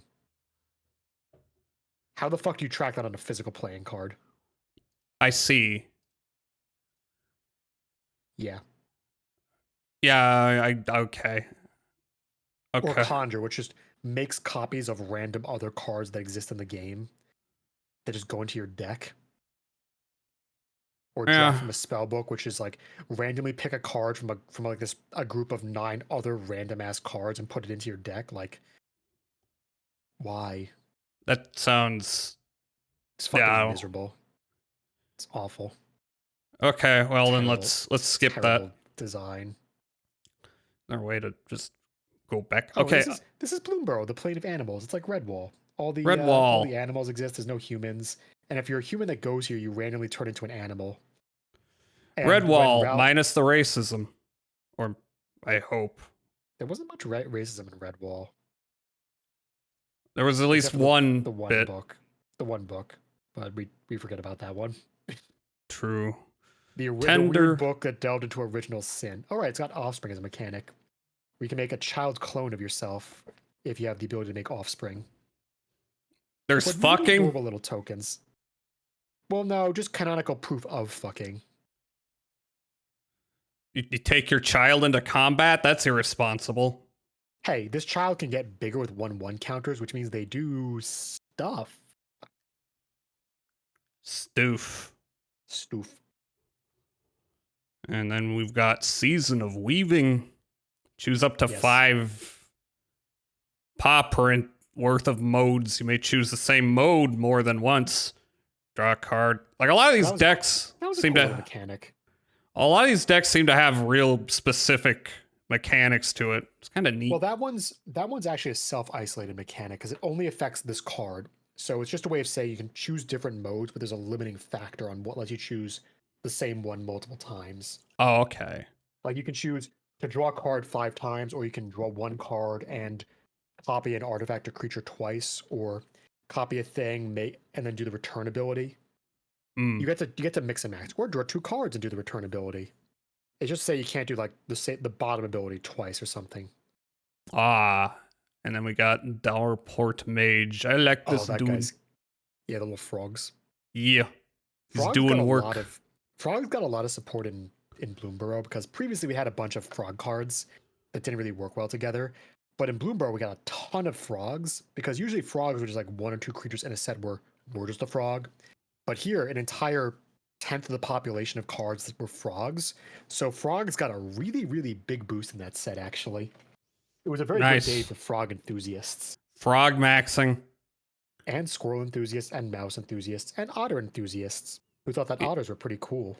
Furries. Whenever one or more other creatures you control leave the battlefield without dying, draw a card. Nice. And his bottom ability synergizes with that by causing him to leave. And also allowing you to get more enter the battlefield ability triggers. Which is pretty cool. Nice. Lots of cute little art. Lots of illustration work. Oh dang! You didn't get the you didn't get my favorite card from Bloomburrow, which is a common card. What a shame. It's called Overprotect, and the flavor it's got a frog wearing a suit of turtle armor, and the flavor text is nothing shall penetrate my impenetrable defenses. Blore the impenetrable. And it's just like, yeah, fucking go off, man. These are the goofy little guys. Like, my invincibility is invincible, says Mr. the Invincible. We got a frog waterbender here. Yeah, frogs had weather magic. That was their power. Oh, I just clicked. Oh, I got more Bloomburrow. Oh, you might get Overprotect. Let's see. It's a common card too, so No. You got Polywop though. That's also a funny one. Casts 1 less to cast for each frog you control. That is a wonderful illustration. Yeah, he's just slapping the crap out of it. Hell yeah. But what are these guys? Marshland Horde Master. Yeah, perpetually gains battle cry. We got Sanguine Soothsayer. I was gonna say spider. No, that's a bat. Yeah, there weren't any big animals on this plane except for like the weird wild ones, like the Floodgar or the giant crab that hated everybody. I fucking love the giant crab. It was so cool. We love giant crabs around here. Yeah. It was a spider crab too, so its arms and legs are just like really, really just stick like everywhere. It was so spider crab, and we have Ace Combat Bird. So here are the art. Here's some art for the crab. Just I'm gonna send on Discord to you. Mm-hmm. It's him just like about to go grabby on a boat. Just look at him. He's just a big guy. Yeah. Welcome in, Etarberic. Etarberic. How are you doing? I'm gonna pull this up. Oh, and then there was this instant, which was into the flood maw, which was a frog communing with the giant crab to try to desperately beg him to not destroy his life. Oh, that's the wrong one. That didn't send properly. Fuck. One Big second. crab man. He's just a goofy little lad. Big crab man. Big arms. Good luck on learning. Then there's the frog communing with the big frog, the big crab. He's just like, "Big crab, please, I beg of you, teach me your mystic water ways." Into the flood ma. Man, just imagine being a normal person going out on your boat. You see that thing just coming down to grab you. Like, what do you do? It's his boat now. Die. He's gonna get you. He's got that big "I'm gonna get you" energy. Days like these, I wish I had 3 monitors. Oh man, I got 2. Maybe I should get a new one. Yeah, I've got 2, and I keep telling myself I need to like get one of those small ones cheap somewhere. Oh yeah. You know, it doesn't need to be high res. It just needs to display things. Oh yeah, just be good enough. Mm-hmm. Making myself a pizza after some cheap ones they make these days that can be touchscreens, which sounds kind of appealing for just the ability to use your second hand to quickly tap things around. Mm-hmm. That could be cool. Might be, I don't know, might be a pain interfacing with the other monitors, but maybe it's not so hard. A pizza after deliberately stepping out of Spruno 3 117% when I hurt my thumb on the D-pad during Yeti Boxing 2. Well, I hope the pizza is good. Get the Pinkertons to bust my kneecaps is a bit of an odd goal. I presume the joke's on them. Oh, no, Pinkerton agency, I am not making fun of you for going after random nerds. For breaking the street date on spoiling cards. Yeah. Oh, Pinkertons, you should have not existed a long time ago. Well, they did, and can't really stop them now. But we can appreciate the cards you open, like the Glide Dive Duo on the bottom right. They have a cute little. They got a cute flavor text on them if you right click them. Glide Dive Duo. Yep. How do I right click them? Can I not? I guess if you hover, it'll just display it. Catch the thermal, called the bat. What's a thermal? Cried the lizard. He just do his little glidey thing with his leaf. I like these units. Fly. You do it. He's like, huh? What would that mean? No, actually, how do I do that? There was a whole set of 5 cards for these, like the duos, because each of the different animals had a 2-color combination. Like the lizards were red black, the frogs were green blue, but there was like, if you look, like Kindle Spark Duo, for example, is another one of the friends. This one's beautiful. Oh yeah, the art's majestic in the set. Yeah, this set's got my favorite art. But like, they were just combinations of different animals that shared a color in their 2 different groups. Having a card that like was just them being bros, like Kindle Spark Duo, or even the card in the top right, Sky Skip Duo, are just cards of just 2 different groups of the animals just being best friends with like nice little Yay! text. I don't know how to swim, said the bird. That's okay, I don't know how to fly, laughed the frog. Dudes rock. Just having fun. Hell yeah. Cute logo. This one's gorgeous too. Oh yeah, it was just such a good set. Gift was a really cool mechanic. It was, you gain bonus effects on cards by giving your opponent like small trinkets, like a tapped 1/1 fish to get a slight amount of power. Fish. Cast fish. Also, I fucking love that fish token art. It's so good. It's very good. Oh, it's so pretty. Or go down 1 on Nocturnal Hunger. Damn. Yeah. And it's like there's like a variety of styles too. I like it so much. I like it a lot. I'll tell you this. I think Magic's got the still to this day has the best card art in all card games. They've had such a good time to like build up their reputation and do a good job of finding the right artists. But the card just always looks so pretty. Like I love the little tongue like in the background of that Nocturnal Hunger, like the way the flowers shape into the teeth. Oh yeah, I see it now. Yeah, it's so good. Yeah, great card. I Also, like a pretty that. strong card in limited. Yeah. Oh no, I'm become furry Magic player. Okay. If you go to the plane of Bloomborough, you'll become a furry, as Ralzeric found out when he went there to chase Jace. Because he's just a human dude who went to chase Jace the Mind Sculptor on the plane because Jace was hiding out for he's doing something illegal. And because he turned into an animal on the plane, Ralzeric had no idea what he looked like. And he also just hated being there because he had a tail because he turned into a fox. And he's like, God, I fucking hate this tail. Like, fuck this tail. And he just shows up and he's like, he joins up with these other animal guys who are just having their own adventure. And Ralzeric just is there as that one dude they picked up for their adventure. Oh, Felia's great. Pupper. They're cute. They're so cute. And very useful too. Yeah. But the entire time Ral's there, he doesn't accomplish his goal. And the ending of the story is, so we've returned home, said the animal people. It was a great adventure. What do you think, new friend Ral? And he's like, God, it was fucking all right, I guess. I hate this goddamn tail. And then they're like, oh, that was strange. And then as soon as they look away, he just teleports back to his home dimension. And they're like, where did Ral go? We're going to give him some cake. And it's like, I don't know. It's kind of funny. Give him some cake. I like the whale. The Dreamtide whale. Dreamtide whale.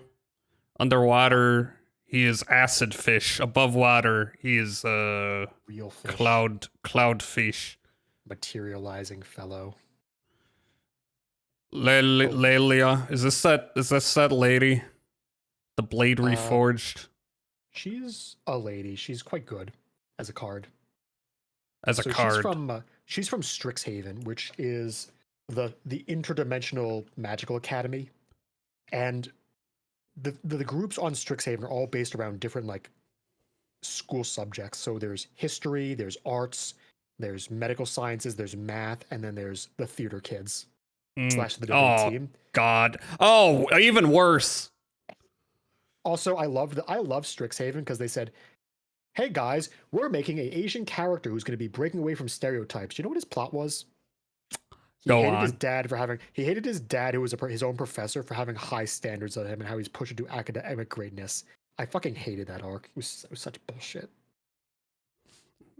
Yeah, breaking stereotypes. But the history class was cool because they had history-based magic, and what they do was they summon the spirits of the past to inhabit statues of them to give history lessons, and that's what Lelia is. This looks like a Yes album cover. Embodying something. Oh yeah, Urza's Cave. Looks like a Roger Dean painting. Oh, it's pretty all right, actually. Plus, it's a bit of a reference card, because historically there was a bunch of cards called Urza's Power Plant, Urza's Mine, and Urza's Factory, which were all land type Urza's Factory, Urza's Cave, Urza's something. And recently, Cave was introduced as a new land type for underground places, and they combined that to make Urza's Cave because it's Urza's, the legal land type we can use, we just don't use very often. And Cave, the new type we invented. So it's just Urza's Cave is a fun little combination card. Plus, it searches for any land, including non-basic lands, so you can find the missing parts of the Urza factory when you need them. Territory color looks cool. Oh, that's an Eldrazi. They're interdimensional horrors that were consuming the plane of Zendikar to reduce it to cosmic dust. Cool. That's always a fun time. Yeah. That's a dude made out of other dudes. Mm-hmm. Ooh, and in the top right, you've got Wither and Bloom. That's a Richard Kane Ferguson art. God. That guy does crazy detailed art. If you pull any of his arts up, like full size, he's so good at art. Yeah, no, that piece caught my eye for sure. Richard Kane Ferguson. He also did the art for my favorite card in the game, Dakon Blackblade, who's not an amazing card, but he's fun to me. I like him. This is some old school type fantasy stuff, like some what's his face? Yeah, It's like some Mike Plug style stuff. Oh yeah, RKF has been with Magic since the beginning. That makes sense. This is very. He's been doing cards from like the old days up until the modern day. So he's got like Dakon Blackblade is a card from like 1998. And he's still going to do cards presently. Thought you were yanked again. Oh, am I yanked or am I? Nope, you're good. You're good. Nice, that's good. Oh man, but yeah, he's really good. He's got some really amazing art, like a. I'll just pull up a random with his paint. It's just that's so nice. Let's see. Oh wait, is this an no? Like this. I just saw this one. That's real nice. All right, I can also. I have it on stream just because I was yanking it into OBS. No, but give me a second. Oh yeah, that's yeah, man. Dude's art just goes hard. Fantasy art's cool as hell. Yeah.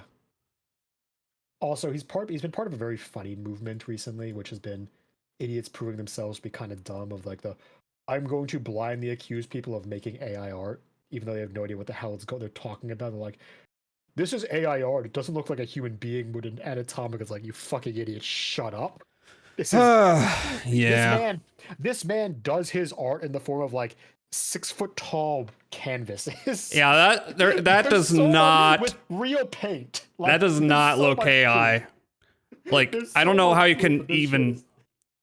I don't know how you can even. You can tell it's AI art when it just looks like what it is, which is a bunch of art pieces like slammed together to approximate something.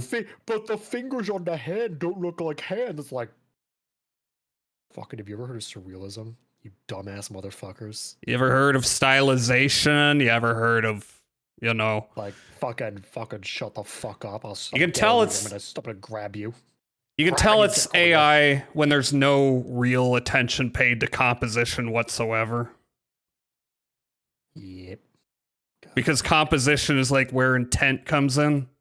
Mm-hmm. And like the goal of what you're making. And AI can't really do that. Like look at Infernal Captor, for example. Like Captor, he's like bottom left dude next to the Eldrazi guy. There's the Infernal Captor, bottom left. Oh, bottom left. Yeah, like the framing on this man, it's very clear what this guy's doing. Yep. And the expressions just tie into it so well. It's like, you fucking owe me money, buddy. I'm gonna strangle you out until you give it to me. Exactly. Exactly. There's a narrative here. It's not just. Also, I also love how the narrative also works with the ability, which is exploit, where you sacrifice creatures to gain extra abilities. When Infernal Captor exploits dudes. Gains haste until end of turn. So yeah, he kidnaps other people to make them work for you. Oh, I got 2 of the same card here. Yep, now I can put 2 in the same deck. He's a funny guy. Fetid Gargantua. All right, what else have we got? We've been, you know what? How many more do I have? I can't drag it. I just open all of them. Thunder Junction's cool because it's a cowboy set with a bunch of people. Gay cowboys. They also had the breaking news, which is that stylistic art you're seeing on some of the cards for the frame. Like this. Light. Yeah. So it's all inspired by like old school books or news illustrations from back in the pioneering age. Yeah, I know those. Some of those are not politically correct. Oh, well, they definitely aren't. Things have not aged well, but here these all are. Oh, and if you look at Vraska joins up. That's Wiley Beckett. They do a really nice watercolor style. Vraska joins up. Ooh. Yeah. See, letting Oko believe he held all the cards provided the perfect cover for her own scheme to unfold. And it actually did. Her and Jace were plotting a counter heist against Oko's heist of the mysterious vault on the plain of Thunder Junction. A relic of a bygone civilization no one knows because the plane itself was abandoned. No sign of life except strange robots and constructs that sometimes wandered the fields of the wasteland. Steampunk shit. I gotcha. Yeah, more of like really advanced like metal giants that had no obvious sign of power source or anything. Oh, okay. I see. And they're doing some old landscape stylings here. Oh, the lands are always really pretty. They make so many lands per set because there's always a bare minimum 10 new lands for the basic lands alone. But yeah, the lands look nice. Pioneer Journal I of love Big the Ralph. mesas. Mirage Mesa. Now it's gotten real Roger Dean. Man, just wait till you look at some of the lands for like Zendikar. All right, how long? The floating cup islands and lakes, those are crazy. I hope it's cool that I'm just staring at art right now, chat. Dude, these are good. This is good art, and you get to learn some cards that look cool and don't look cool. Siphon Insight. Well, that's a funny card if you read what it does. Look at the top 2 cards of target opponent's library. Exile one of them face down and put the other on the bottom of that library. You may play the exiled card for as long as it remains exiled, and you may spend mana as though it were mana of any color to cast that spell. Yeah. You can just steal cards from your opponents to use against them. Savage Smash, that's just a big fuck-off armadillo. He's living his life, man. Let him do it. He's doing what he wants. There's also just giant Texan wildlife there. Oh, and there's... Oh, yeah, look at Cacturantula on the top right. Oh my god. Yeah, he's just a giant cactus spider. Cactus cooler. Yeah. The cactus people and the cactus beings were a really cool part of the plane because there's natural wildlife plant guys, but Texas themed. So like look at prickly pear, for example. Oh, they're just pear creatures. Prickly pear creature. Not pears, but... They're just 2 of them. Succulents. But they've got prickle pear-like guns that shoot fire magic, which is just great. That's so dumb. Great. I like it. I know. Okay. Now we got Murders at Karlov Manor. Oh, that set was ass. Oh. Well, I mean, the cards there's some all right cards in it, but that set sucked to play.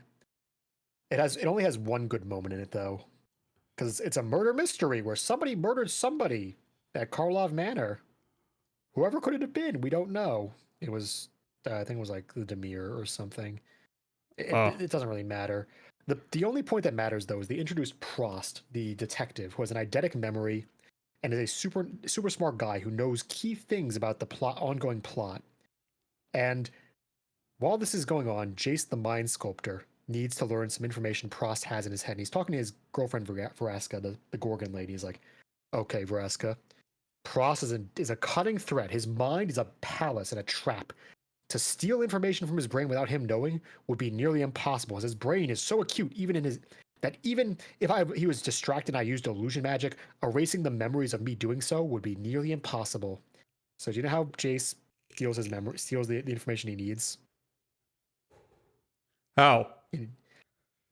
He takes a lead pipe and he bashes Prost on the back of the skull, knocking him out in an alleyway, and then just goes through his brain while he's unconscious and then leaves. It's great. It's like, I could do an elaborate magical spell that would take months to prepare, but what if I just go bonk him, bonk, lead pipe sound effect, bonk. Oh, that's great. That's a mythic wild card. Which one? This one? The orange one. The orange one. The orange oh wait, that's wild red card. Yeah. This one. So, yeah. Yeah. Mythic's the highest rarity in the game. It's so good to have it. Cool. Mythic, rare, uncommon, common. So you can make any mythic card with that, which is that's good. Nice. That is very nice. Really nice. What else have we got? Anything interesting? It's fine. You got Jaded Analyst. He's funny. He looks so tired. Looks like he hasn't slept in 2 days. Oh, good. Another case with too many victims and not enough clues. Great. Yeah, that dude's just not having a good time. Sometimes it be that way. Yep. Cons of Tarkir. Oh, Tarkir is great. It's a China and Mongolia themed Asian world where dragons and humans fight against each other for survival. There is cover Surik so cool. Surik the bear puncher. I wonder why he's called that. If you look at the size of the bear he beat up for Well, his I'm vest, looking at his armor, and I have noticed that it is a bear. like, can you imagine how big a bear would be if the head was that big? First, for one thing, Big as fuck. Yeah. So Surik is the Khan of his group, the Temur, and he in single combat defeated a bear the size of like 5 men. And there's a card called Savage Punch, which is him just pummeling the shit out of this bear. But during Khans of Tarkir, the middle set was called Fate Reforged, and it represented how a character went back in time and altered the world of Tarkir. So in the third set, Dragons of Tarkir, the dragons were dominant instead of the humans. And in this alternative future, Surik was still the leader of his people under the dragons, but instead of fighting the bear, he was now best friends with the bear. Oh. And on the card Savage Punch, it's just him punching the shit out of a dragon with the bear in the background. It's really great. Do I have that Oh, one? there's Savage Punch. There it is. There's Savage Punch right there. So we got Swift Kick. Where At the top, are at the you? top. Look, it's on the top. Green card. Guy punching the bear. It's like, go to the right a bit. Go to the right a bit, Oh, there Jazzy. it is. Yeah. Oh my god. There's Surak. He just go. Whoa. That looks even bigger. The bear looks bigger than the armor does. Well, it's gotten smaller in some part of it, I guess, but it's just it just punched a bear whose head was the size of his entire upper body. Getting those gains. Surik was a mad lad. Oh, Treasure Cruise is an insanely powerful card that got banned. Draw 3 cards. Got banned for a bit. Well, yeah, it's unbanned in some formats, but Delve was the important part of the card because you can reduce the cost of casting it by exiling cards from your graveyard. So in the late part of the game, or if you mill your own deck, and milling is putting cards from your deck into your graveyard, you can artificially reduce the cost so far. Pretty cool. Nice. Also, All right, that's a DC. She's got new art. Real quickly, I'm gonna go. I've got like a little bit of food in the fridge. I'm just gonna go grab it really quick because I'm hungry. Snack break. Snack break. Snack break. Do you want me to cut to? You want me to cut to the break screen, or? I mean, you can cut to the break screen, or I could just talk about like the plot of Khans of Tarkir if you hover over the card called. Keep If you talking. hover over the card Despise, and I can talk more about Khans of Tarkir. Do it. Despise. A critical card for the lore of Khans of Tarkir, actually, as it reflects the key conflict between two of the members of the story. Zurgo, the brutal clan of the Marju, a group of raiders and horseback plunderers, and Sarkin Vol, a man who lost his family to Zurgo's raids and was conscripted to join his army. So prior to the start of this event, of the Khans of Tarkir set, Sarkin had been a bit of a background character that you'd seen several times. He'd been a minion for Nicol Bolas, the evil dragon, and it was never really clear why he was following such a vile beast. And as it turns out, the reason was that Sarkin was from Tarkir, a plane where dragons were historical myth, because in the day of the Khans, they were basically all wiped out. And he was seeking to follow a noble dragon, which he was kind of an incredibly terrible, abysmally bad judge of character on, because he was following Nicol Bolas, who was, evil dipshit. But he was seeking to follow Bolas for revenge, and to gain more knowledge, and to gain the power to strike down Zurgo, the man who killed his family. Until, upon reaching the land of Zendikar, Sarkin acquired a Hedron, a diamond-shaped stone carved with ancient runes of power, which revealed to him strange information about his home plane of Tarkir he had not known before.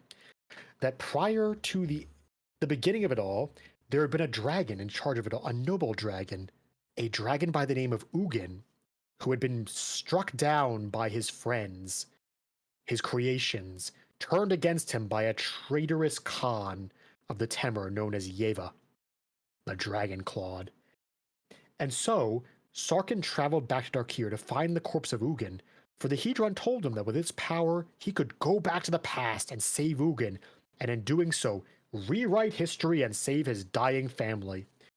And so Sarkin went back to Tarkir. He fought a bit against Zurgo, who he encountered and could not resist his lust for revenge, as at this point in time, Sarkin was a red-black planeswalker, consumed with negative emotions like anger and revenge and frustration, until he encountered a new love of his life, Narset, the slightly incredibly autistic monk from the Jeskai clan. Narset had been isolated from her clan because she'd been pushed out into political struggle with a man by the name of Taigum, who was a power-hungry madman who pushed Narset out because she was not the greatest at reading social cues, because she was kind of incredibly, bad at that due to things. She was incredibly on the spectrum. But she was a great character because despite the fact that she had like some very clear obsessive tendencies with written works and history, her lack of social skills was not ever done up in such a way that it felt exaggerated or a bit of a caricature. And so as she and Sarkin traveled across Tarkir, her using her knowledge of history to help him find the clues of Ugin's downside, they fell in love. And they loved each other really well until Zurgo found them. And as Sarkin was coming back from the cave, he watched Zurgo just completely fucking murder Narset in cold blood in front of him. And that was not great for Sarkin. And in a fit of rage, he lashed out against Zurgo. He used one of his like iconic spells to turn both of his hands into dragons.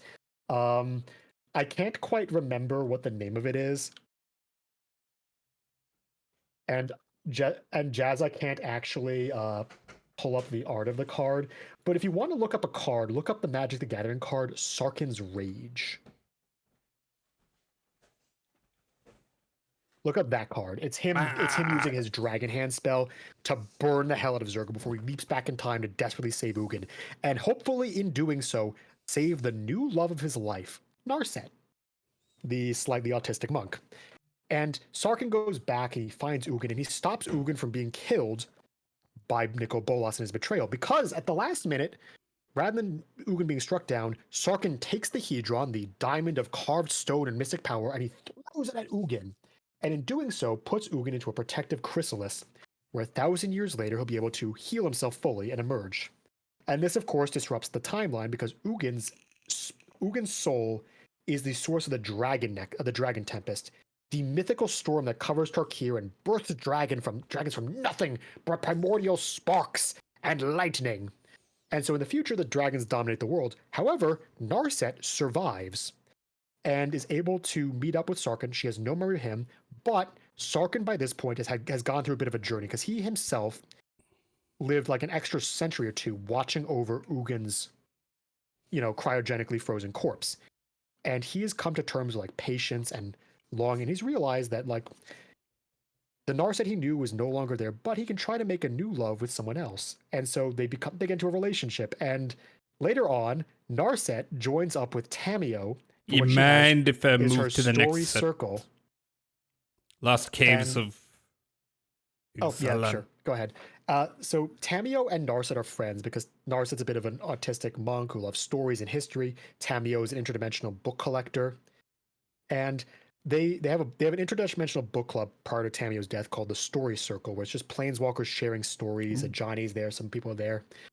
Sarkin shows up a few times in the background, and the kids love him because Uncle Sarkin will turn into dragons and just have a good time with them, while all the other adults are just having their boring story circle. And I just think it's great that he managed to have somewhat of a happy ending following all the tragedy of his family dying, the new love of his life that he finally gained after being able to become close to somebody again for the first time in decades, also dying in front of him. But now he's back with somebody and he's having a good time, and good for Sarkin. I'm noticing a bit of an Aztec Mayan kind of theme with this one. Oh yeah, so Ixalan was an America-inspired theme, like a Mesoamerican theme, where like if you hover over the vampires, you'll notice that they are very conquistador inspired, as they are foreign invaders. The land of the rising, the Empire of the Sun was where where all the Aztec Mayan inspired people were, and they were a dinosaur venerating culture with American-esque dinosaurs. There were also the pirates, who had like a really eclectic group of races, like the goblins and the sirens, like Malcolm on the left. Malcolm, alluring scoundrel. Yeah. He has a best friend called Breeches, who's just a goblin, and they just have adventures together. They're fun. Hell yeah, hell They're yeah. part of Veraska's crew, and they did stuff together. Most recently, they've acquired a magic gun that's basically a magic bazooka, and they're just like, "This is great." I've got 3 Dusk's Landing. Man, that's a large amount of one card. It's very surprising. Mythweaver Pog. Puck. Pog.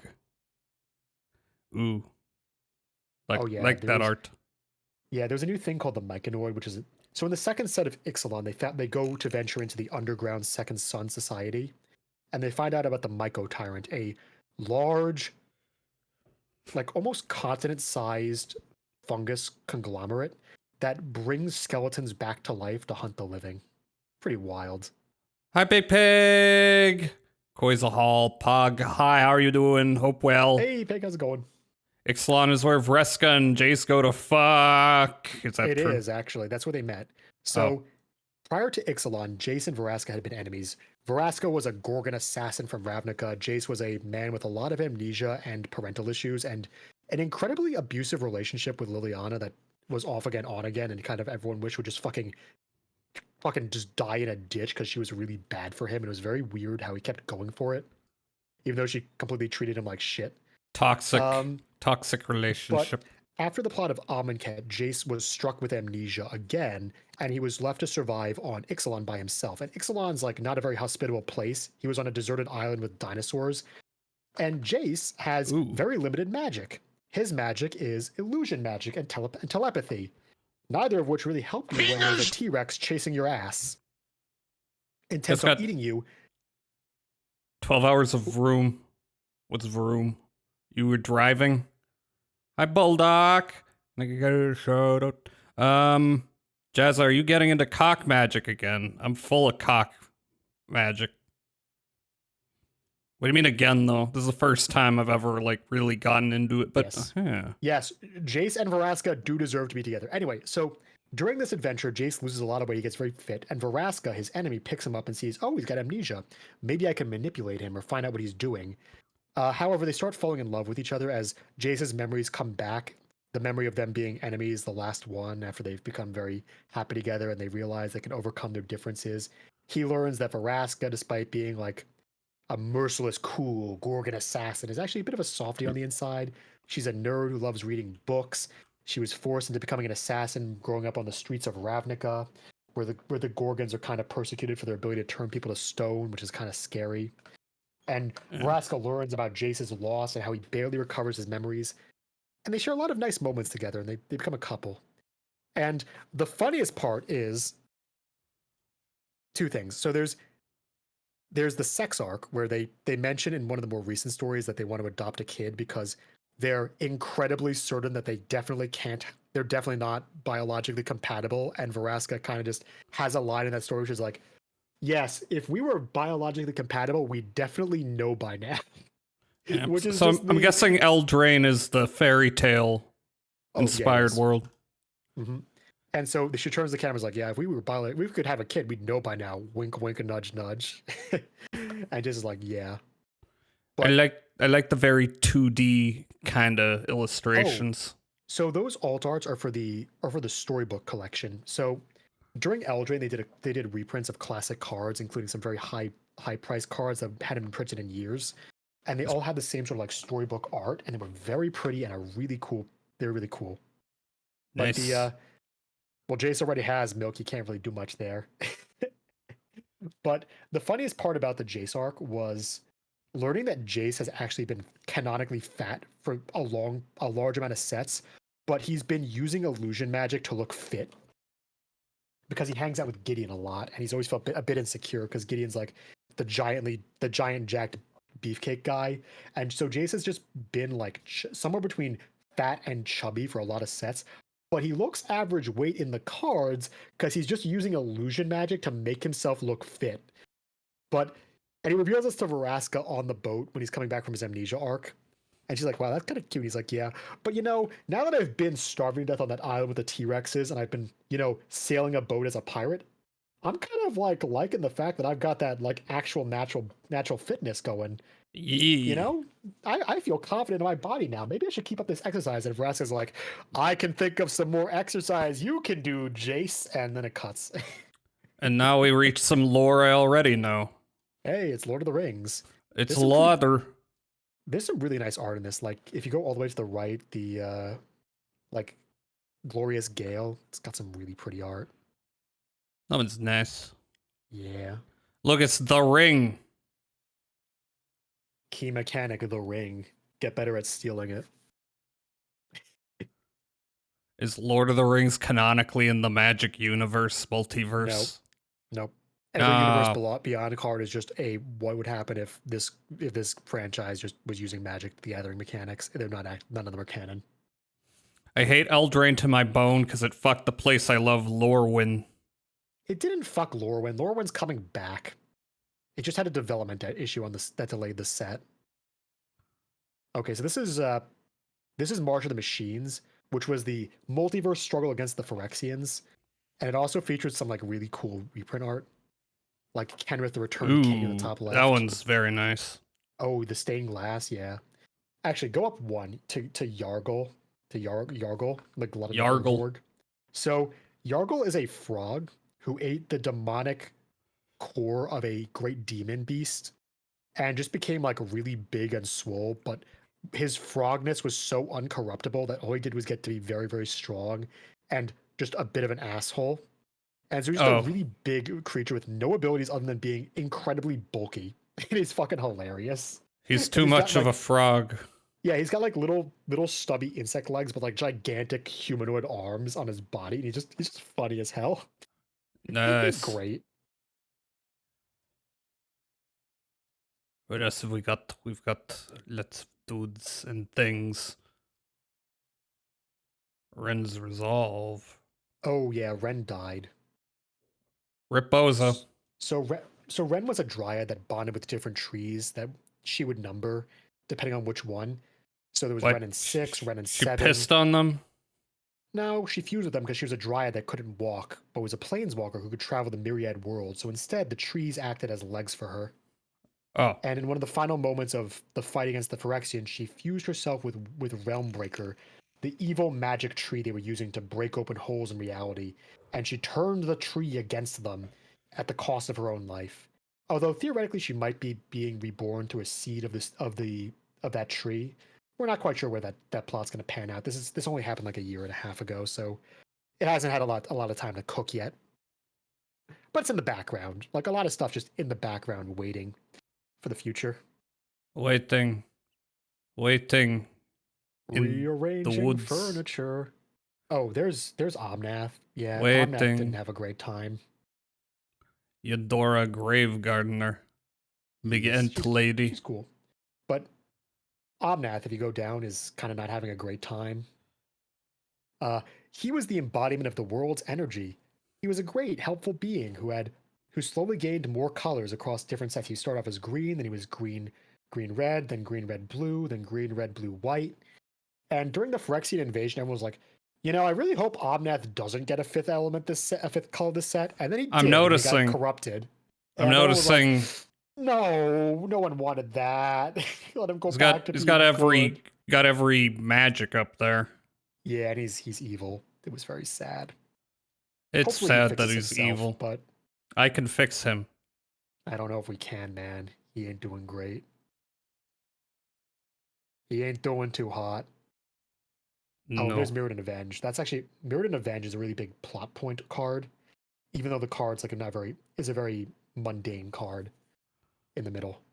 Destroy target creature that was dealt damage this turn. Draw a card. So that's actually a reprinted card of a different card from a previous set called "You are already dead," or in Japanese, "Omaiwamo," which is a clear Fist of the North Star reference. But yeah. This represents the moment where Karn, the Silver Golem, who had been manipulated by the Phyrexians into turning against the multiverse, finally overcomes the brainwashing and just rips the head off their leader. Hell yeah. And so that's him ripping off Elishnorn's head, which was a really big plot moment. Nice. What, Chad? Yeah. What's up, Chad? Shadow over Innistrad. Do you want the racist deck? That's a question. Well, what sort of race deck do you mean? Do you mean like the card deck with all the vehicles, or do you mean like the race war deck with the art by that guy who turned out to later on become a member of the Ku Klux Klan and was kind of incredibly racist? Wait, did I hear about this? You probably have. That sounds familiar. So Magic has had to like take certain cards out because of like issues with them. Some were taken out purely because of the art or concept being weird. But I think the card Invoke Prejudice was taken out for a variety of reasons. One of which was, at the time, we thought it was kind of just like fantasy. But as time went on, we learned more about the Oh, and then he was just yes. a hardcore white supremacist. And everyone kept seeing him at Magic events was like, "Can I get you to sign this card?" And like, "Okay, but can I show you my art about Hitler doing the Jesus Christ pose?" And it's like, please fucking go away. Okay, yeah, oh god, yeah, no, oh shit, I forgot about this. Yeah, just like, how about no? How about really no? No, nar. Sadly, the story arc was a mess. The War of the Mirrodin, the March of the Machine War was a mess. But Shadows over Innistrad was cool because Innistrad's the horror plane where humans have no magic and vampires, werewolves, ghosts, spirits, and demons are bound. And so humans are always fighting for their survival against all these unseen horrors of the night. Tormenting voice, all of my ancestors, or all of my, yes, they hate me. Oh, They're actually, yelling at me. you want to know a really sad piece of art follow up? Is so you see those dogs, the Thraben Foulbloods? I see them. Yeah, that's a follow up to a previous card from the last set called Thraben Purebloods. And I'm going to send you the image of Thraben Purebloods. You might pick up on a certain detail with it. So during Shadows over Innistrad, the world got corrupted by the eldritch hauntings of Emrakul, the eldritch horror, who was drawn there by Nahiri, who was trying to fuck over the plane because Zendikar got destroyed to seal the Eldrazi the first time, and after Nahiri from Zendikar was unfrozen, she learned what happened and wanted revenge on Sorin for doing it. So Thraben Foulbloods is three of the dogs from the first set who were corrupted by the madness.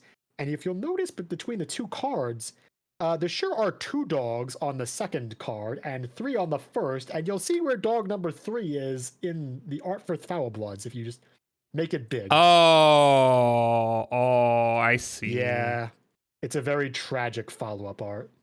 Whoopsie daisy. Yeah. Well. 07. Yeah. What else Rest in we peace, got? Thraben dogs. We got 3 more. We're almost done. Phyrexian All Be One. This was just a set about Phyrexia just doing their stuff before they invaded the multiverse. You got to see how corrupted the plane got and how some of the things were. Ooh, there's Tyrannus Rex, who's a motherfucker of a card. 8/8. The spell can't be countered. Trample, ward, haste, toxic. That sounds like a very annoying combination of things. He's a very aggressively smacky dude. Eesh. Even if he costs a bunch of mana to get to. Sylvok battle chair. That's gamer chair. The gamer chair. The gamer chair. I don't need to leave my chair to do battle. Yeah, it's the gamer chair. Synthesize. Blazing Crescendo just has really cool art. Which one's that? Bottom. Go right again. It was bottom right. There it is. Blazing Crescendo. Ooh, that's very nice. Yeah, that just looks cool. Yeah, I like it. Oh, and then there's Mandible Justicar. Bottom right. Far right. So the Phyrexians liked fucking up flesh into weird new forms, and the white mana Phyrexians were all like bone and teeth, with blood like contrasting it. And this guy's one of the most messed up looking ones. He's a really solid common card, but man, he sure got some like arm mouths. Yeah, he eat through his arms. Yeah, he's a vibe. He's got that like big ass bug he's eating too. He's just like, man. Lots of protein. He's a cleric. Apparently he's a cleric though. Well, you know. Cleric. He's doing his part for religion. Hell yeah. Can I get prayers and chat? Thoughts and prayers. All right, we got Eric. We got Gelma, who is a giant elephant man. Oh yeah. So on Mirrodin, one of the things about the world was that all the people who were born there had metal in their body.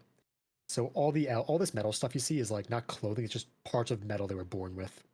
Nice. So people there looked really wild, like the Leonin, the humans, the elves, the Vidalcan.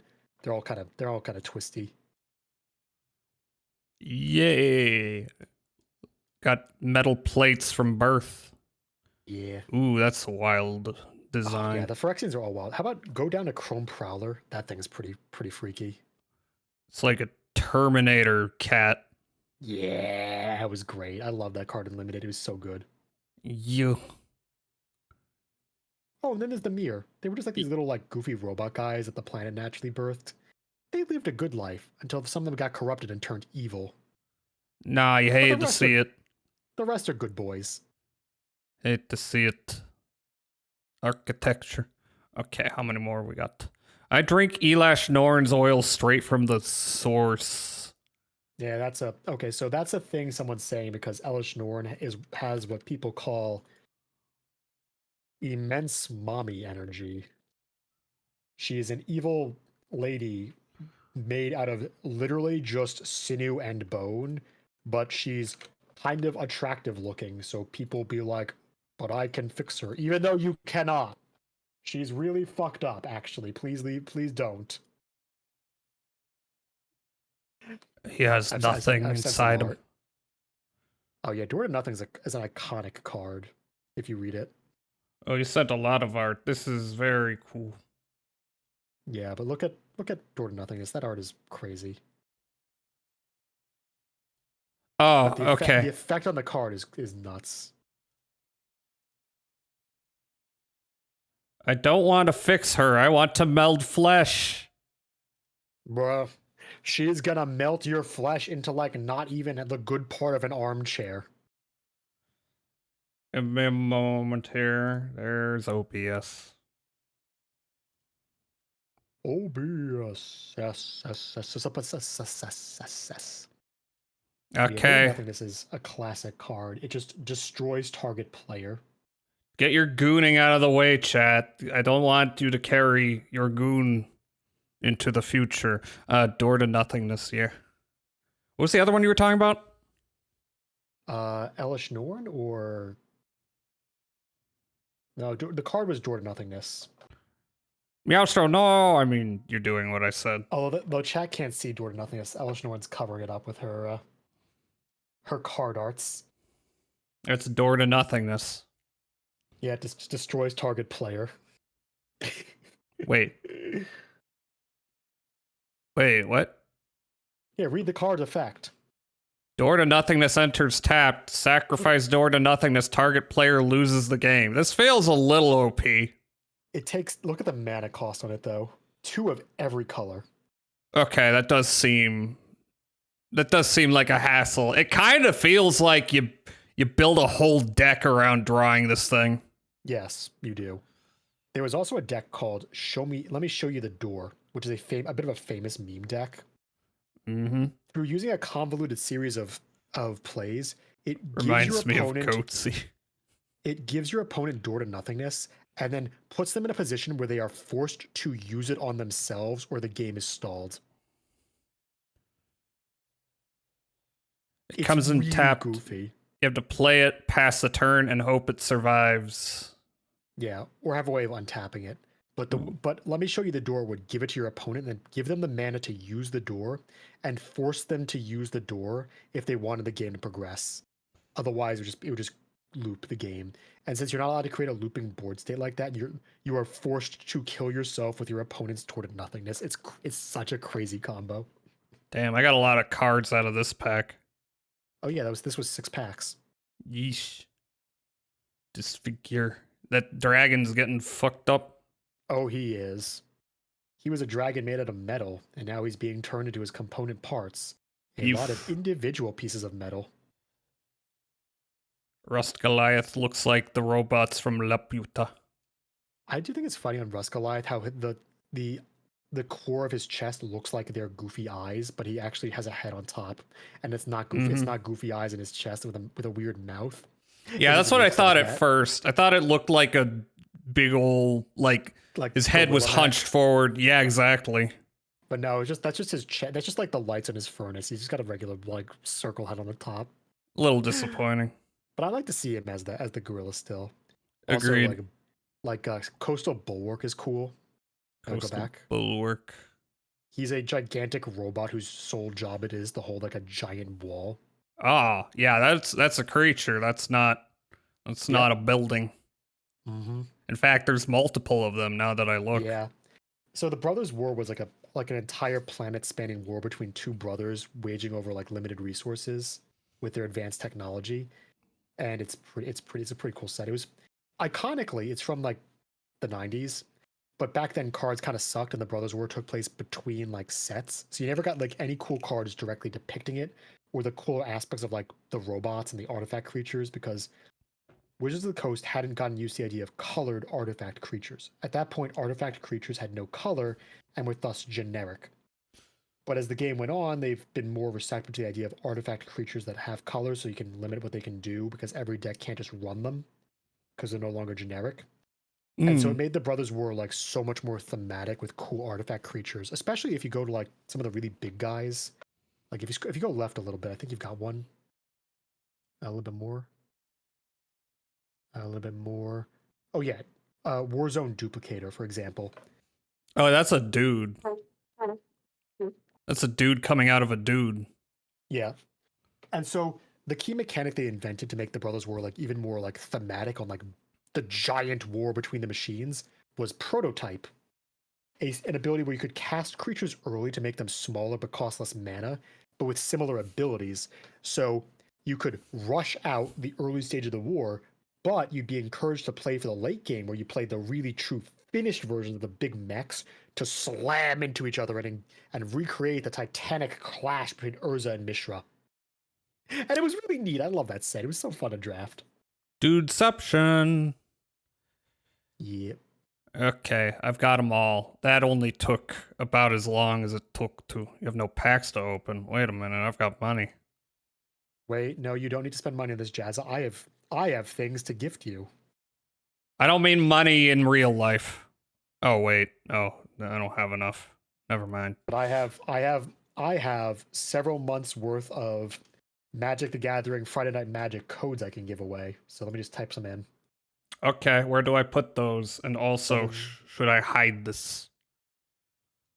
You don't really need to hide it because I don't think the game inherently has your credit card information. Ah. I have not given my credit card information to this game, nor do I intend to. So just copy paste that code into the go back to store. Or I think go to store. Yeah, go to store. There we are. So top right should have a little text input that says redeem codes. Well, I put it there. Yeah. Code not found. Shit, I typed that right? Maybe the dashes are not. TBEF.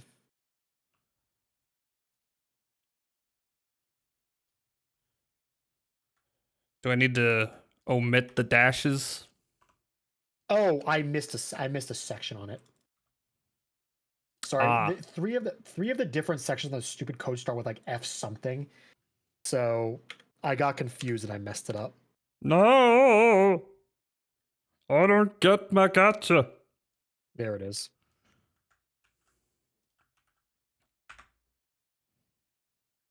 Oh, that's my fault. I know that was my fault. I literally mistyped Success. it the first time. Second time was my fault. I did not fully cover all of it. Acquired ×6 Dominaria United with a gilf on the cover. Oh, that's Jaya Ballard, the pyromancer. She's really old because she lived through a lot of the ancient times due to partial immortality. And she's Chandra's mentor. She's a really cool pyromancer who is also dead. I know somebody wants to fuck this lion or tiger. Oh, that's a Johnny.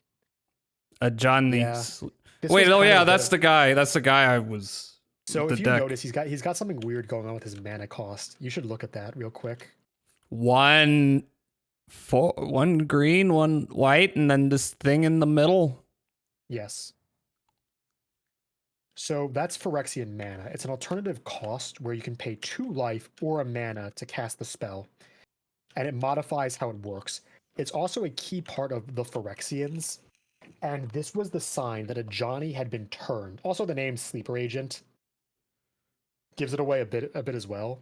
This was the arc where a Johnny betrays the team because he was somehow corrupted and brainwashed between stories, and this was the reveal because leading up to this set, they revealed the story in the form of like 5 short story chapters, and on the last chapter before they revealed any of the cards, they revealed that a Johnny was a traitor, and they revealed this card at the end of the story.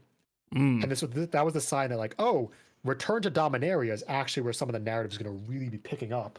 It's not just going to be a casual return to Dominaria, the plane everyone enjoyed. No. Shit's actually cooking off a bit. The Phyrexians are kicking in. They're sending out sleeper agents. They're brainwashing people. Who's going to be next? Is anybody safe? Who knows? I don't. Oh, and next to a Johnny, you see the go back a bit. Raven Man. Next to a Johnny. Yeah, that's the disappointing payoff to a 15-year story arc. 15 years, damn. Yeah, so when they introduced Liliana, there was a mysterious person known as the Raven Man who was feeding her information and leading her down the path of hunting demons and betraying them in necromancy. And everyone was like, oh my god, who's the Raven Man? Who could it be? We're going to go through people. It's going to happen. And then after like a bunch of years, they just stopped talking about it. And in this set, they just revealed it's Limdal. It was Limdal. Not Limdal. Yeah, Limdal from the vault and Limdal's thing. Like Limdal's skeletons. This guy did it. It's ya boy Limdal. Yeah. This card sucks, and the narrative payoff was so far beyond the curve of relevance. It was just kind of like, oh, they're just shitting it out. It's just they're revealing the Raven Man, and they're gonna finally write Liliana the plot. And the answer was, for some reason, no. Actually, she's still just there. No. Strange. How much? Cult Conscript's cool though. It's a big skeleton man with a sword. Yeah, Can't go wrong with that. He's a skeleton warrior. Skeleton warriors. Tail Swipe's also pretty cool. Tail swipe. Yeah. Bonk. Look at that. How did he let that T-Rex do that? He just started turning. He's like, oh, is it going to try to get me? And he's like, oh, swap the tails along. What? Me playing Elden Ring, and you got to know when they're gonna whack you with their tail, or else you die. Wait, this looks like a wind-up move. Wow. Wow, Luigi. Marius Outsider and Marius Outsider. So that's a card that's been buffed for Arena, and they just upgraded the card, even though the paper card has not changed in any other format, which is another thing about Arena that I don't really like, that they're making weird digital upgrades to cards that were perfectly fine the way they were, you know? Why? Yes, exactly why. Sunbather, he's cute. Go to him. Which one? He's bottom right. Little lizardy guy. Look at him. Look, he's just cute. Yeah. I just like him. He's just a cute little guy. Just hanging out. Yeah, he just like what he's doing. He's having a good time. Artillery bless. Bone Splinters has cool art too, I suppose. This looked initially, I thought that bottom left part was the front of a robot, and the robot was farting. No, it's like it's a piece of ancient artillery that the mage is using. So the That's what I Brothers War thought. happened like millennia ago on Dominaria, And the remnants of their technology can still be found in the present day, which is used as like this arcane missile battery. It used to be powered by ancient rocks called Power Stones, but they ran out of those, so now it's just Power Stone. mages. Power Stone mentioned. Yeah, Power Stone. Power Stone. Magic the Gathering did it first. Oh, and then there's Extinguish the Light, where Jaya dies. Card in the bottom right. Sorry, middle. Yep. Oh, she died? Spoilers. Yeah, she died. Spoilers. Yeah. I just saw the gilf and I found out the gilf dies. Yeah, So she died sad. that set. Some people who just got to know her became tragically disillusioned. Sag. Turtle has got a Turtle. little pool and he back. Also, if you look down at Eerie Soul Tender, that card is just pretty good art. Hell yeah. Just pretty great, actually. Poor gilf. I know, right? Radiant Grove, Crystal Grotto. Okay. So is that it for packs? No, you have 3 more. Oh my god. I'm sorry I am giving you so many free things. How dare you? My bad. Send me the next one. I sent you all of them. Oh, I see. Yes. That way you can type them all in at once and then open the packs individually. True. Redeem code success. Bloomberg with little animal guys. Claim. They're so cute.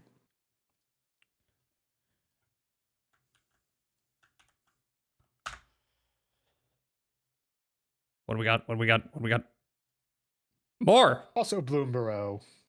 I'm fine with that. I don't actually know what these free packs are because they're not as visibly distinct anymore. So I just grabbed 3 off the top plus the pack of 6 because you're starting out. More of that. Oh, That's caverns. cool. Okay. Now.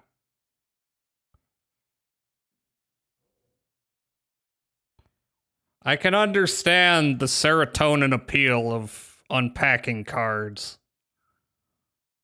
Oh, it's Caretaker's talent. I like the art on that one. It's a bunny. Bunny with little bat friend or child. And a little mouse child as well.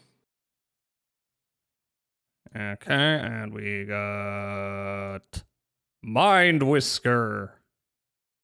Woo. Woo. Oh, there's Long Stalk Brawl, which is a cool card. Really good and limited. Killing that thing with a leak? Yeah, you just fucking stabbing him with it. Bellowing Crier, who's also really funny. Bellowing Crier would be here. Yeah. He's like me, for real, for real. And if you go 1 card up to the head of the homestead, it's a Wabbit. And you can see the Wabbit token, which is really cute too. Wabbit had delightful art.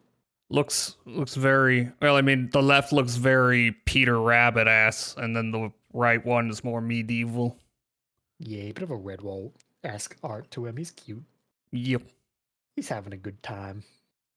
Yeah. Nice. Okay, last one. Bum, buddy, bum, bum. Not that many. Abuelo's Awakening. Abyssal Gore Stalker.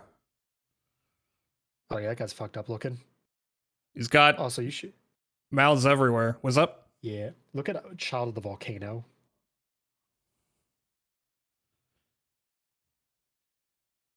It's a cool looking boss fight. Yeah. So on the plane of Ixalan, the elemental spirits of like fire, water, and the rest all take the form of like carved stone statues with the element in between them. So like the fire elementals and the water elementals look so cool on the plane. And Child of the Volcano is like not a great card by like any stretch of the imagination, but the art is so nice. I love the little guy for scale in the front just running away. Well, big motherfucker. Yeah, that's a thing you can notice in some of the cards. Like if you go back to the Gore Stalker, I think you'll notice that as well. Dudes for scale. Looking for the dudes. Is that a dude or is that is it just a weird looking rock? I think in like the bottom left. I think that's a rock. Oh. I thought that was a dude running away. No. Like a really tiny dude running away. No, it is a rock. He mad. Cat. Cat. Mad cat. Mad We've cats. got the Jaguar Warriors, now actually Jaguars. Pretty funny. What were they? Oh yeah, that's right. That's what they were called. Okay, I have no more. I have no more dicks. Oh wait, I've got a lot of decks. Yeah. So the thing you've got even locked now is go to home. Starter deck duel. So for starter deck duel, there's small prizing, and you have a list of 10 event decks, default decks. Everyone plays the same decks.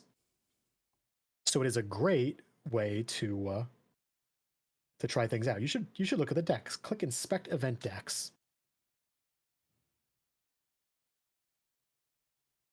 So some of these you've seen before, like Snack Time, Dynamite, Crack the Case, and others you haven't yet.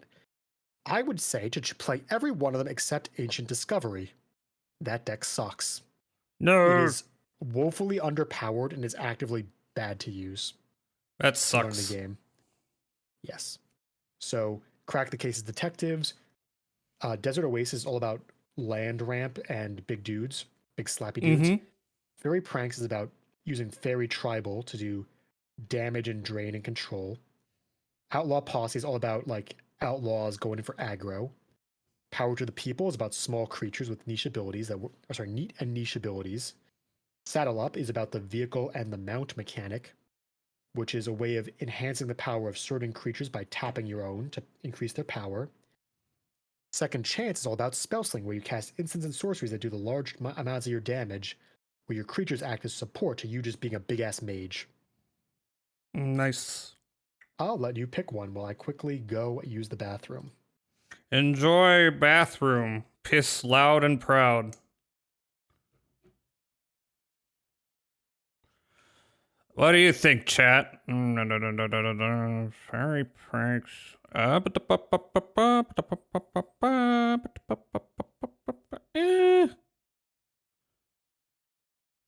So that's gonna be an interesting fusion. I'm retaining some of this stuff. There's a lot of stuff. There's a lot of lore. Can I see what is contained in these cards? I like Dino most because it sounds funny. Let's see. Can I view deck? Commune with nature. Oh, I've been working with something like this. Leaping ambush. Target creature gets +1/+3 reach till end of turn. Untap it. Pick your poison. Sacrifices an artifact of their choice. Each opponent sacrifices an enchantment of their choice. Each opponent sacrifices a creature with flying of their choice. So I know this a little bit. It's a little different. Oh, look at that little guy. When you do target dinosaur you control deals damage equal to its power to another creature. Okay. So I see you like the dinosaur deck. I think because I've been working with something similar to it. It's a little bit familiar. It's got a couple differences. Something similar. You've just played this deck before. Well, there's some cards I never played. Right. I liked it though. Okay, I guess we'll play Dynamite. Now go, Jazza. Select the deck from the select deck option. And now click the arrow to go back in the top left. And now click start.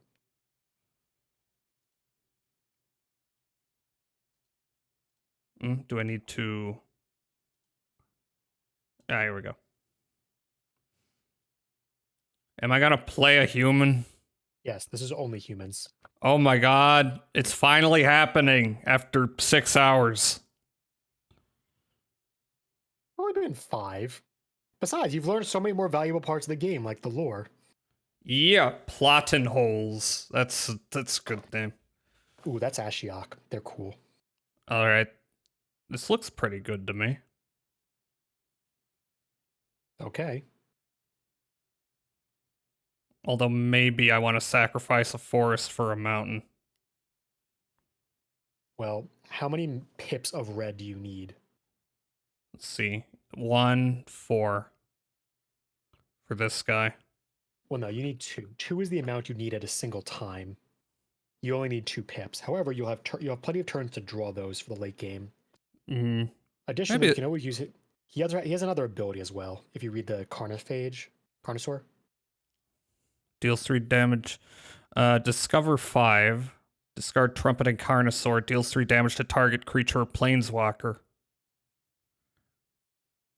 So you can use him early if you don't find anything. I would keep the hand. Okay. Though you were right to consider if you had the pips. If your deck required more of certain colors than others, you could be in a rough position if you didn't have that stuff. All right, so let's see. We got to play a land first. Forest, or maybe it's better to do mountains so I can get this guy on. Well, you'll play a land next turn, so you'll be able to meet your colors. Meh.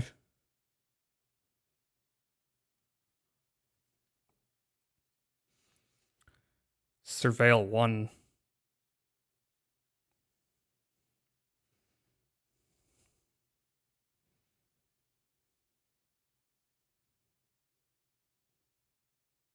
My turn. Mm-hmm.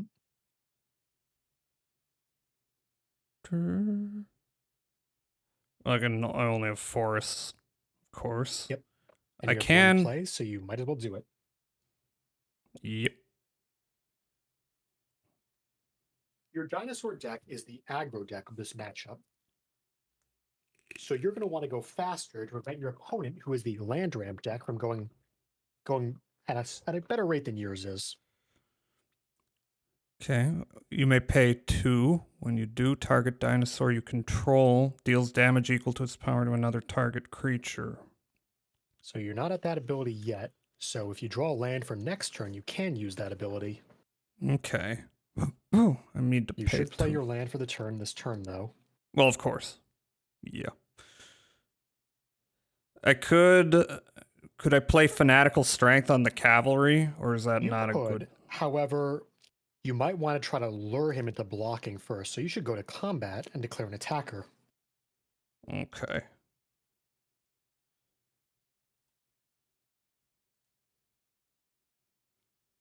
Click next, let him block. Oh, shit. Fun fact, you can tell when your opponent is highlighting one of your cards by them lighting up. He is not blocked, so you do not want to use Fanatical Strength here. Just click next. Cool. Now you have 2 choices. You could either kill his creature, which is going to give him more mana every turn, or you could play the Kincaller, to gain yourself some life. What do you think is more valuable? Probably the Kincaller. No, it's killing his Mana Dork. That gives him 1 more land every turn. Oh, okay, and I see. Cutting him on that is very valuable at this stage of the game because you might be able to starve him out. So I would use your Carnosaur now to kill it before it gets to be his turn. Activate ability.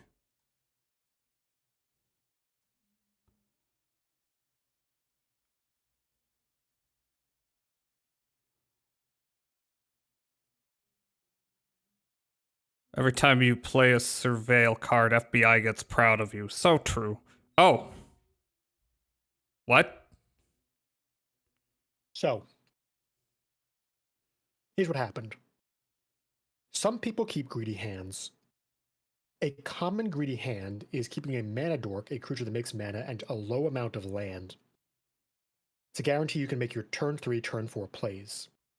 Your opponent clearly was on a greedy hand like that.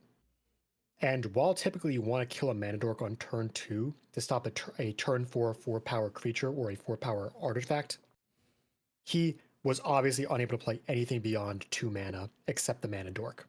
So by killing it, you starved him out of the game, and he didn't want to deal with playing you for 3 turns of trying to desperately draw land. Oh. Okay. I won. Woo! Crazy. Mm-hmm. Oh, claim. What do I get? Insatiable avarice. Great art. Yeah, very good. Search your library for a card, then shuffle and put that card on top. Target player draws 3 cards, loses 3 lives. 3 life. So for Spree, you pay the cost of each ability separately from the base cost of the cards. You pay 1 black and then either 2 generic or another 2 black for either 3 or 5 total mana to get either one or both ability. It's pretty neat. Nice. All right, so I'm gonna play again. Maybe this will not last as long, or maybe this will last longer. The opposite.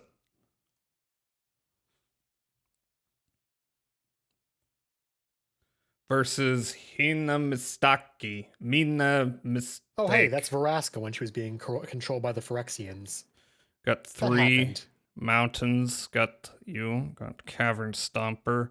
This seems a little bit like mid game.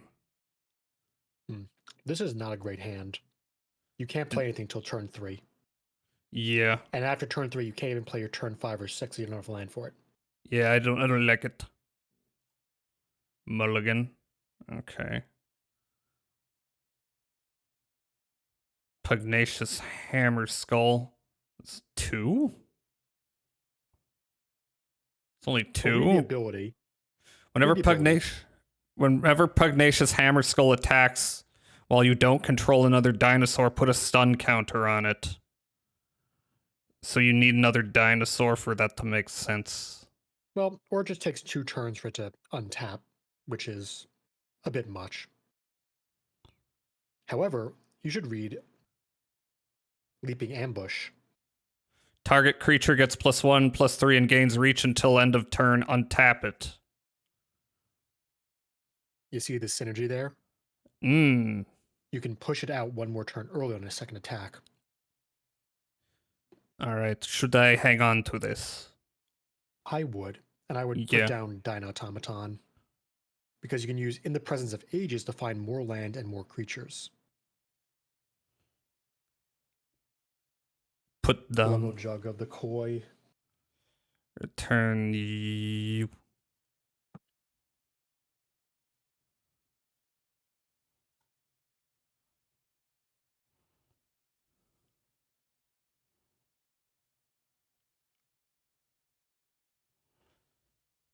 Rebel Belt Maverick. Surveil we're playing 2. against the Desert deck again. Interesting. Your turn. Pick your poison. Sacrifice. I would not play that here. Yeah. It does not currently have a thing that you could affect with it. Nope. We'll just pass it back. All right, then don't play Leaping Ambush yet. Well, right? you could play it on his creature to waste it. It's an option. It's just bad. Yeah. You can just hit the double arrows in the bottom to put yourself into skip mode. Mm-hmm.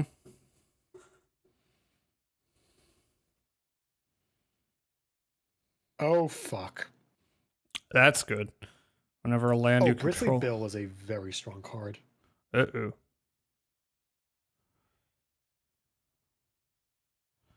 Oh no. Yes. Resolve. Mm-hmm. I don't know what else to do. Well, just hit pass. Just hit the double. You have to hit double arrows again because it's his turn. So it takes you out of auto pass every time you the turn passes. All right, it's land number 4. That's nice. Shame you don't have anything to do with it, but yeah. No. Just hit the double arrows again. Because you're moving between an entire turn not doing anything. So the problem with Bill is that every time he plays a land, he'll make one of his guys bigger. And if he hits enough mana, Bill can double the amount of counters on each creature he controls.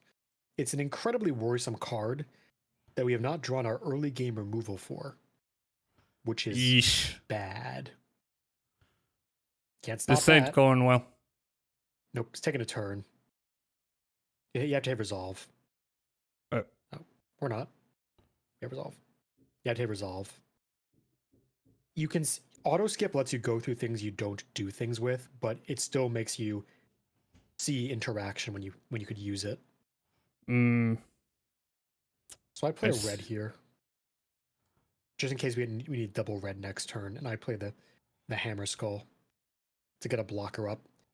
He stuns himself out when he attacks with no friends, but if you just block, he's very, very good blocker. I see. This also will prevent your opponent from attacking with Bill, which saves you on some amount of damage because he doesn't want to lose Bill to the 6/6. Every person on the planet of Earth would block Bill immediately. Yeah. Whoa, what? He returned it to your hand. Fuck, I'm gonna die. Oh, wait. He did not play a land. That's really good. And we can kill Bill. No, we can't kill Bill this turn. We'll have to kill Bill next turn. Kill Bill. So play Forest. Yep. And you're gonna play the Pugnacious again.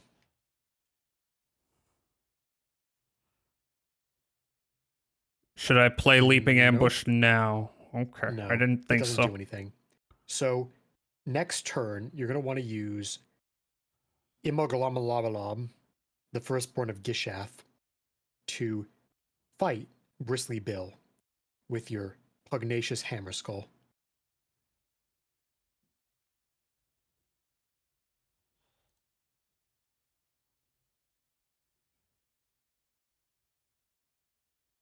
Now you learn that blue is the most racist of the colors. I'm sure I have. Okay, now you respond with Leaping Ambush. He is about to do 6 damage to your creature. You want to protect him so he stays alive, so you will respond with Leaping because it'll make your guy big enough to live.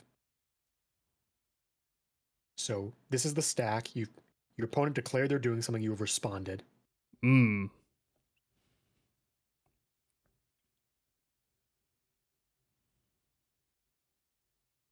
And I will block Bristly Bill. How big's the other guy? 3/3. 6/3? Oh, you have to block the 6 actually, or you die. You can't block Bill here. Okay. So No blocks. You have to block. You have to block the 6/3. You're at 7 life. True. Yep.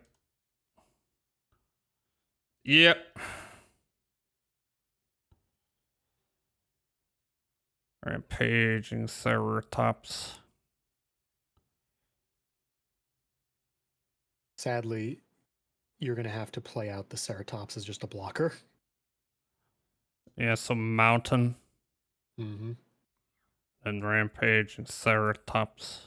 So the reason why we're playing the Ceratops instead of going for Ipagawababok, what's his fucking name? It's like Iskinth. Iskinth. Instead of playing Iskinth, because Iskinth's ability is to have him do damage equal to a dinosaur in the field's power to something else. Currently, you only have him, and he can only kill the 1/1, which means you'd have to kill the 1/1, and Bill can still kill you.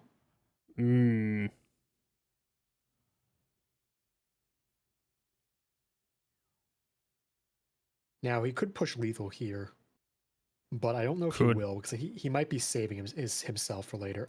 Oh, perfect, he didn't. So now you play Iskinth, and when he enters, you'll use his ability to kill the 5/4,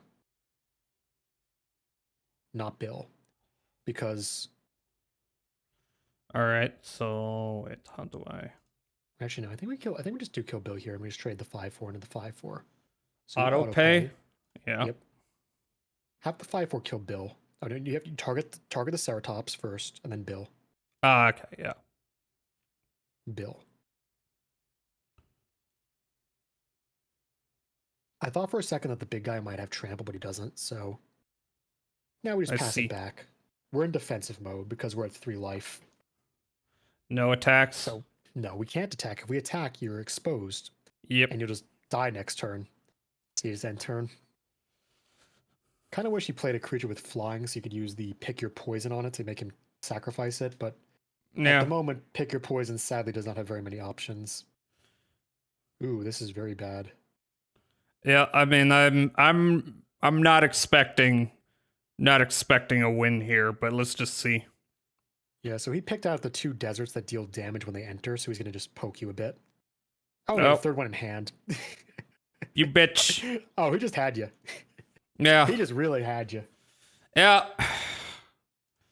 My first I heard loss. I heard Glue is the most race, and I was scared. Were you sad because?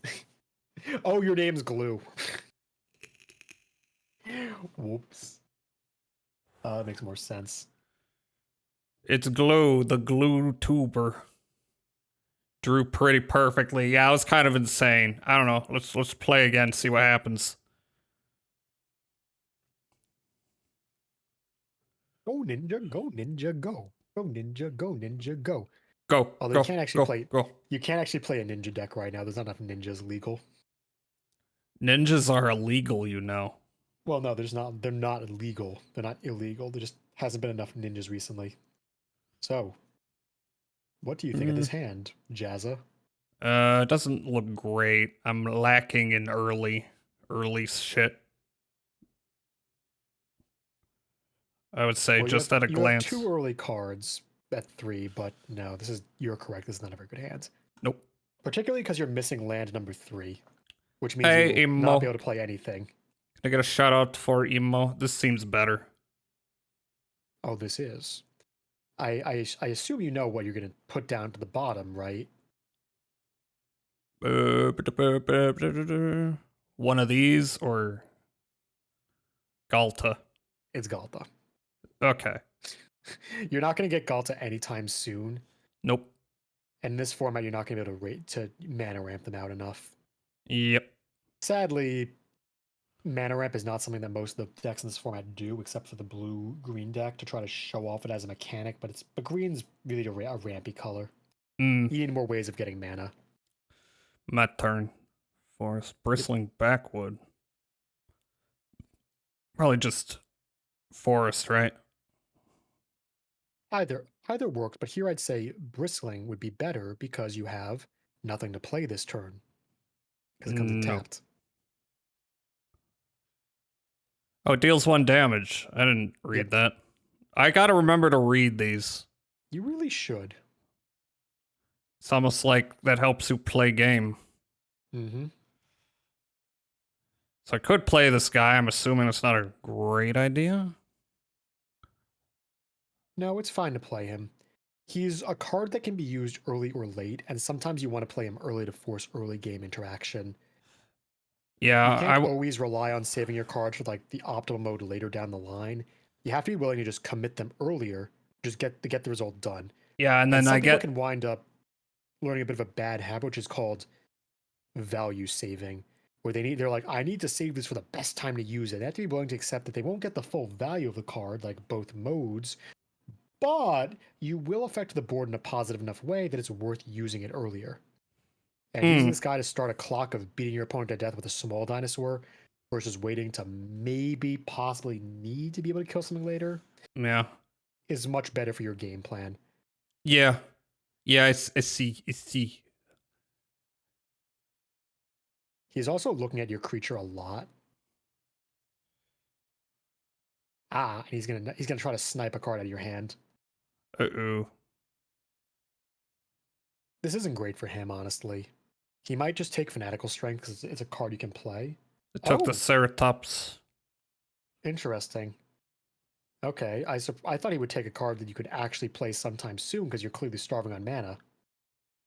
Because he can see that you have no lands. So I guess we just keep beating him to death. We also save Fanatical Strength in case he tries to kill our guy with removal that cares about size. Some removal spells can only kill creatures if they're small enough, where some just kill in general. Black typically has... Oh, he's the outlaw deck. He's just missing his red. By seeing one color of land, you can guess like what deck it's going to be because there's only 4 decks that use each individual color. So if you only see one, you can like start to figure it out. But he's been starving on red, huh? Because he's 4 lands and he's found none of them. Bit of a shame. Pace. You might want to read what his card does. Target creature you control gets +1/+0 until end of turn. Activate only as sorcery. Okay, hit your turn, then read the other one because the timer's clicking. Oh, perfect. All right. Armored Kin color. you should play one that has a little revealed eyeball next to it, so your opponent doesn't know what the unidentified cards in your hand are, because he doesn't know what that one is. He knows what some are, and the game will keep those visible to him. And what do we do here? Reveal the one. Because you decline. I see. And now you attack.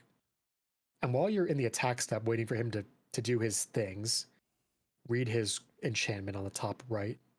Rakish crew. One. Oh, well, he doesn't have red.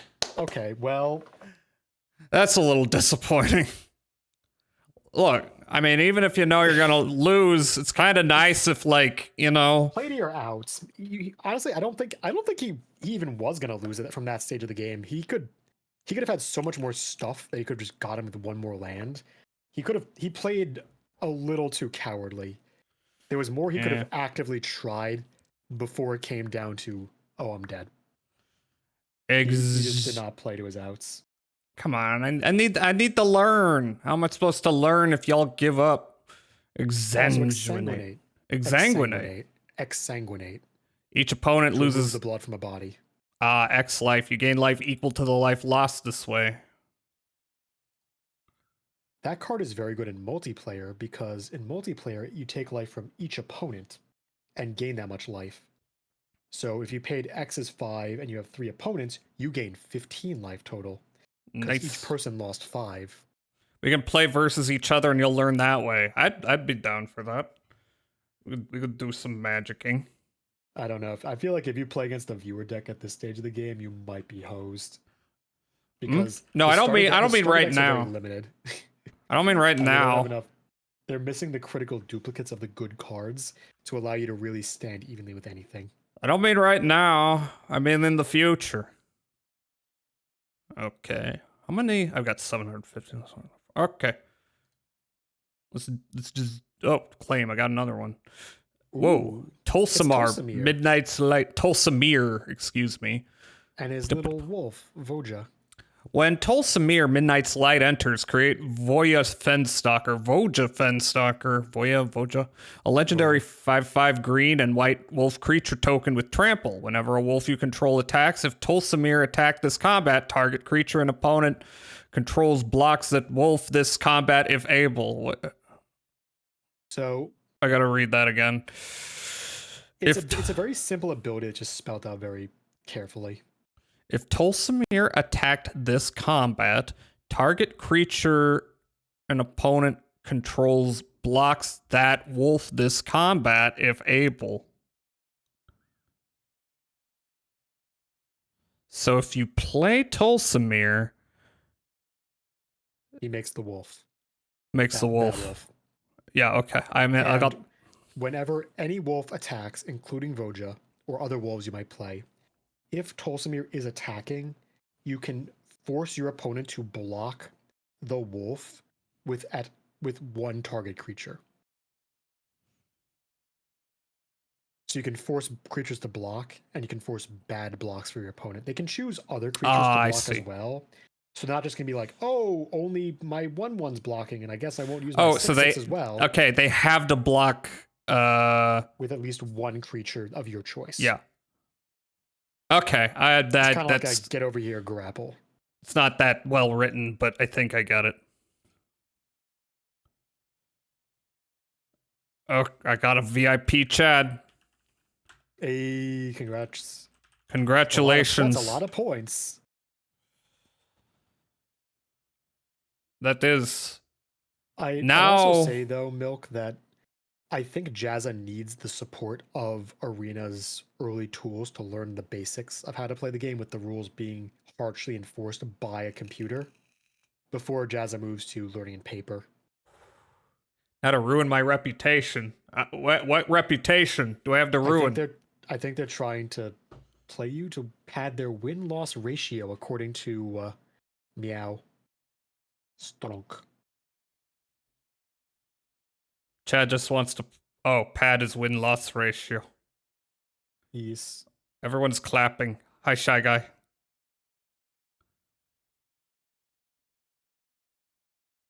Okay, let's try for the third win. I'll just keep using this deck so that I can kind of learn it. I think it's better if I stick to one and then kind of get the feel for it, and then I can move on to some others and do the same. Also, I think that the other person I would have been doing the magic thing with has either fallen asleep or been busy with New Year's stuff, so I can be here as long as you can. I'm not trying to bully you in Magic the Gathering. You're trying to bully me in real life. You don't need magic for that. You're gonna show up and just shove you into a locker. They'll kick sand on you at the beach, force you to buy their cousin's strength gripping device. Insider trading at its finest. Oh no, you're gonna force me. You're gonna force me to invest in your startup. No. Trust me, Jazza. The Gripmaster 9000 is a crucial piece of modern technology. It will make you strong enough to kick the sand back at that guy that kicked the sand at you. Don't you understand? The grip of immense mission importance and criticality.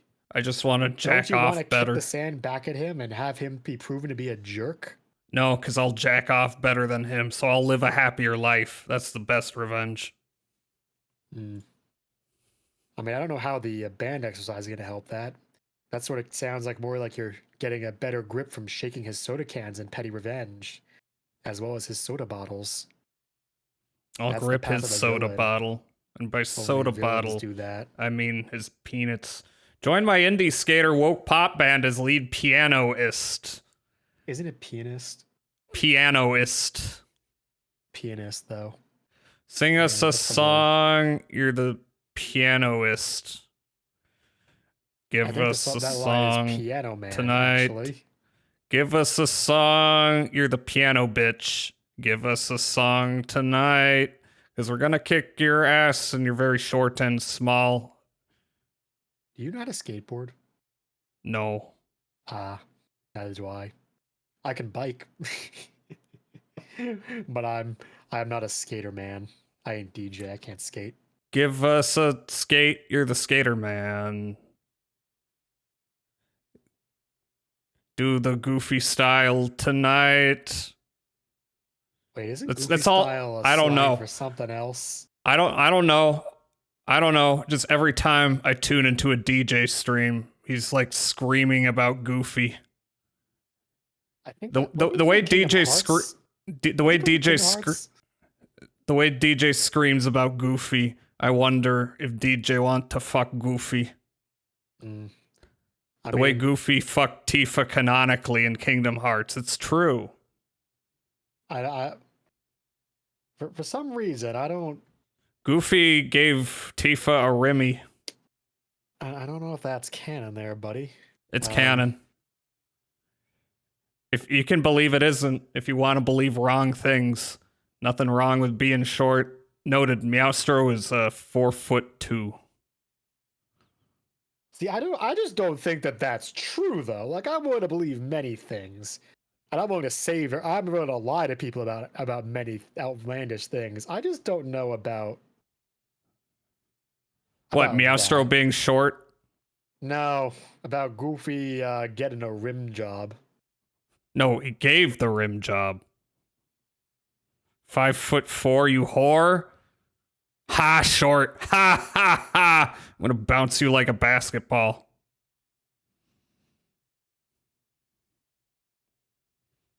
Oh yeah, the Remy is canon. See? You see? I only tell truths. I'm gonna need some like stuff for that. Well, let me just Google Goofy Tifa rim job here.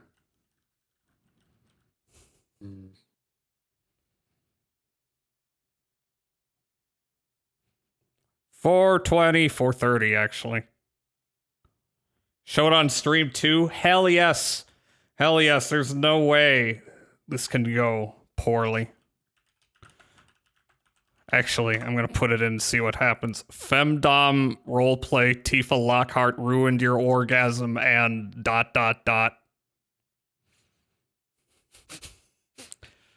Femdom roleplay. Tifa Lockhart ruined your orgasm and let you come only if you'll wedgie yourself 9-minute 1080p. 1080p. I think the matchmaking's breaking. You might want to hit cancel and just try to reload. No, look. Let me give you more of this. After one particularly hung regular offers to pay her 10 times her regular rate if she gives him a rim job / tit fuck combo, Tifa relents in her ...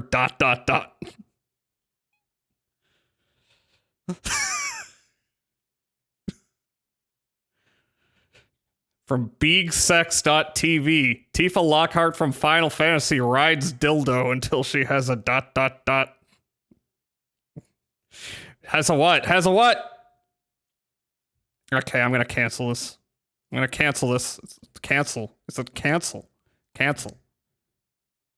Cancel. Cancel. Well, At the cancel. Wizards of the Coast, why?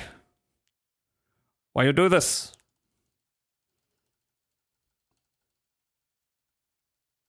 I'm clicking. Should I... Do I gotta force quit this game?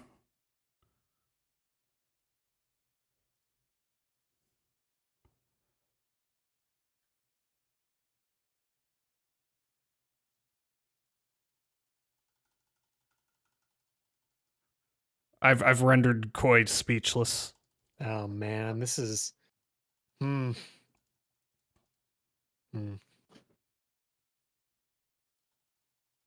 It's not a problem if I, like, kill the task, right?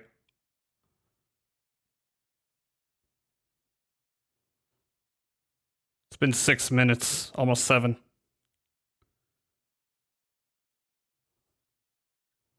Yeah, it's going.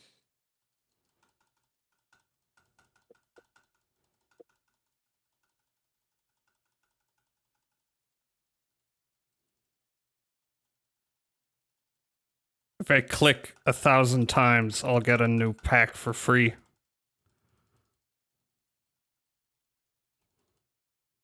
Alright, I may just kill this. Yep. I don't see what else I can do. Yeah, it seems like we're definitely getting a tech issue of some sort here. What's up? It definitely feels like we're getting some sort of tech issue with this. Usually that definitely doesn't load this long. Unless we're the only person playing starter deck duel, but I don't think we are. Alright, I'm ending this task and I'm gonna pull it back up. That was crazy. Magic the Gathering Arena play. And I think I gotta reshare it in Discord.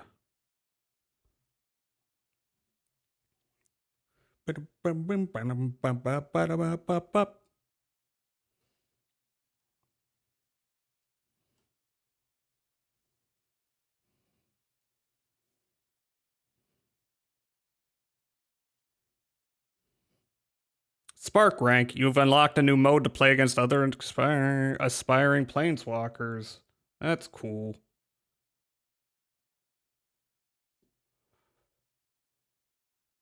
Everything looks like we're back. Alright, starter deck duel. Hope it don't happen again.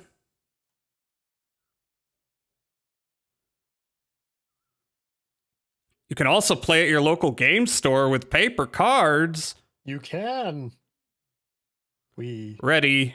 That only took 10 seconds. I'm fighting myself. Laughlin 14. Got 3 mountains. Got nothing early. I don't know if I like this one either. I got you at least. Actually, this isn't so bad. And then we're gonna put Galta in there again, I assume.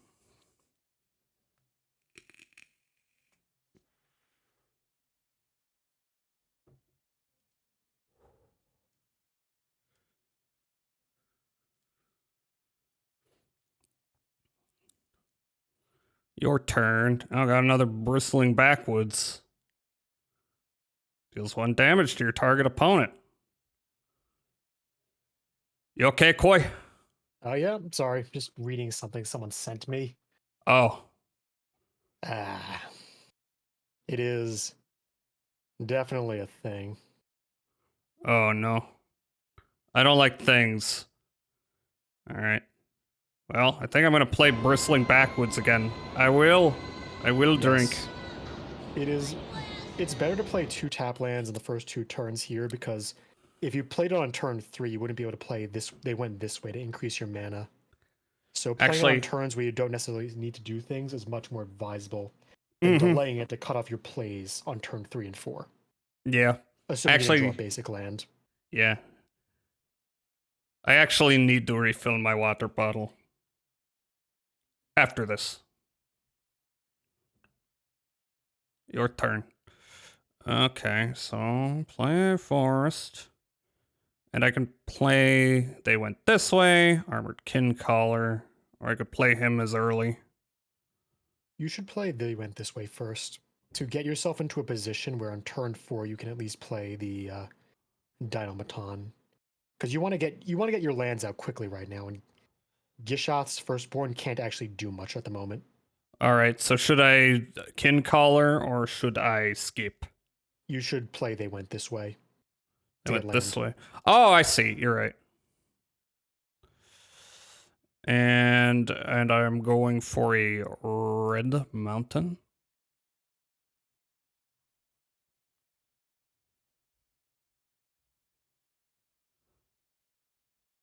Clue. Provisions merchant. That could be bad. Well, you got 2 options here. You could play Dynatomaton, or you could just play a second copy of They Went This Way. Because if you play this way, and we've missed our lands, you'll at least have 5 for the Altasaur next turn. Ooh. I like that. And having seen his guy, you might want to play defensive for a bit longer. So probably get a red here to balance out your mana. Because read the merchant. Creates a food token. If you sacrifice a food, attacking creatures get +1/+1 and trample until end of turn. Yeah. So he has enough food right now. He can effectively trample over whatever things you make. But the Altasaur, unlike the Dinotomaton, is how big? 4 or 5. So even with the temporary boost from the merchant, the Altasaur will be able to survive. And since it's a temporary boost, not a stacking boost, where he doesn't permanently get bigger, you'll be able to fight the merchant and whatever random guys he keeps making next turns with the Altasaur. And thanks to the Altasaur's tap ability, you will also be able to deal damage even if you're on a purely defensive position, because you can tap him after blocks to do damage to your opponent. Which I would recommend means after you play Altasaur, after your next turn, you should set a pause at your opponent's end step.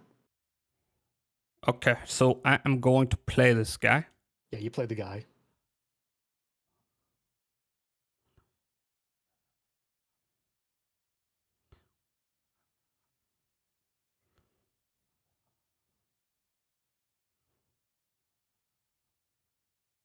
Scream Puff. Oh, that guy's a bad card for you. He's a 4/5 Cool. Death Touch, which means he trades very easily. Also, there's a very funny little interaction between Death Touch and Trample.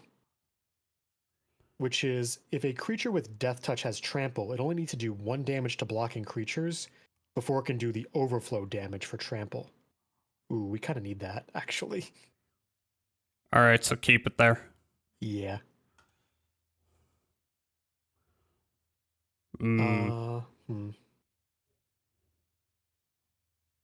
So, Game Menace. You have 6 mana, which actually means we should just play the either the Armored or the Dynatomaton this turn. I would recommend the Armored Kincaller, so you can use a clue to draw 1 more card using your clues. Decline. Again, Of course, we have one on the field already. Why would we need to reveal information we don't have? And I'd pass the turn back. So don't use the clue Because- yet. No, not yet. And don't No- attack.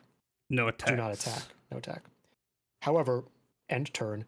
Click to put a stop at the end of your opponent's turn. This one? Yes, end step. That way you can remember to use your Altasaur's ability after combat and the game can't make you accidentally skip it. Okay. Oh dear lord, he's just got a bunch of the big guys now. That's a bit bad, but we can deal with that. It's fine.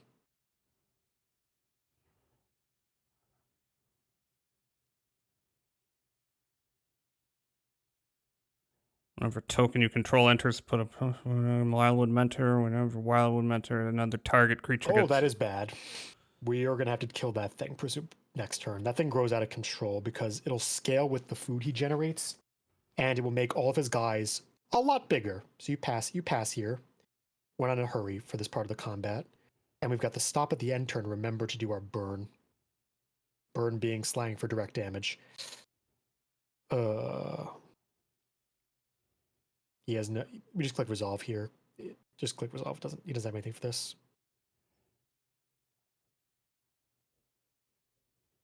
And now you pass to blocks. Click pass.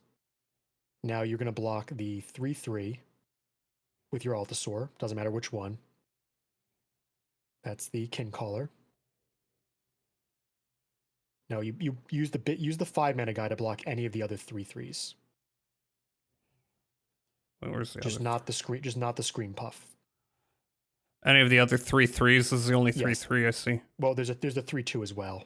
The 3/2 and the 3/3 are effectively the same for the Altasaur to block because he's big enough to survive. So we take the free blocks. We do 2 blockers. Pass. Oop.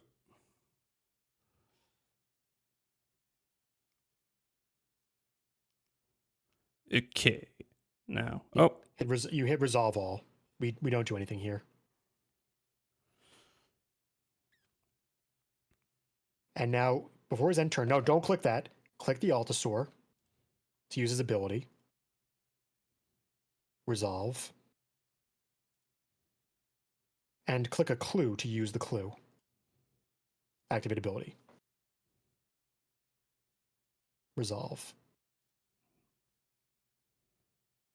My turn. Okay. So we'll gladly play that land. Oh. And now you play Ink the Firstborn.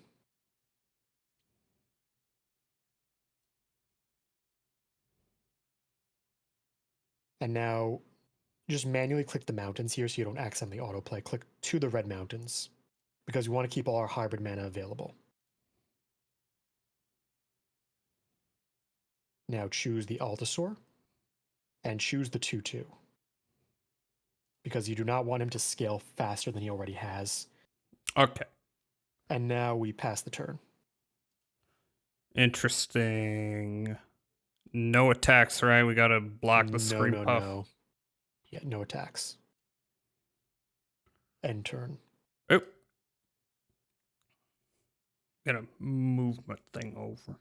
So now that our small child has done his part, resolve. You're gonna want to use the small child to kill one of the scream puffs. Yeah, resolve. You mean this guy? Also, yeah. Also, keep the resolve.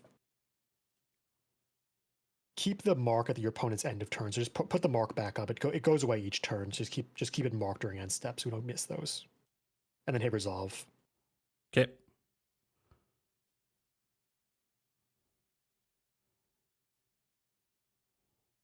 And we're going to do a little bit of a tricky here. We're going to use Fanatical Strength to kill an attacking Scream Puff when he goes for that.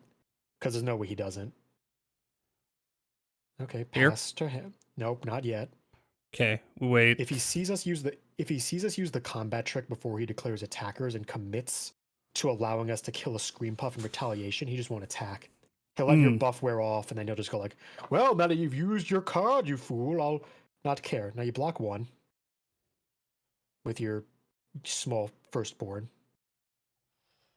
And just to confirm, Fanatical Strength does give +3/+3, right? Okay, so I choose him as a blocker of anyone. Screen Block the Puff. left one. And Fanatical Strength. After you just hover Strength first, real quick. I just want to make sure it's +3/+3, not +2. Perfect. Yeah. Go confirm blocker. Now he's going to have the option to do something before you get to do your things, which is fine. Because all we need to do is wait for him to get past this step, and we're going to activate Fanatical Strength to make his Scream Puff get killed by Small Child. Now, go Fanatical Strength.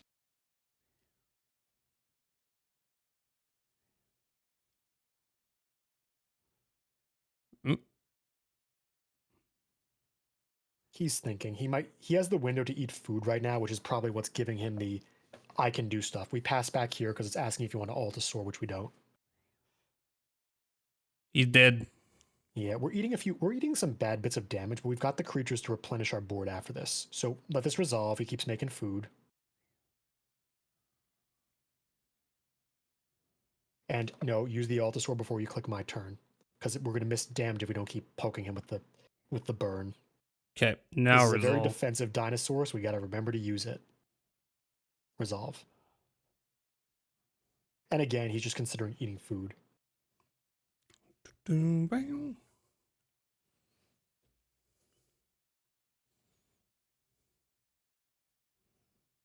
Our turn.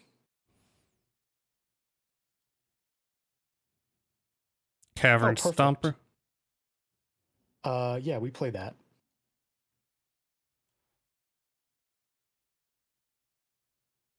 We play that because we want the scry. Yeah. We need more information. And also, this lets us threaten big damage. Ooh, that's amazing on the top. And we just put the land at the bottom. Keep it there. Yep. End the turn. Remember to put the mark on the end of their step so we can get that. No attacks. And turn. I keep forgetting. Because I'm being very careful, but not really.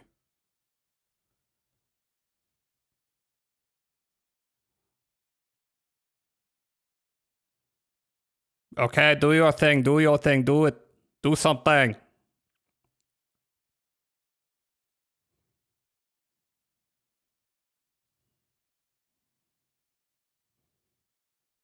Gumdrop Poisoner. Okay. Fine.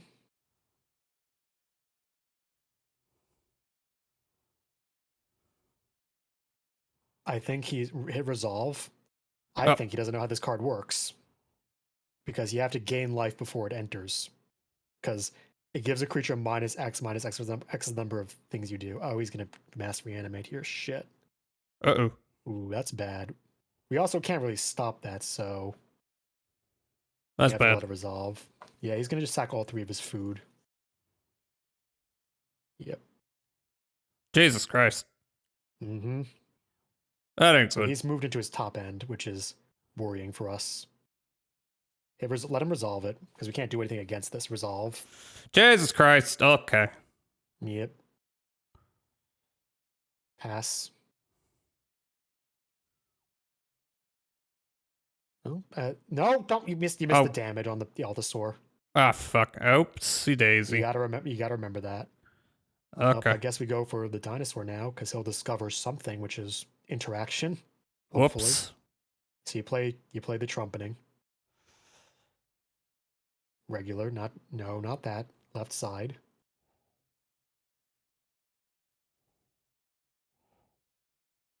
Ooh, that's click. No, you don't click. Put in a hand. Click the card. That's a minor UI thing. Okay. Decline. Oh, I guess we just pass it back. And next time, no attacks. We got a block. We've got a block. We got a big block here. Okay. Yep. No attacks. End turn.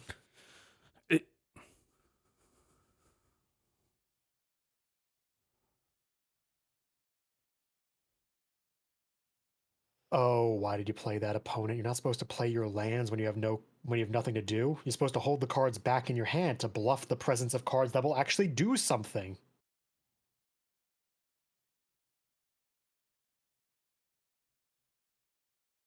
Resolved. Pass. Damn it. Okay. So what's he going to give the Wildwood Mentor boost to?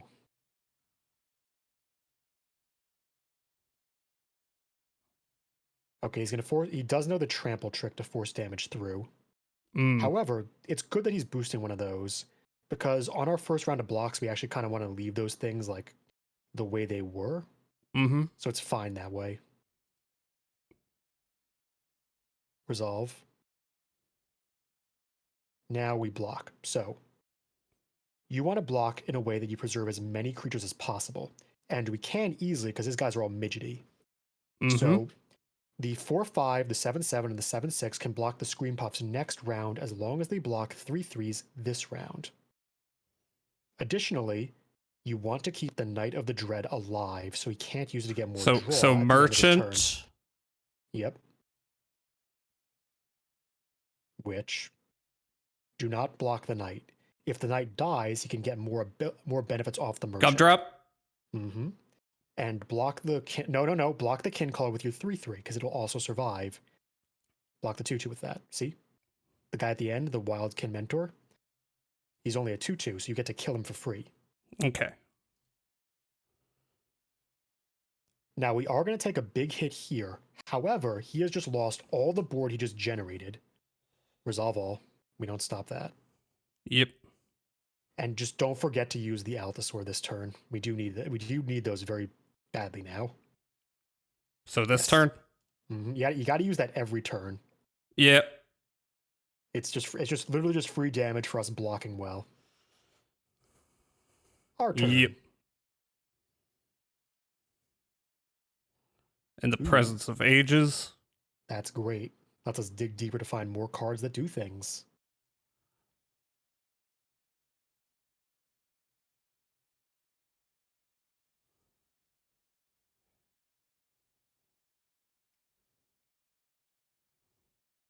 We take a land and the dinosaur. Those are the only 2 hits we need.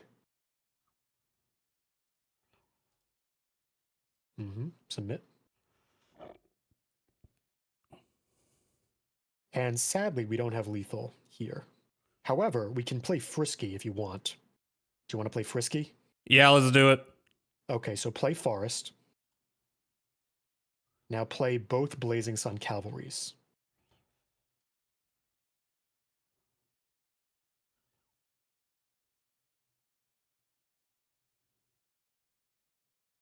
Play the second one. And now attack with every creature you have. Okay. He doesn't have trample at the moment. So these 4 are going to do a lot of damage. Now, theoretically, he can eat 2 food, which puts him up to 28 damage. After he takes all this, he'll go down to like 7. If he eats both food what he the has hell? right now. Yeah, you're one off lethal, so you didn't eat. However, oh, you fucking idiot. You're not supposed to do that! You're not supposed to reveal that you have no options in hand! That's such a bad move. Fool. You fool. The problem he has currently is that his Scream Puffs don't have trample, which means if you chump each Scream Puff with a 2/2 idiot, it doesn't matter that they're the biggest thing on the planet compared to them. He can't deal damage in. And 2 of your guys have either trample and a penetrate ability if you hover over the Cavern Stomper, second from the left. You can force... Oh, actually, no, that doesn't work. It doesn't matter here. You just go take your turn. And now... you play Dinotomaton. Play that on Cavern Stomper. Use its ability on Cavern Stomp. The 7/7. Yeah. And now play the second one. Oh, damn. Use it on the Carnosaur. Now your 2 7/7s both require 2 blockers. How many blockers does he have? 3. Yes. So theoretically, we could attack with both of our 7/7s and just win the game right now. you're gonna attack with everything because it's a flex. But ideally, you'd assume your opponent has more options, and you'd simply attack with the 2 7/7s with menace to not overcommit into the board. But I'm just gonna all attack, right? Yes, you can all attack here because he's played poorly and hasn't bluffed. But theoretically, if he had kept those lands in hand, he'd have the appearance of just 2 cards of interaction instead of 2 lands he played. Never play lands if you have at least 7 lands on the board and you have nothing to do. You are simply you're simply giving away to your opponent that you have nothing to do. You don't do that. That's bad. You get a bluff. Yeah. But see, with careful play, you can overcome what seems like immense odds. You just have to play exactly between the outs and to just try to survive. Because opponents will make mistakes, but one card will not simply tilt the game all the time. It can look scary like when he brought back those 5 guys, but he jumped the gun on his early attack. He should have saved his guys and built his board until he could guarantee lethal. But he didn't. It's because he pushed it aggressively. He just basically fed 5 of the guys he reanimated directly into the wood chipper for like no reason at all. Damn. See, that's why I think you ought to play through the game, even if it looks like you're gonna lose, you know? Right. And that guy who quit after like 4 turns of playing swamps, he probably could have done something if he just drew a little bit longer. Like, you weren't actually doing enough to put pressure on him to threaten the board. So he really should just like tried it a bit more. Okay, so I guess I got through 3 wins in the starter decks. Crazy. Mm-hmm. You want to try a different starter deck besides Dynamite? Packs. Sure, I can give that a try. Hey, you got a mythic too. Nice. I should have just clicked orange. Yeah. Oh, Rise from the Dark Realms. That's an amazing classic card. Very strong for what it does. Yeah, put all creature cards from all graveyards into the battle under your control. Dope. I need to go. Important thing about that actually, it says all, not just your. It takes your opponent's graveyard too. Oh, okay. So that's a real the whole tide of battle. Real humdinger, yeah. But it costs 9 mana for a reason. It's a very expensive spell. However, it's immense in multiplayer. Oh yeah. Yeah. So people will play Magic, not just 2 players, right? Oh yeah, Commander is the most popular format at the moment, and it's a 3 to 5 player format where everyone plays decks that have 100 cards and no duplicates, except basic lands.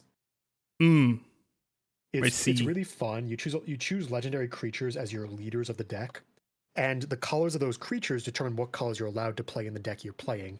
2 color creatures get 2 color decks, 3 colors, 3 colors, etc., etc. I gotcha.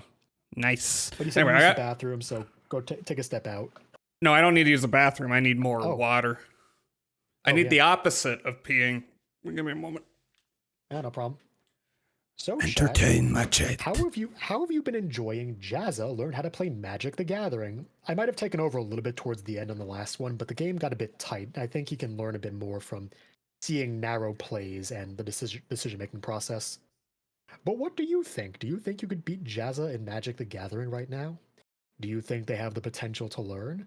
Do you think that Warden of the Cycle's art kind of almost looks like they're talking to a ghost until you realize they're just lying next to a drow that just kind of looks really fucking pale and pasty? What do you think, chat? Let me know. Also, I'm just going to take my shirt off and see if he notices when I get back. When he gets back. Whoop. That took it off, right? Yeah. That took it off. Goodbye, Gluggle Jug. Goodbye, Gluggle Jug. Although, actually, I could put in some items that make this funnier. Where's the...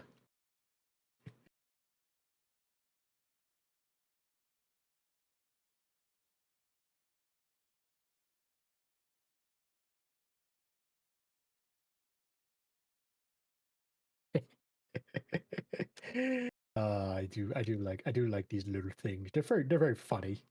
Lore-wise, I don't have nipples because Koi don't have that body part, and Twitch TOS is kind of a bitch, but it's fine. Hey, Jazza, are you back? Are we gooning again? What? No, who's gooning? Also, I don't think that oh man, that does. I don't think your chroma key likes some of these. Oh crap! That's funny, isn't it? Sometimes these delightful dancing censorship blobs cut bits of my body out and put me into outer space. Yes. That sure is good for my health as a koi. I definitely didn't need all the flesh around where the middle of my lungs and my heart was. Those are non-essential organs, you know? Are you spinning? What's going on? I'm dancing. Okay, no, I'm not.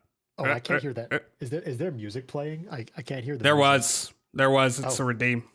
Oh, I can't hear that. Nope. Oops. Yep, you're back. I'm back. There's no more dancing. You are much smaller now. Ad is running in 3 minutes. Ad's running. Yeah, but we're doing a thing.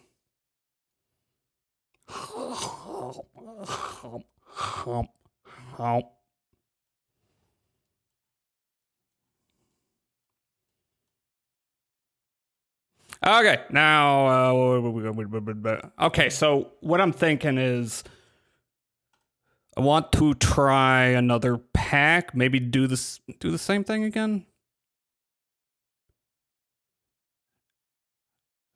Do Spark. No, that's bots. I don't care about bots. Yep. Change the deck. Chat, you decide what he plays. Someone typed in Chat. WB. That's white black. So I think that was welcome back. Are you sure? Power to the people. Do you want Jazza to play the white black deck, or are you saying welcome back? Which of these things are you doing? Okay, we got Snarling Gorehound. We got. He's just a little guy. These things. All right, let me take a look. Snail. Look at that bottom card. The snail. Snail. Fun fact. That is the first and only snail card in the game. Really? Yes. No other snails? That's bullshit. A whole bunch of slugs, but he is the only snail. And people didn't realize that until we got a card called Whirl, the Snail Master. He's a rat from Bloomburrow that has like snail minions, and his ability is sacrifice a snail. People are like, how many snails work with this? And the answer was only this guy, unless you count shapeshifters who have all creature types. But he is the only snail in the base game. It's kind of funny. He's just Probably. He likes eating human skulls. He's got a little bit of mushroom. Probably should have introduced more snails to the game. They introduced a hell of a lot of slugs, though. I'll tell you that. What a shame. Shadowy Backstreet. I love me a shadowy Backstreet. Forlorn Flats, Swamp Plains. All right. Why the hell not? Why the hell not? Wait, what was the bad deck? It wasn't this one, right? Oh no, the bad deck is the white-red deck. Don't play the white-red deck. Also, apparently Emoshin is clarifying that they said welcome back, not white-black. Too late. Unless you want Jazza to play the white-black deck, in which case, type nothing in the next 3 seconds. Whenever another creature you control with power 2 or less enters Surveil 1, that could be good. Assemble the players. You may look at the top card of your library any time. Once each turn, you may cast a creature spell with power 2 or less from the top of your library. Auspicious Arrival. Target creature gets +2/+2 until the end of turn. Investigate. Token artifact clue. Iron Paw Aspirant. When Iron Paw, put a 1/+1 counter on target creature. Mm-hmm. Lots of buffing. Market Watch Phantom. There's a theme you might be noticing on these creatures, where they care about a certain thing. Small creatures. It's a weenie deck. They care about the little guys. It's all about synergy and small creatures mattering. I see. Games, as opposed to the dinosaur deck who thrived on the late game. This is all about like quickly going. Bop, bop, bop, bop. Well, that makes. We'll just slap our dudes out and go to ham. Okay, so this is where you win early or you're fucked. Which makes a faster deck with control elements. Yeah, which I think is appropriate for. I think this is gonna be the last few games I play. Because Okay. we've been going, what, 7 hours? Oh, dang. So no, it's been interesting because, you know, I've always like been around Magic players, but I've never done it myself. So it's good to get a crash course, you know, crash course. That is the You think phrase. it's a crash course. Crash Bandicoot. An ill-mannered Can't take course. these bad boys. Crash. Crasharoonie. Crash Bandicoot. Crash is the Shadow the Hedgehog of Crash Bandicoot. Apparently someone's enjoying the little dancing blobs.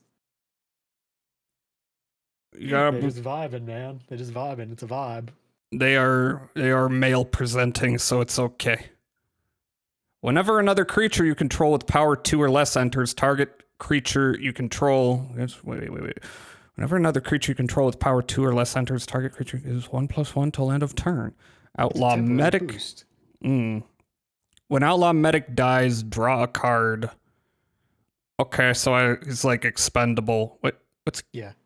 So I know also this got is lifelink though to gain life. This is Django, but he's carrying around a coffin full of booze. Well, it's potion. It's healing potions actually, because he's medic. It's booze. His flavor text is also kind of funny. What are you gonna do? Walk 100 miles for a second opinion? That's pretty good. I am an illegal doctor, and you're just gonna have to deal with me. Yeah, he's like Blackjack. See, Deep Cavern. Man. Blackjack. That is an anime that has aged away. There's many Blackjack animes. He's called Blackjack because he's now half black because of the skin graft from his black best friend. What a what a 90s idea. I don't remember that part of it. I mean, Blackjack's originally from like the 50s or 60s, right? Mm-hmm. He's very old. Yeah. He's aged. Aged Blackjack. He sure has aged in a fashion. Yeah, I don't remember it being his black best friend. I need to double check that. I'm pretty certain he's called Blackjack because he's got half skin from somebody who is not white.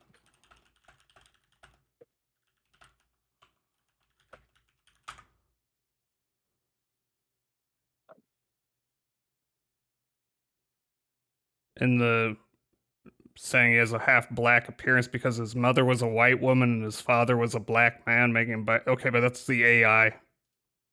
Yeah, it's okay. No, during this ordeal, Blackjack's friend Takashi, who is half African, donated some of his skin for a dermal graft. Yeah, see, that's why he's called Blackjack. He's black. So dumb. Well, you know. It's just something that has not aged well. That is, well, I forgot that part of Blackjack. Yeah, let's just, ignore it. Just ignore the rest of it's better. Trust me. It's just don't look too close on that part, I'll be honest. Mr. Prime Minister.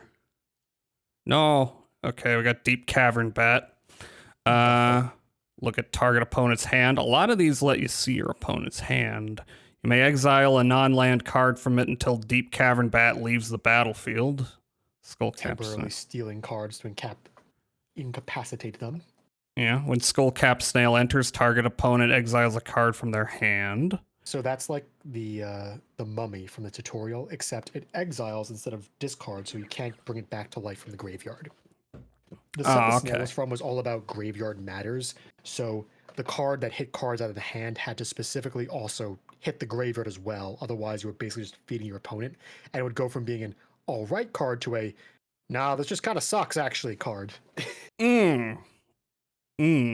Let's see. Delny, Streetwise Lookout. Creatures you control with power 2 or less can't be blocked by creatures with power 3 or greater. That seems potentially very useful. It's very useful, but not as useful as the second ability. If an ability of a creature you control with power 2 or less triggers, that ability triggers an additional time. Oh, shit. Yeah, that doubles like basically everything in your deck, because the deck's all about really midgety dudes, all of whom meet that criteria. Holy fuck. So the snail takes 2 cards out of the hand, the unicorn gives 2+1/+1s, the Ironclaw aspirant gives 2 counters, the bat hits 2 cards, the greyhound does like 2 scry or surveil. It really improves everything. It's quite nice. It's sad you only get 1 copy per deck for the deck though, because it's, I don't know. They give you 1 copy of each of the cool mythics and rares. So it's just like, kind of wish you had 2. To make 2 of that would like be got it. wonderful. Make your move, destroy Also, target. Importantly, Delny is a legendary creature. So theoretically, if you had 2 in your hand, you can only have 1 of a legendary creature of a single name on the field at a time. You can't have 2 Delnys. You can have a Delny, you can have a Jace, you can have a Delny, you can have like a legendary Bandit King. You can't have Delny and Delny. Unless it was like a different version of Delny with a different name. Because they're legendary, they're singular, they're unique. I see. In the olden days of, the 90s and the early 2000s, the old legend rule was if one player controls a legendary creature and another one enters, they both die from a time paradox. Which kind of made legendary creatures very bad, because either player could play them and effectively just always kill them. It also made blue have a really weird answer to every legendary creature in the game in the form of clone, because clone is a card that says it becomes a copy of any other creature on the battlefield. And blue doesn't usually get like pure removal. It gets bounce, gets counter to either preemptively stop or afterward just soft reset things. But clone let them kill every single legendary creature in the game.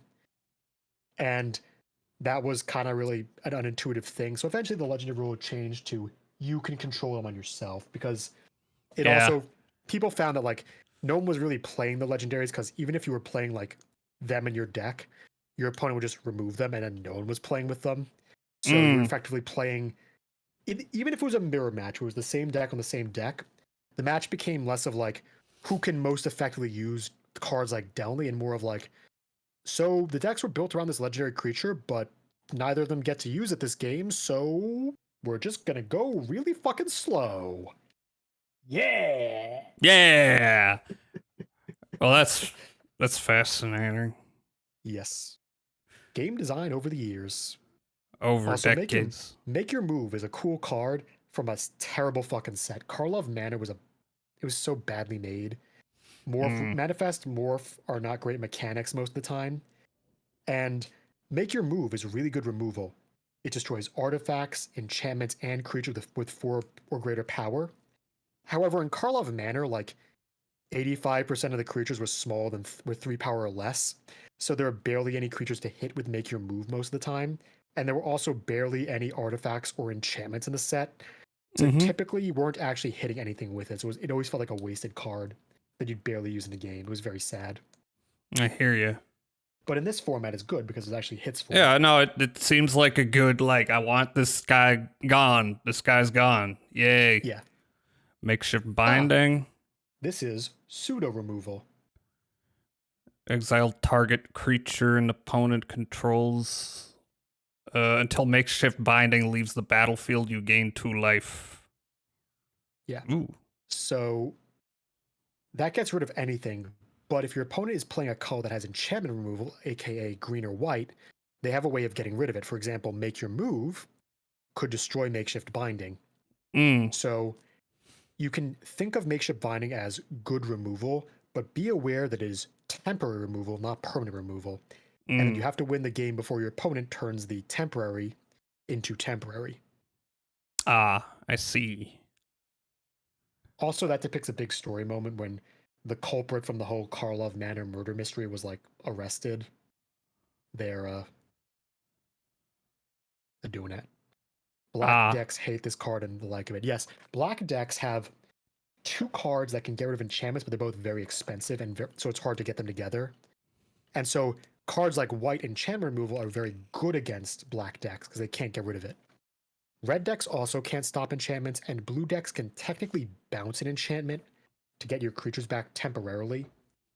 But that'll only last until you replay the binding from your hand on the bounce. Sanguine Evangelist. Oh, the bat with a little tattoo's cute. Ooh, yeah. Creates token. When Evangelist enters or dies, create a 1/1 black creature token with flying. So when you enter and when you die, or Yes. When it comes into play and when it leaves the battlefield, it makes a bat. So it makes 2 bats total in its life and death. Also, Battle Cry is the important mechanic there. Battle Cry. Whenever this creature attacks, each other attacking creature gets 1/0 until end of turn. That seems somewhat busted. It's not as busted as you think, but it is quite helpful. Yeah. Wojak Investigator. Oh, I'm investigating the Wojaks. So the Wojak are the Boros, the Police of Ravnica's division name. It's been a name since like 2005. It has not aged very well with modern meme culture. Yeah, basically, anytime anyone played or drew this card, they do the Wojak face at the shop. It was really funny. And then eventually the joke got old. They'd be like, oh, look, it's the Wojak Investigator. Look at it. They do the pointing thing too. Wojak. It was pretty good for like the first week. Weeks 2 and 3 were all right, and then after week 4 was like, I get it. Keep doing it. Keep doing the joke. If you do the joke long enough, it'll get funny again. I mean, it was funny if you stopped doing it for a bit, then did it once. But like there was one guy who never stopped doing it, and it was like,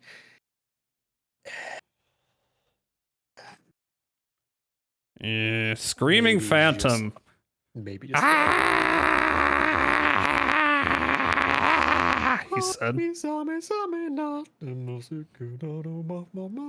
Whenever Screaming Phantom attacks Millicard. Emil's your card. I'm honestly not a big fan of this card in the deck.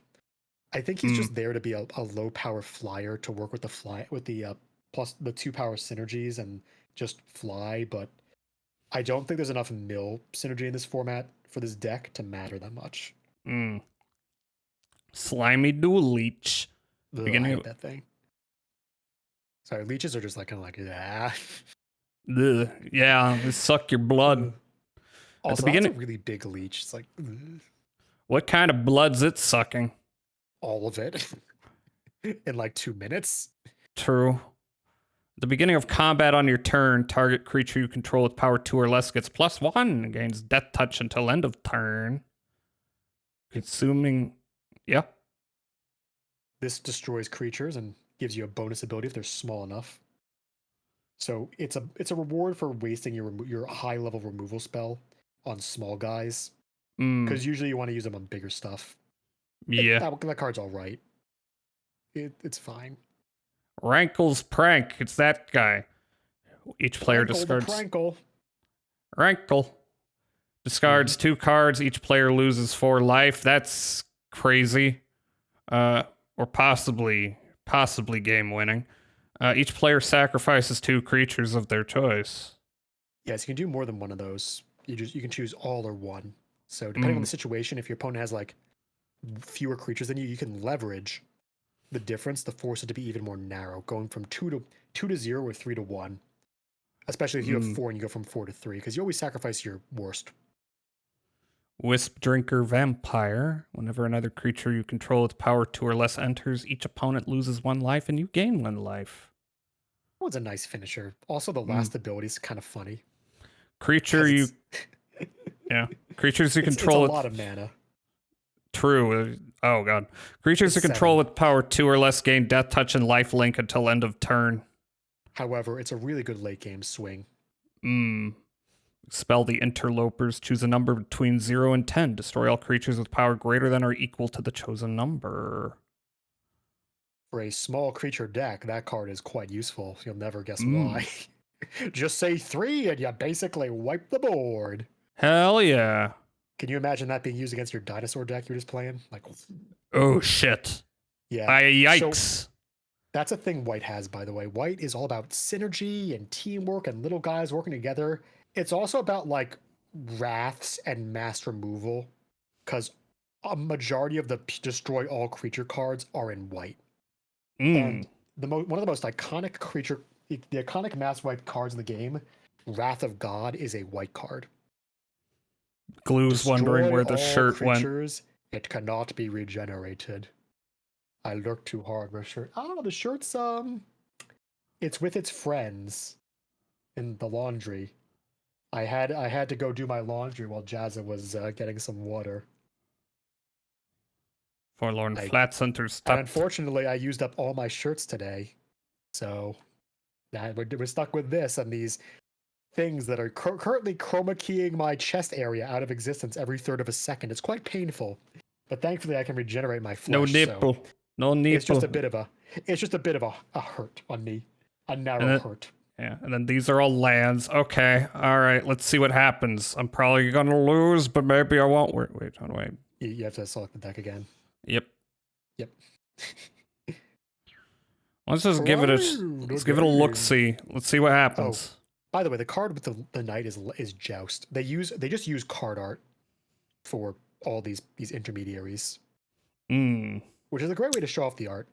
The land in the back right there, I believe, is Swamp.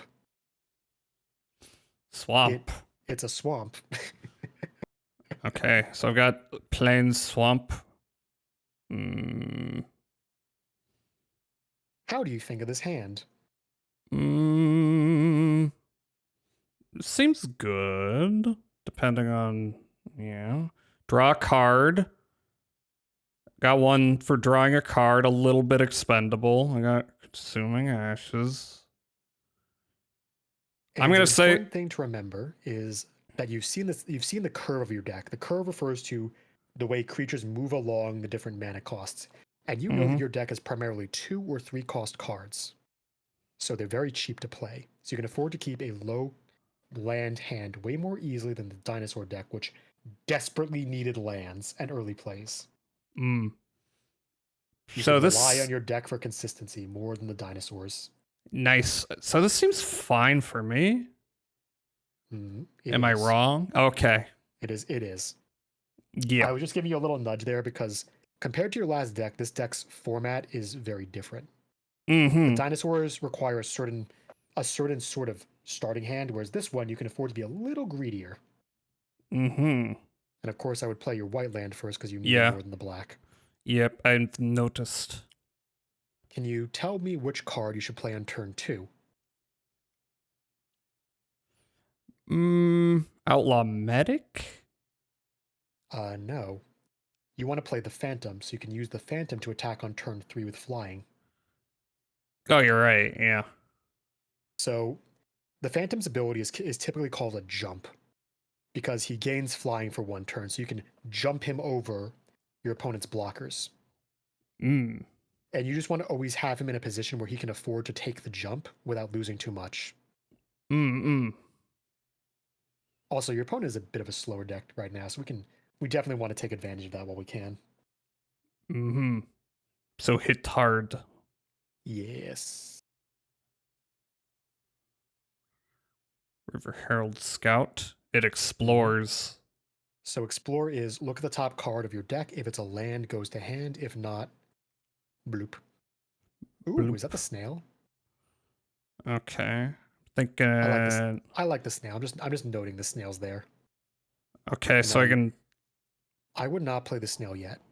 Yeah. So the snail forces your opponent to discard a card, but it's a card of their choice. If I'm making a mistake, feel free to scream at me. Oh, I'm already soft correcting you with the snail, because I just want to explain. Yeah. Okay. I just want to explain that you want to save the snail for later after your opponent plays more cards from his hand. Because once your opponent commits more cards to the board, he'll have used up more of his resources, which is available cards to play. And by playing the snail on turn 4 or 5 after your opponent puts more cards on the board, it'll reduce his hand to either being the critical pieces he's about to play later or backup plans. Okay, I'm going to attack. By sniping those with the snail, you can much more effectively harm him. And yes, the Phantom is the best here because he jumps. He's in the air. He's flying. Yay! His ascendant, his himbo energy is getting high. What am I a himbo? I'm big brain. I am the Socratic ideal. I am a smart VTuber with muscles. I am not one of them femboys. I can't stand not having. Oh. In fact, you know what? Yes. I am going to unleash my peak performance to show exactly how peak I can be. Ah. He died. Ah. He's dying. Ah. I killed him. It does not like this button. Yeah, there I am. Sup, Jazza? Hi, I see. It is me, Koizetsu, at peak performance. I see you are This is what it looks like to be at peak level. You have Milk become. Torch. Uh-oh. This is what I look like when I ascend further beyond. Anyway, they've got a 5/5. That's a worrying card. Mm. Good thing we have a card in hand that just kills it instantly.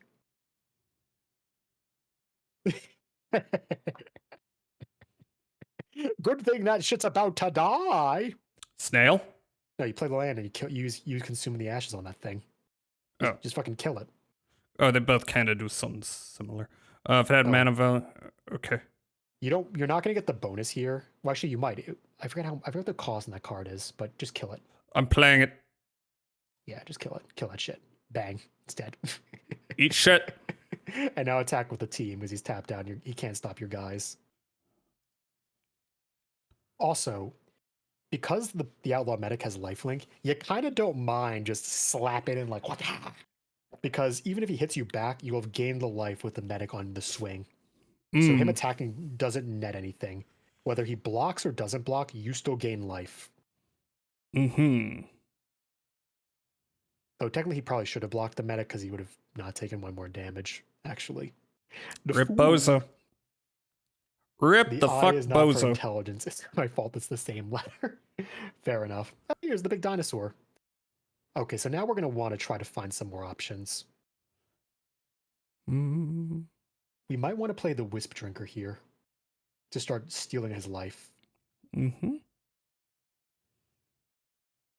I He gain one life. He isn't exactly committing his cards as quickly as we'd like. And we kind of got to give our Phantom the jump right now. Yep. Also, theoretically, next turn we could play the. All right, you don't attack with the Outlaw. You attack with the Phantom who's flying, because he'll just block on the ground. And we want to, if we're going to let our Medic die, it's going to be defending us, not attacking pointlessly. Mute.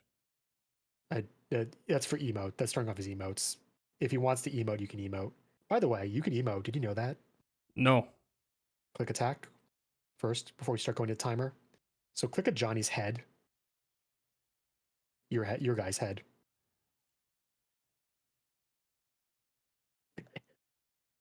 Hello.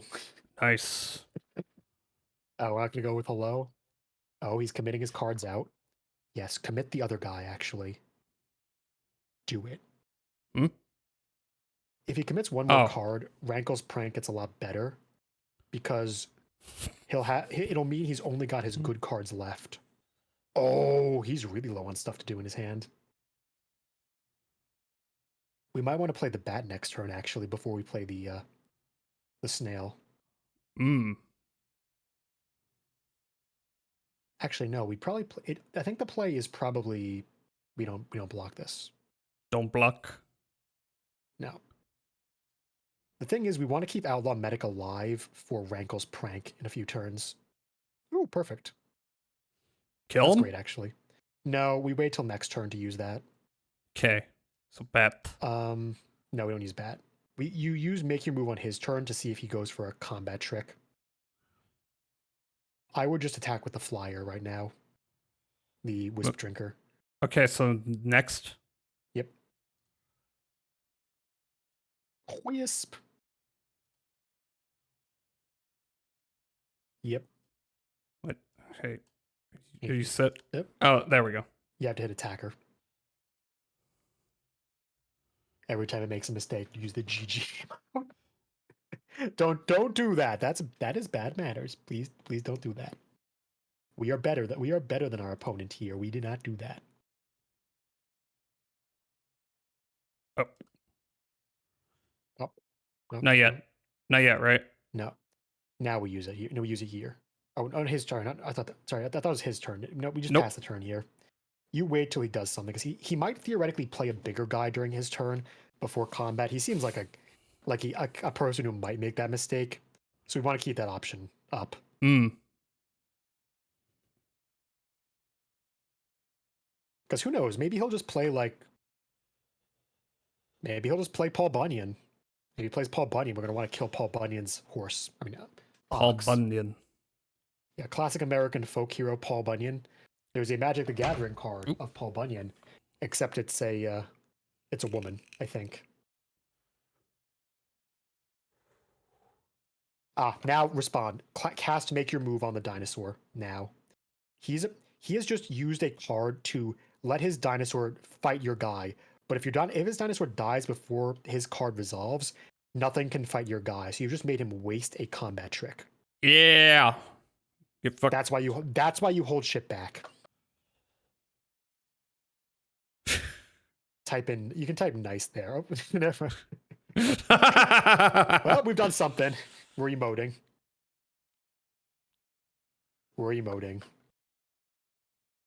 Is he going to use that immediately? I think he's using that immediately. Okay. Block with the medic. Although actually, you could theoretically double block with both your guys just to kill it and gain life. Okay. We could try. You could single block with just the Phantom, but if you block with both of these guys, you'll gain life from the Bandit. He's also out of mana, so I don't think he can actually do much here. Die.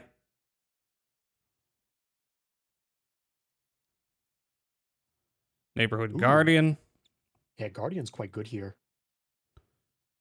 Right on top. Yep. Click that button. Which button? And I would now play the snail. Oh, click that button was just in regards to playing the Guardian. Okay. Click that snail. So you're gonna want to target the Bandit with the Neighborhood Guardian. The your guy. This is a boost of +1/+1. Oh yeah. I'm okay. So, the Outlaw Medic. Outlaw Medic. Who is a rogue, or I guess a bandit. Mm. Now he's probably gonna pitch the land here.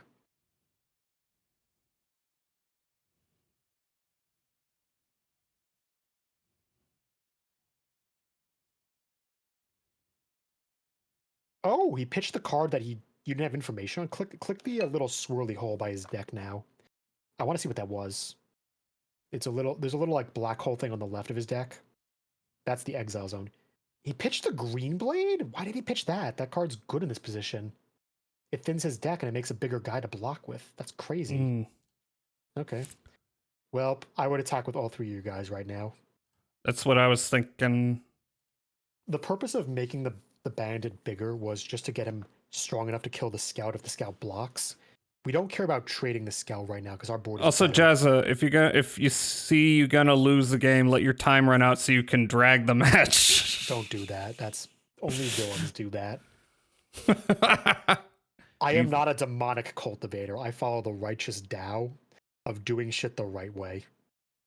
The Dow Jones Industrial. No, the Tao was in the ancient Chinese philosophical path named after the way, or translating directly to the way or the path. Oh my god, he didn't even get the deserts there. This man's cooked. You block one of these with the Guardian. He just to take less damage. Just do that. Wow. Swamp, sure. Bat? I mean, no, he's got no cards in hand. So you just attack him with the team, I guess. And he dies. Alright, can I just throw it in there? Sure. Why not? I mean, the funnier way would have been using Rankle's prank to kill him after attacking with a small amount of dudes. You'd probably give the flyer the power here, by the way, just to guarantee lethal. And I'd probably play the other bat as well at this point, just to guarantee pure flyer lethal. Let's go. Suck him out with that life gain. Life drain. Slurp, slurp, slurp goes the vampire. All attack. Plunge. The full flunge. Let's go. The full flunge. Such a fun little word to say. Flunge. Full flunge. Flunge. Clunge. Flunge. In Magic and War, everything goes besides what's written in the Najiva conventions. Man, I love our public schools where the Geneva conventions don't apply for things like collective punishment. Sure is a society we live in. What a great society. We live in so much society. Not me, though. I don't live in a society. I'm different. Ist wunderbar. Malamet, War Scribe. When Malamet... It's a cat. It's a cat, man. Catmandu. That card's mid. It's not very good. What a shame. Yep. You want to risk one more with the power of the people, the common man working towards a greater good. Let's see what happens. Of an ambiguously gendered criminal mastermind youth who turned out to be non-binary after me and someone else spent like 15 minutes scrutinizing the art to see if there was any clues about it. We have scrutinized and we have judged them to be sufficiently non-binary ho. The lore turned out that they were just actually non-binary. Let's do one more. It was very different than like Joust, where the scrutiny of the art was, I think they've got boobs. That means they're probably a dude. True. Albtraum. Like Shieldred, for example. I suspect they're a woman because they got tits. I don't know about this one. I don't know if I need two. This is pretty keepable, actually. Phantom's good here. Plus, you can use Ironclaw Aspirant to make him a 3/3 on turn 3.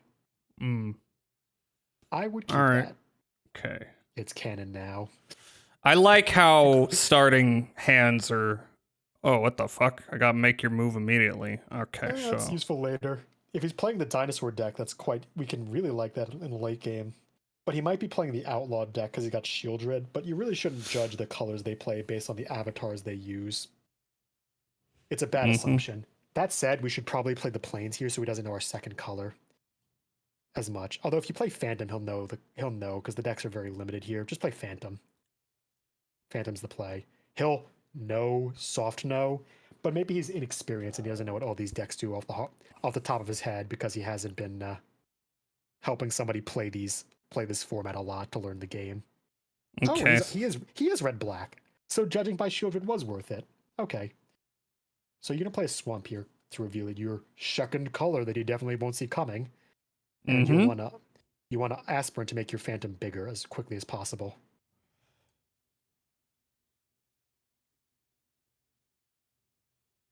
Because now the Phantom is a 3/3 whenever you attack, and he'll gain flying, and you'll get to jump over all the stuff your opponent has. Okay, let's fight. Also, he has a mascot, which means he's putting an amount of money into the game for cosmetics. Click the little... I think you can click it and it'll like move around. You get little mascots, I think, and little holders for them. I think it'll move if you click it. Charming Scoundrel, discard a card, draw a card, create a wicked roll token, attach a target creature. So he's just making it bigger.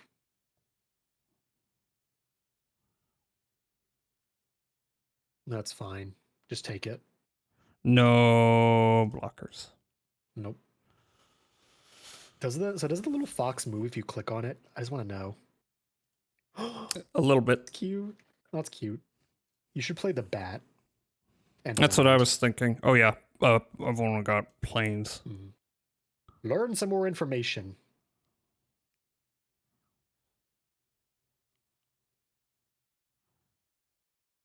Also, the bat has lifelink, which is a pretty cool ability.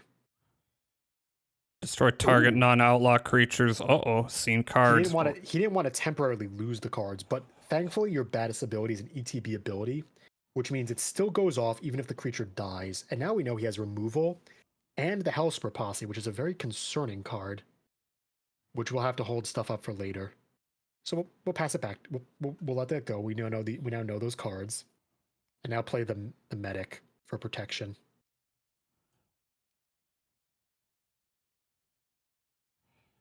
and attack for 3, but keep your 1/2 back. You might want to double block his creatures in the future to ensure a kill. Because if he buffs his 2/2 up to being a 3/2 again, if you double block, you can guarantee a kill because it will only be increasing power, not toughness. Especially if he plays the Hellspur party, which makes 2 more of the buffing outlaws. You see the guy with the coins and the knife on the table? That's a type of token called an outlaw token or a mercenary token. It's one of the types. He can use those the turn he activates them to make them bigger because of the Hellspur boss's ability, which says you can now do this with haste, so double block and trade.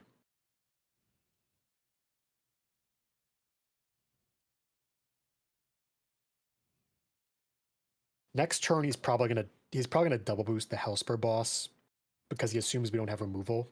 So just play a land in the Phantom who can keep it back for make a move to kill it later. I gotta expel the interlopers. Actually does not help very much here. His guys Not are too here. small at the moment. So I got Slimy Dual Lich. The Leech also isn't very good here. We just want land Phantom and then hold make your move for later.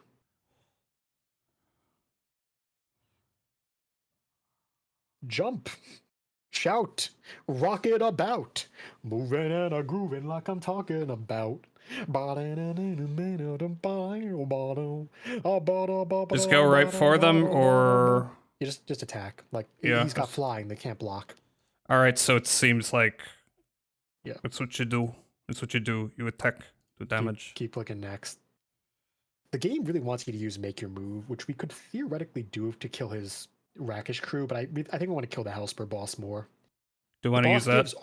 No, we don't use that. Yeah. So Rakish crew gives him like small drain every time his guys die, which is not the greatest.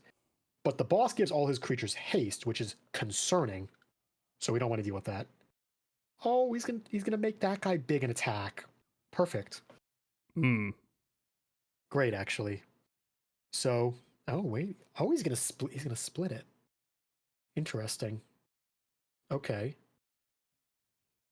Don't make my move yet. Don't make your move. Let it resolve. Just say resolve. Perfect. Let it resolve.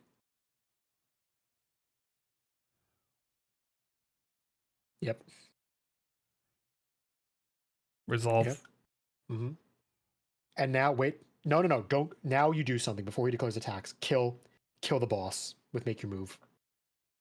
Hellspur Posse Boss. So the reason we're doing this before he declares attackers is due to the fact that his outlaws only have haste while the boss is alive. If the boss dies, his other guy will lose the buff giving him haste, which means he can't attack. So now he can't attack with his newly made guy, which is fine. Yep. Swamp. And now, there. honestly, we kind of want to use Expel here on 4.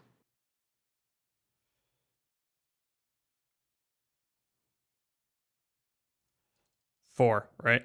Yep. Equal to or greater. That's very good. Because now we can race him. Like we give you attack with the team, we're doing more damage to him than he's doing to us. So we're off to the races. Let's go. Yep, there's the removal we knew he had. What's your last card, buddy? Ours is a doozy. And now he has too few outlaws to get big enough to kill the leech when we play the leech to block next turn. Oh, and he's keeping back for a double block. All right, should I? Is this any good? I'd actually. What's the leech do again? Is it lifelink or just death touch? Now leech is. It's a 2/4. It's got a big ass. Big ass. Let's go. That is a correct term of nomenclature. You give it to the Phantom and attack in the air, of course, because we're still racing. All attack, meaning all one aboard. Guy. Bum bum.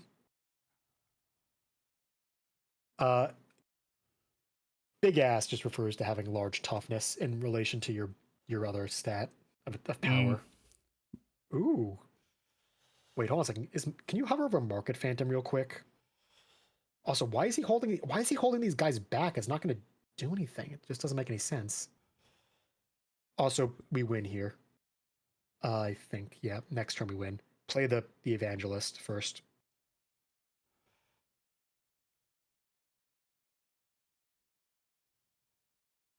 We attack. Yep. Now, here's what we need to do to win, and it's one easy step. Can you figure out what it is by reading Rankel's Prank and reading his Outlaw's Merriment enchantment? Target creature you control gets until end of turn, activate only a sorcery. Discards 2 cards, loses 4 life. Well, loses 4 life. Each player sacrifices 2 creatures of their choice. How much life does he have? 4. Yeah.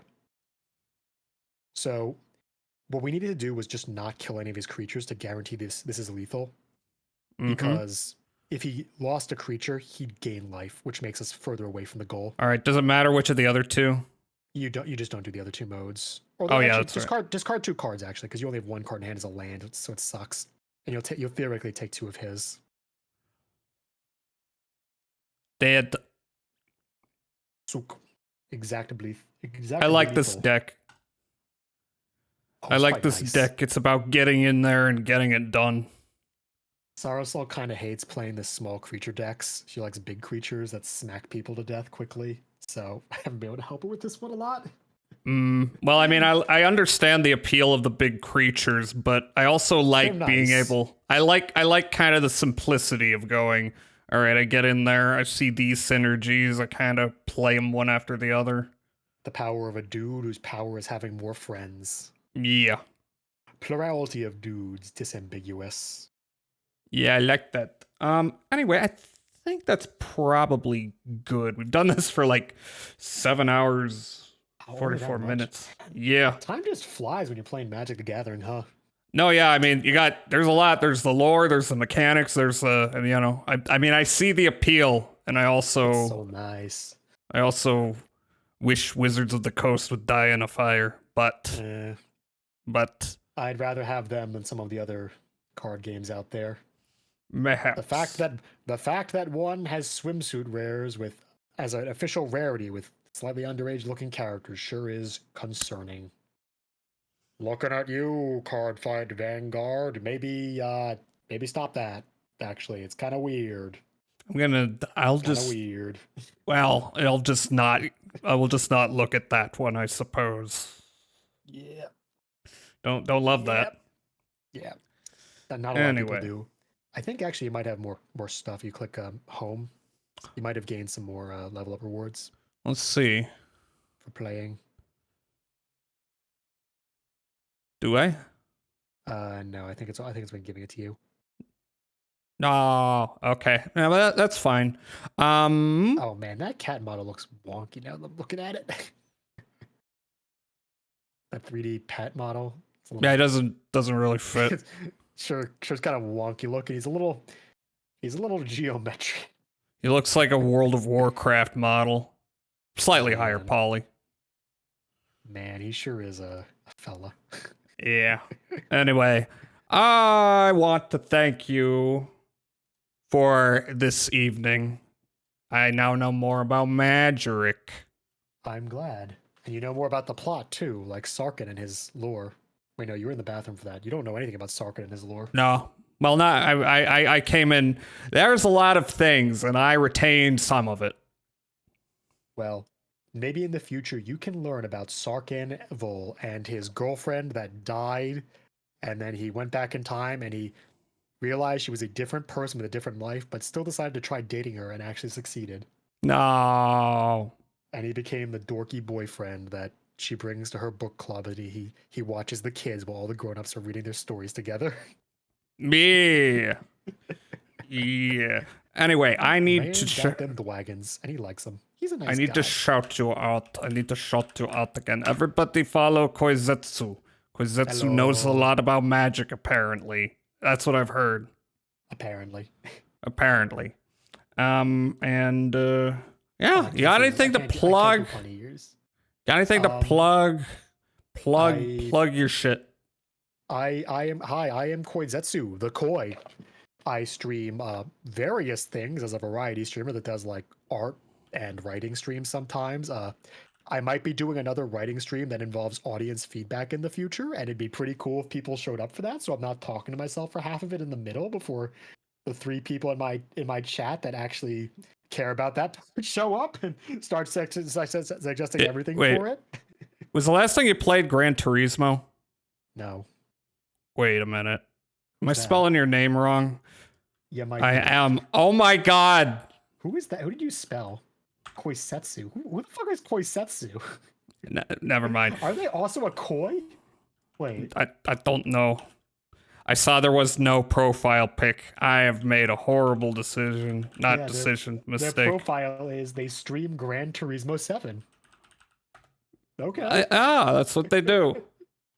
Man. Gotta say the name of the title isn't the Kwame. Kwama? That's what it was. I walk confused. Confused elf. That is confused elf. I'm the confused elf, apparently. Confused. That's a good one. Have I? Maybe you could build an elf tribal deck. You could play Tyvar. Bro, you should look up who Tyvar is. His lore is great.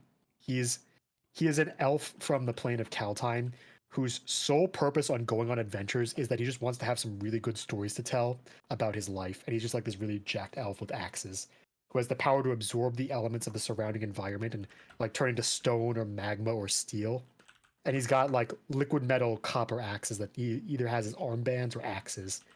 He's pretty great, honestly. I like him. He's very enthusiastic about everything.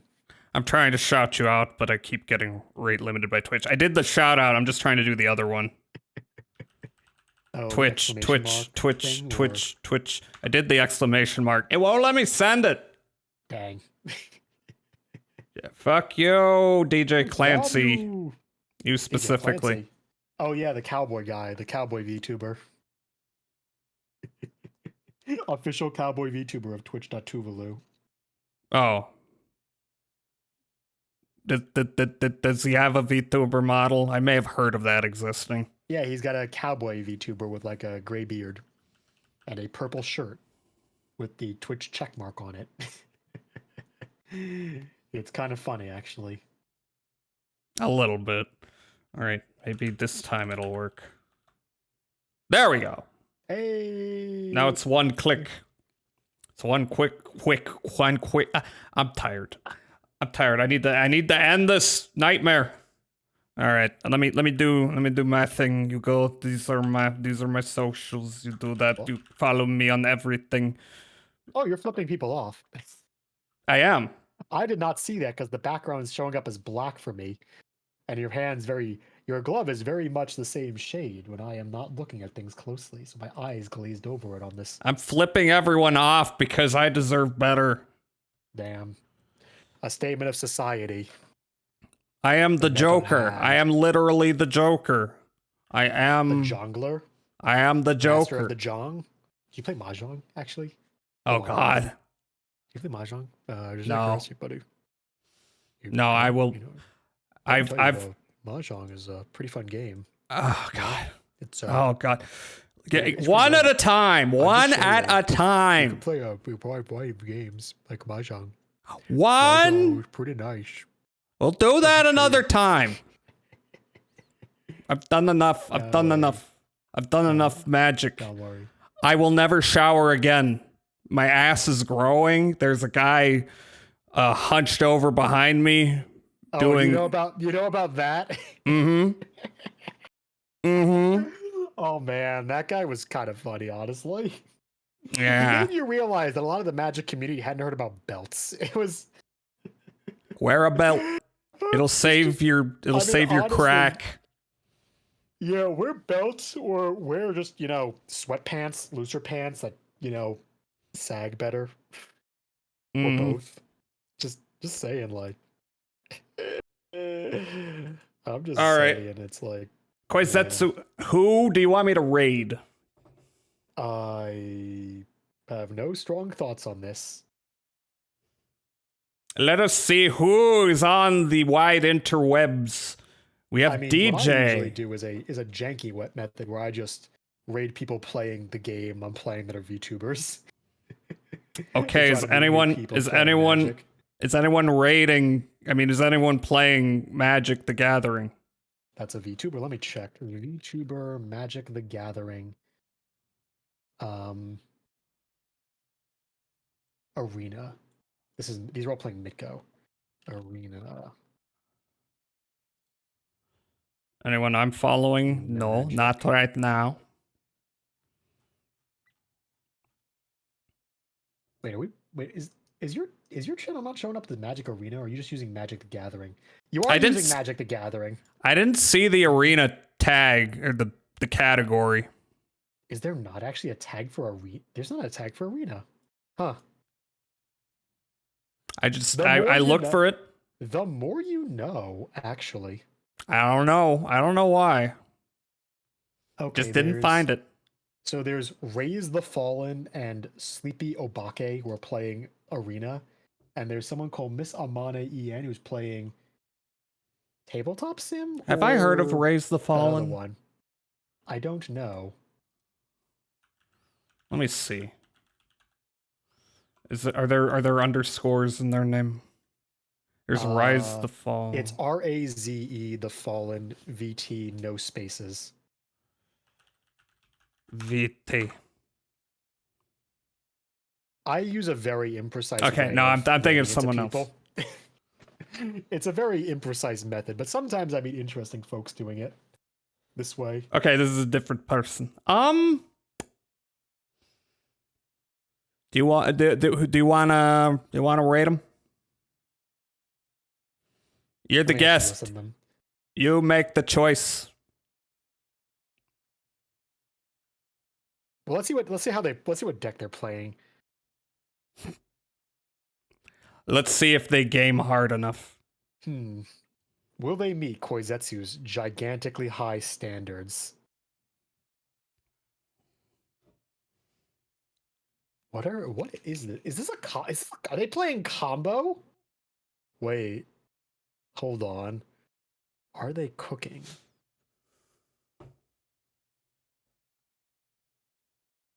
I don't think they're actually cooking that hard. I don't know if I can say in good consciousness that they're cooking that much.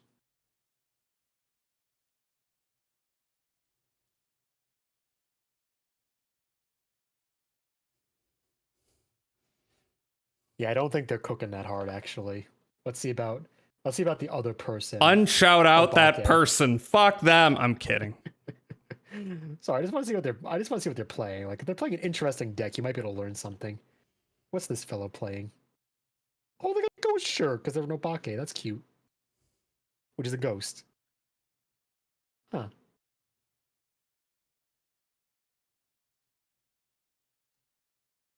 Okay, I clicked the wrong Obake. They're playing Delta Force. What's Delta Force? That's a game where you shoot with the guns and drive the tank. Obake _ TV, is this it? No, Sleepy Obake, no space, no underscore.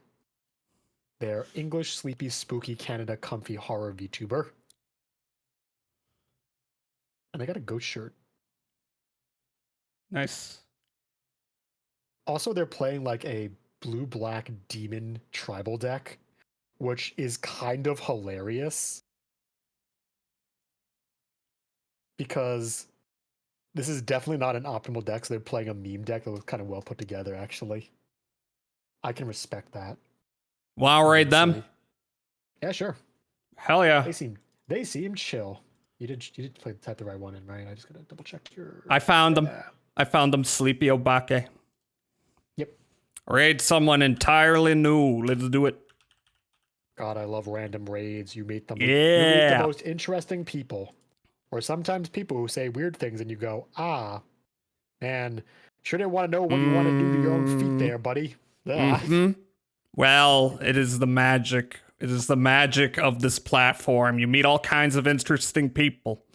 Anyway, It's been mostly chill, except for that one guy with like the foot thing. That was a little weird. Just a bit weird on that guy. But everyone else has been pretty great. Yeah, there's a bit, and then there's like, this is your barely disguised fetish. Bro, it wasn't even disguised. It's just a 10-minute discussion Barely. about it. Barely.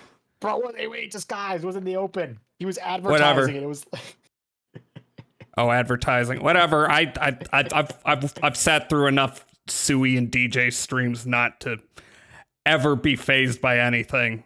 you say that, but Famous I feel like last words. I feel like that's how you open yourself up to being phased by something. Famous last words. The world is a vampire. That's not what I was gonna say. And then it turned. Despite all my rage, I'm still just a rat in a cage. Despite all my rage, I'm still just a rat in a cage. I'm gonna start the raid. Thanks for joining me.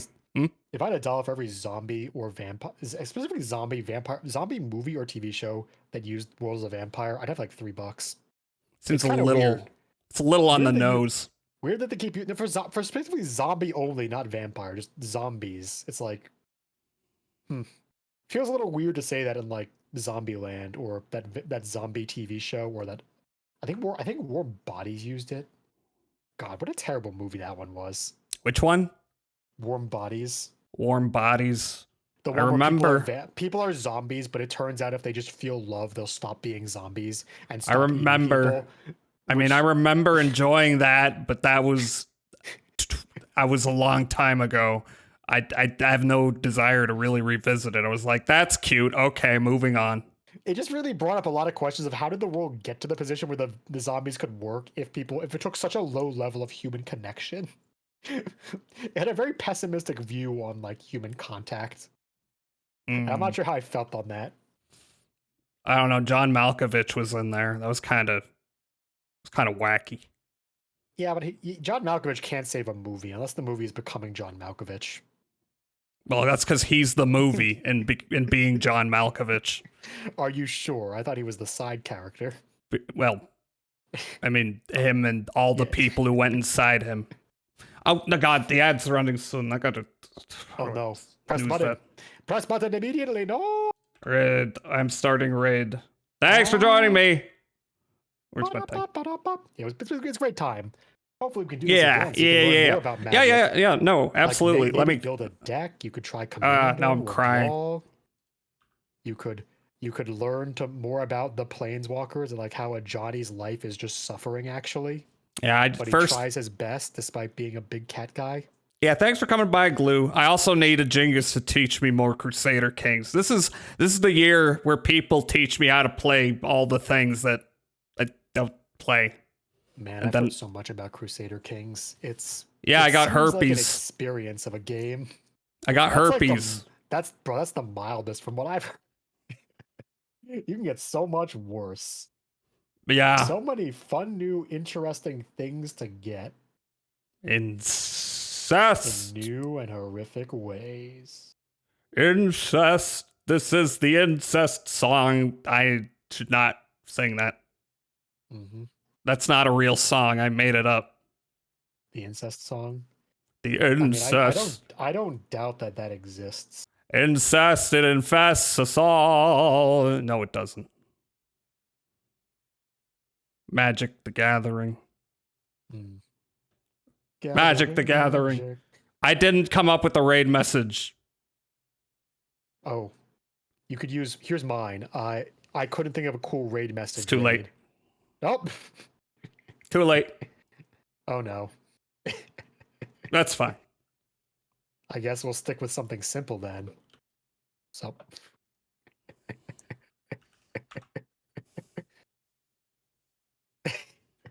Sup. Hey, Rox, it's actually working. It's working. It's actually working. Yeah. Oh, is he doing a draft? Oh, he's doing a draft. Oh man, drafts are cool.